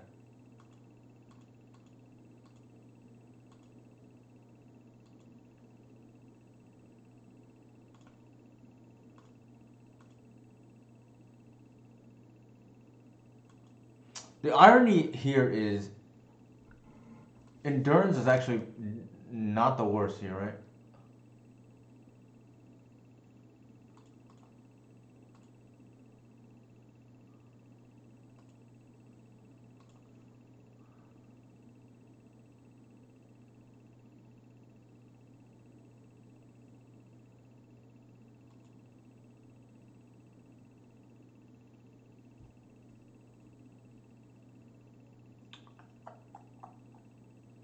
I think if I play the shepherd, we're still very far away from winning. We are still very far away from winning.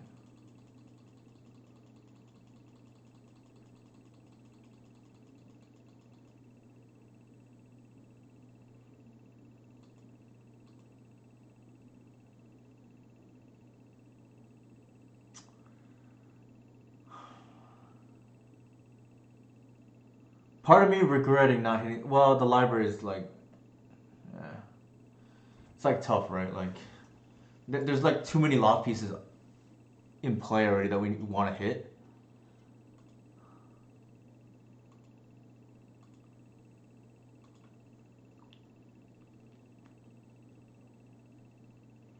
Richard import is probably porting the black source here.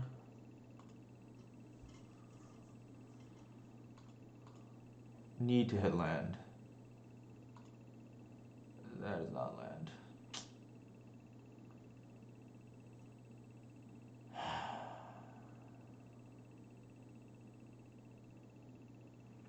I think I'm gonna run guys out.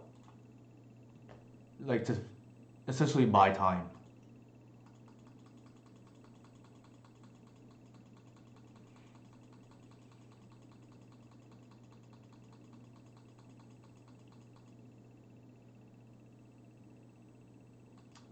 Uh-oh. Alright, that's this game. Well, it was a nice run.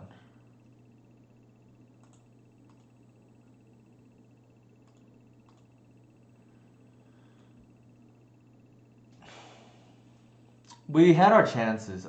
We just needed to draw a little bit better. I think this matchup is more than ever. You have a small window where you need to capitalize, and if you don't, it's gonna slip away the way it did.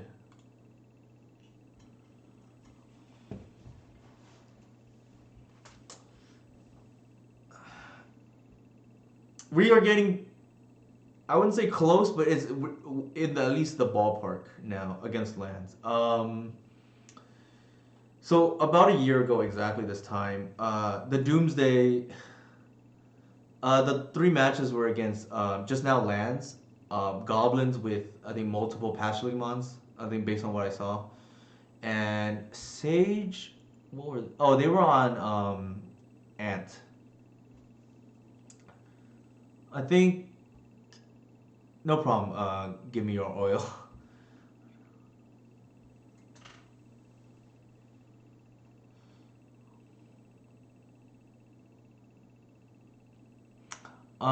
Good, interesting idea taking a Mox or a Sphere. So, what is the logic there? I get taking the Sphere, but the thing is, we have answers for the Sphere without exposing ourselves to, wasteland. The Mox is it what is it just to slow their acceleration? Like, okay, so a year ago, the Doomsday matchup felt unwinnable, and a few turn of events, right? The printing of endurance, and then the reintegration of Assassin's Trophy hitting their lands post Doomsday turns out to be the recipe we needed to flip that matchup.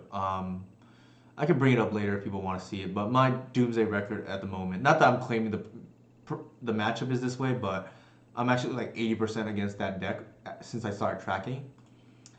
And how I felt maybe last summer against Doomsday was kind of how I felt right now, where I think the matchup is within reach. Like, it's not quite there yet, but the printing, similar to printing of Endurance, the printing of Beseju has helped a lot.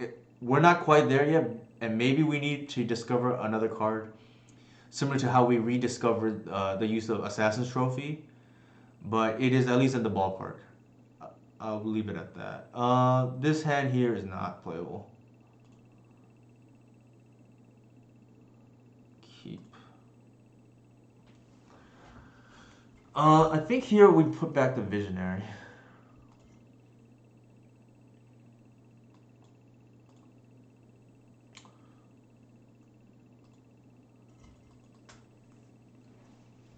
And I have to think about it some more, especially since there's so many lands variants. There's the 8 mulch variant. There's the Saga variant. There's the non-Saga, I guess, right there that we saw.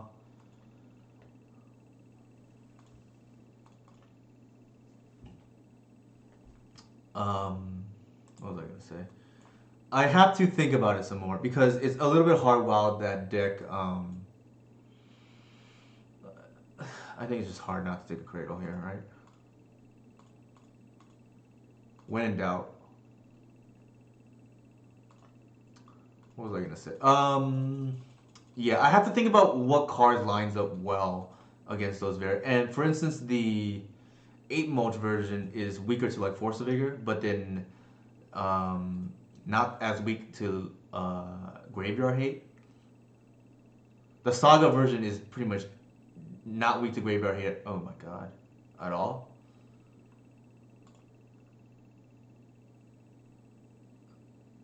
Interesting.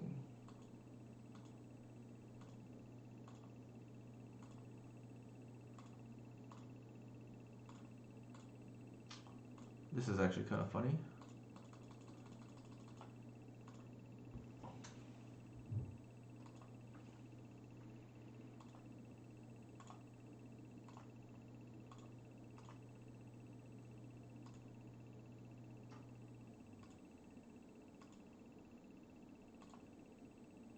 That is pretty insane what we just did right now.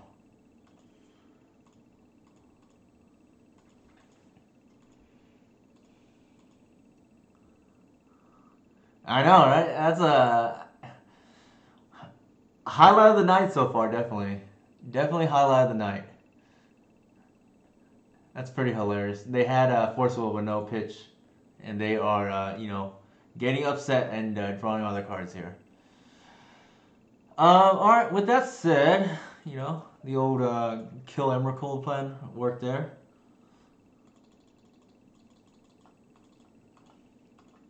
I think we like C's. Don't want that. I think Trap is like okay against these type of players that like to just run everything out. Collector Oof not so much. I think oops, we should not be bringing in endurances. Those are bad. That's wrong. So Heritage Druid is fine. I think if I board it correctly, let me refer to my map. Yeah, I think that looks correct. Actually, Bog should be coming out. I took out the wrong card.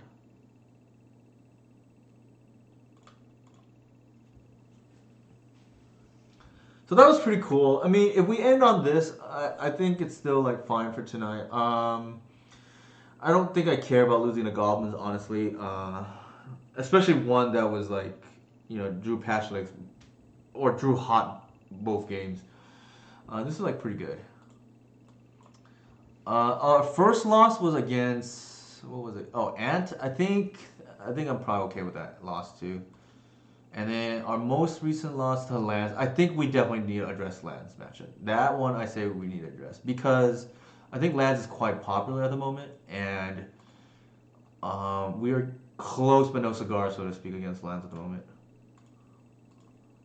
Here I didn't fetch for deck thinning reasons because I want to save it for a fetch land in case it matters. Oh my god. They're going to try to Magus us out of the game?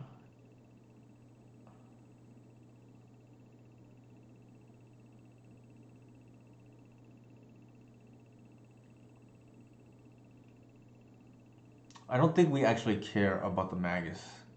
And we just take the show and tell here.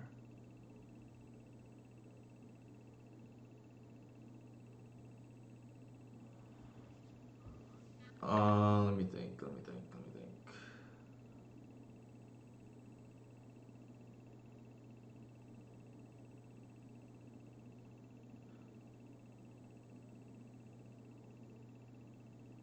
Yeah.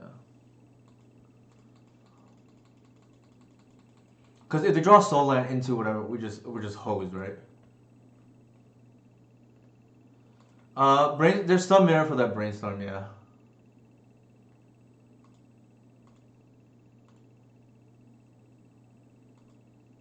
The problem, like, well, I think we're just hosed though. If they draw a Soul Land, is the problem.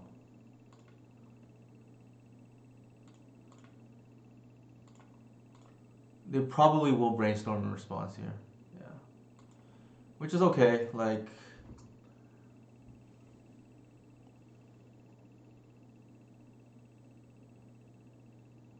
That's reasonable, unban. Yeah, so it's possible that's the correct line. Try to fade the Ancient Tomb for one turn, and then take the Show and Tell.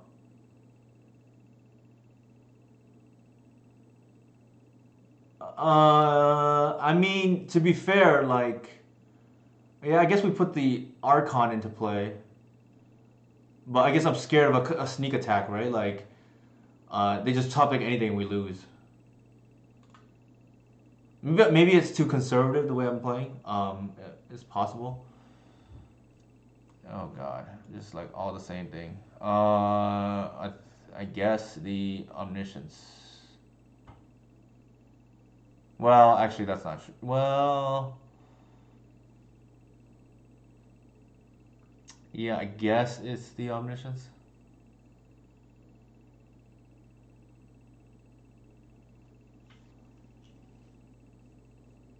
We do.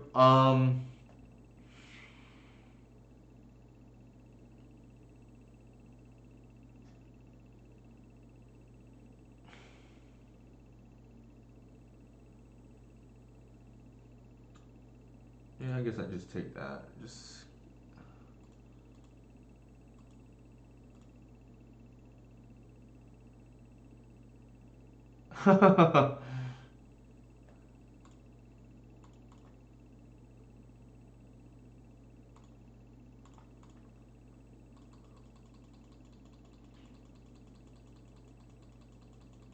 They probably kept the Magus on top if I were to guess.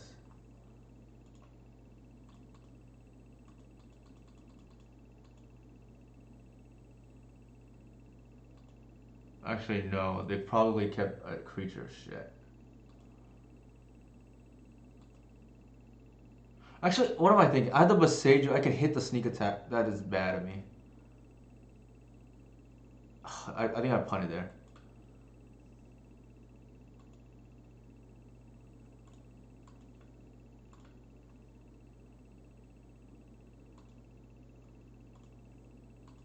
Yeah, I definitely punted.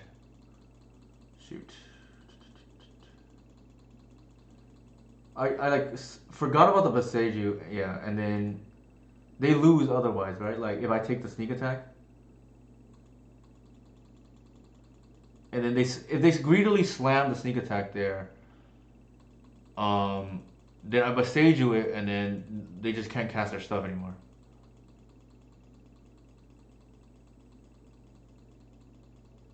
Not that I don't. So yeah, potentially two punts this game, right? With the what the heck is going on? EE as well.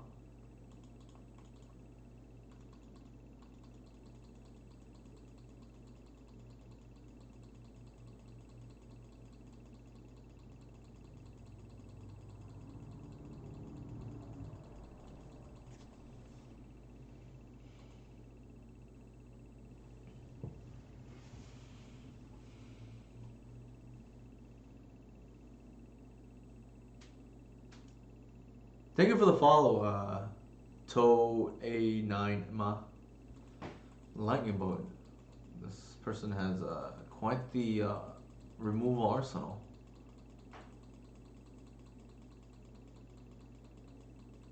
There's no point now of it's just a brain fart by me. I punted this game. Yikes. Granted, if they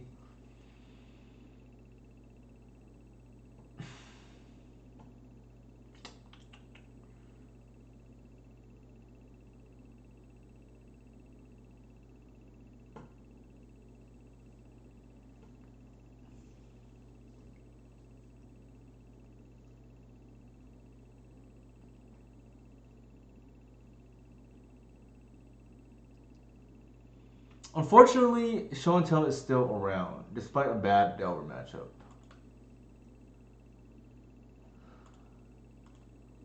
There's really no need to hit the sneak attack now because we know they have a second. We don't want to like reveal that we can do that in case they forgot.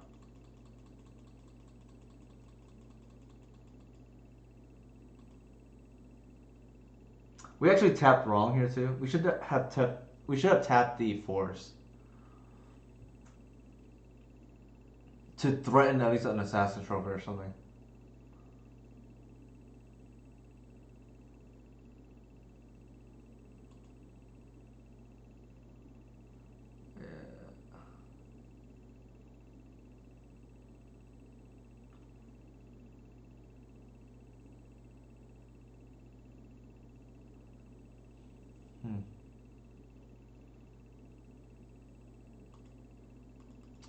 Somehow they have not hit the Emrakul, which is interesting.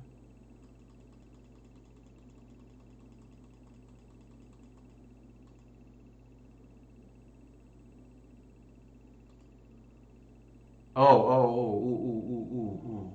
This is gonna be quite good. I think we're gonna steal this game.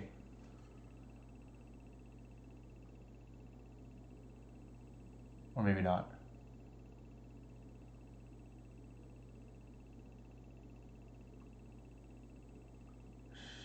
Sure.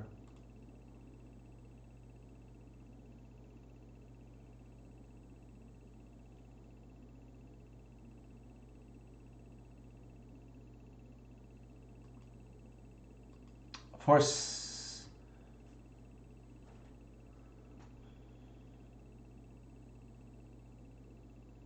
for a second, I thought they were gonna have a creature out.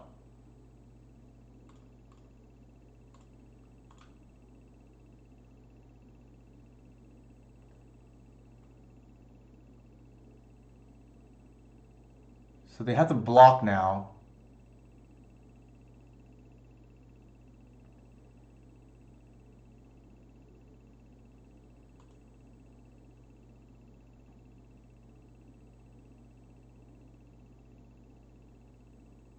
Well, trophy doesn't work because of Magus.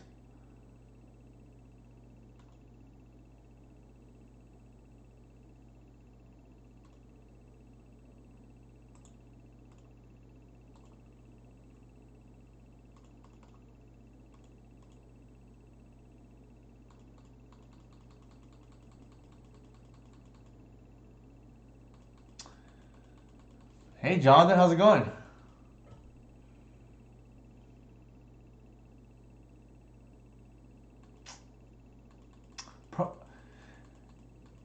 I probably punted this game, but it is what it is. I'm unfortunately not tonight. This league is not going too hot, but you know it's what you learn along the way, right?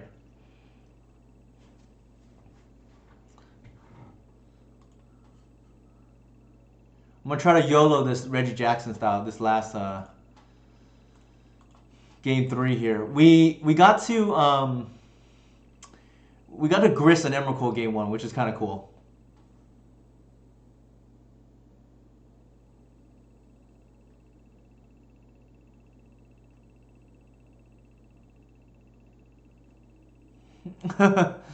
Yeah. I definitely screwed that up for sure. I think this is good here.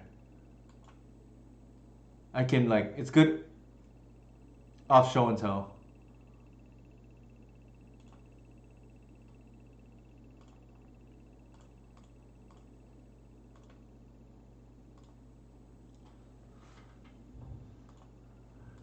Oh, I thought I missed that for sure. It's the problem is our hand is there's not that many hands that the deck's not really beat beat show and tell, so you kind of have to get lucky and Archon on show and tell is pretty good, I think.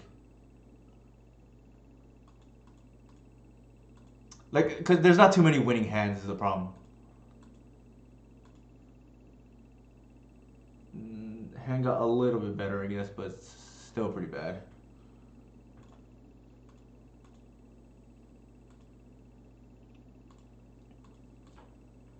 I keep almost screwing that up. It's like the lag is getting to me.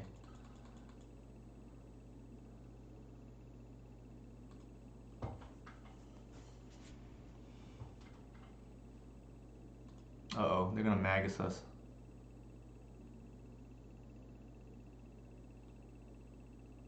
I don't know.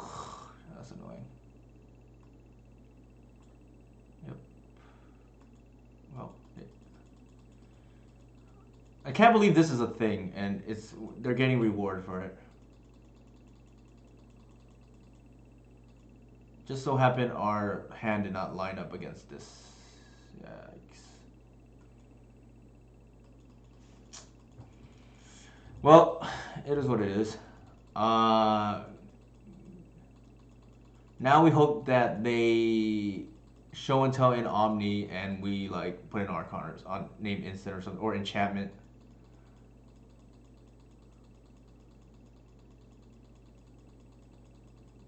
Kind of a disaster.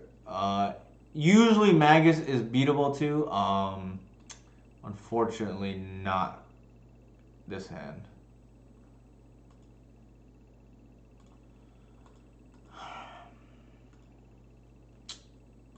On the bright side, if we run into them in the future, they may try this again. Because they got rewarded this time for it.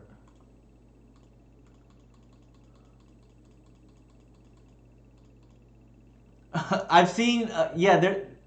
Alright, speaking of the devil.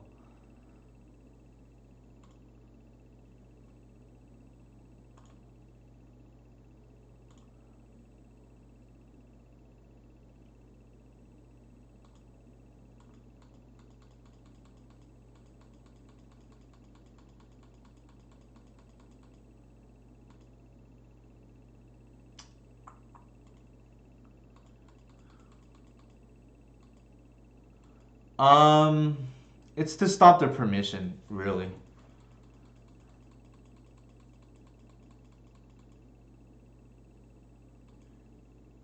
It stops brainstorm too. I just don't think we're winning regardless.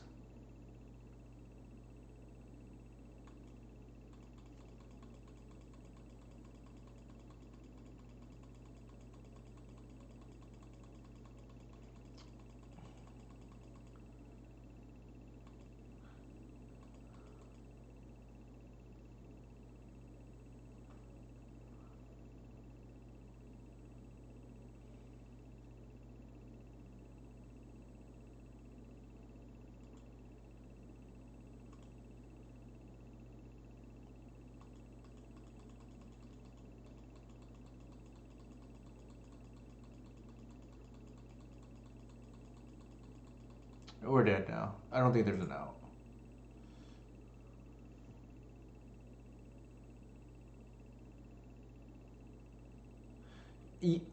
So my logic is if we name sorcery, I do not think there's a line to win.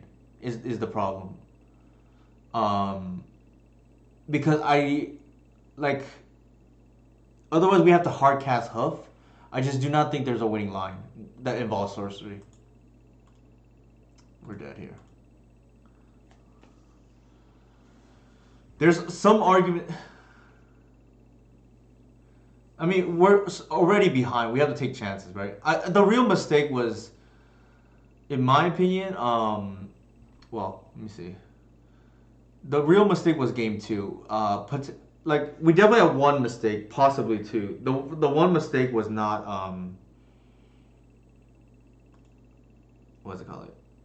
Here's game three. I don't think the game three mattered. Actually, let's look at our sideboard.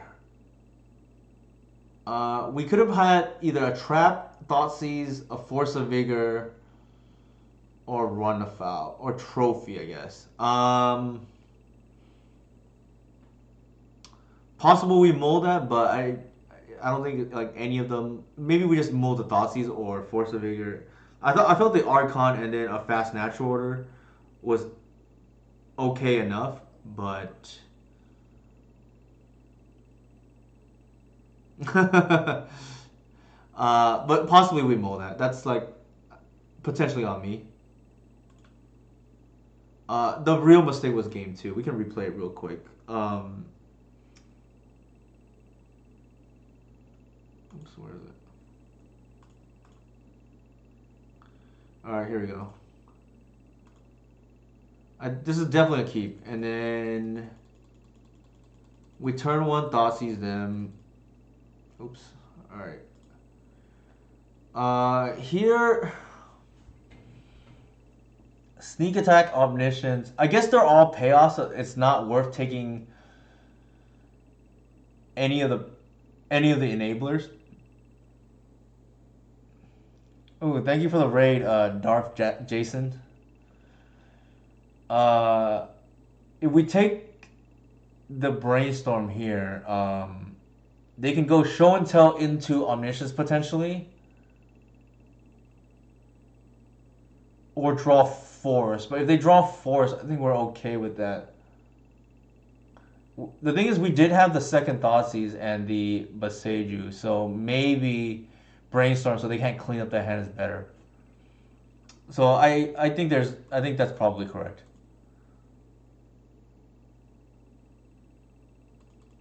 All right, going forward, so the more egregious mistake, in my opinion, was later on. So that's fine. We do that. So actually, sorry, the mistake there was not taking the sneak attack now, so that if they play a sneak attack naked, we can Boseiju it.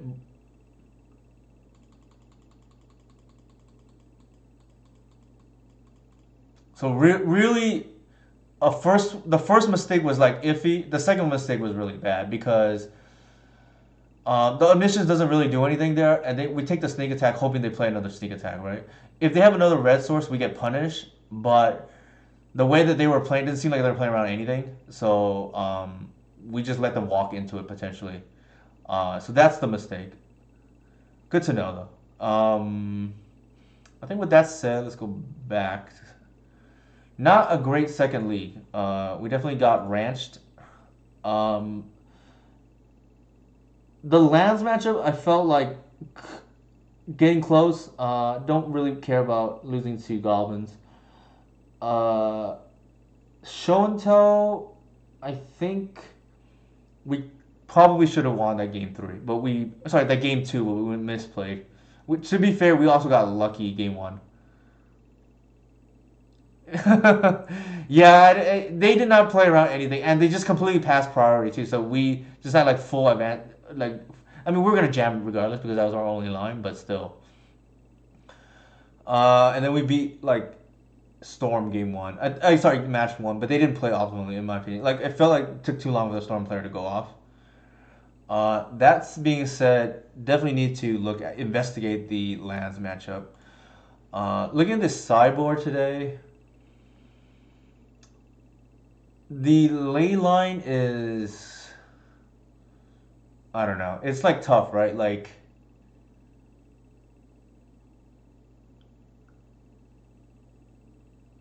we like it for some matches, but then again, at the same time, like it is not.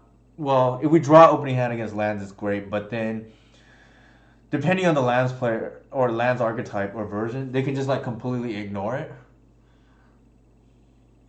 I would have to think about it some more, unfortunately. Run afoul a little bit narrow, unfortunately, because it only really stops Emrakul show and tell, but also if the lands player is careful, they can play around it. I need to really think about how I want to tackle the lands matchup. I know there are some lands, viewers in the chat, and I will say lands is I think a very good deck at the moment because combo is a little bit suppressed. Ironically, partially by elves. But I do think lands is a very good matchup, and the addition of Saga has, I think speaks for itself.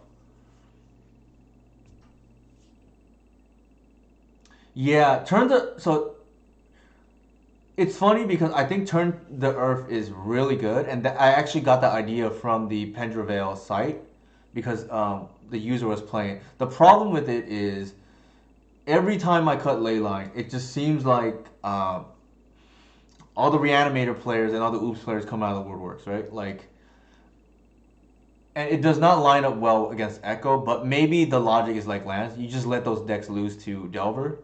Um, for the most part, these LED Echo decks, I do not think are very favored against Delver. And maybe the logic is you let those hope to dodge those decks or fade those decks in the early rounds, because the winning decks at the moment seem to be lands, Delver, 8 casts. Right, right. So the thing is, like, I think Elves is actually quite good against combo. It just depends on the combo matchup, right? Like, we can't beat the things like TES or the Epic Gamble, but the logic I think is just to avoid those decks in the early rounds potentially, and because we can beat Reanimator, I'm like pretty confident about that. Maybe not all the time, but consistently. I think we can also beat Doomsday pretty consistently, and Doomsday most people consider the best combo matchup. Am I missing? I think Ant is not that popular or anything, but Ant is probably okay too. And am I missing any combo? The mirror is like a coin flip, so I think probably okay overall. And maybe we swap the ley lines for the turn to Earth because it happens to be good against Doomsday, which is probably what you see in the later rounds anyways. And it happens to be really good, I think, against lands because it'll buy you a turn against Merit Lage, or shuffle their loams back. Well, the problem, yeah. So I think maybe that's the thing. Like, I would agree with that. New Paladin. Also, who goes first tends to be really relevant. I just assume my elf opponent will know to mulligan aggressively, and then it's really just like whoever goes first, right? Some of it's just like you have the wrong hand or whatever. You just mull the 5 and not see a relevant hand. But for the most part, I think it is like more skill intensive than it used to be, but still a lot of it's just going first. That's it. Anybody have any questions for me? I think the hardest part for me is endurance versus lance. I believe it's a trap, personally. I think Force of Vigor is good, but more so against the Saga versions. And potentially we just not play Ley Line. Like, this card is like high variance at the moment, unfortunately. That trap I don't like, but maybe I just cut it all together and just hope to dodge those XYZ decks. Alright, with that said, I think that is some insight into the path going forward. This card blew out a Storm player today, but I don't know if it's worth it long term. Another Force is probably good, and maybe a turn to Earth. I think that might be the game plan going forward. And then, because the Leyline is just so high variance at the moment, and just maybe the game plan is just dodge the Echo decks. Alright, yeah, I just, this card is just like not very good in my opinion. I hate playing it, but it is what it is. So, with that said, let's see, who should we raid? I think PT coverage. I think there's a Defore is a YouTube coaching. Try hard for number 1 is going on.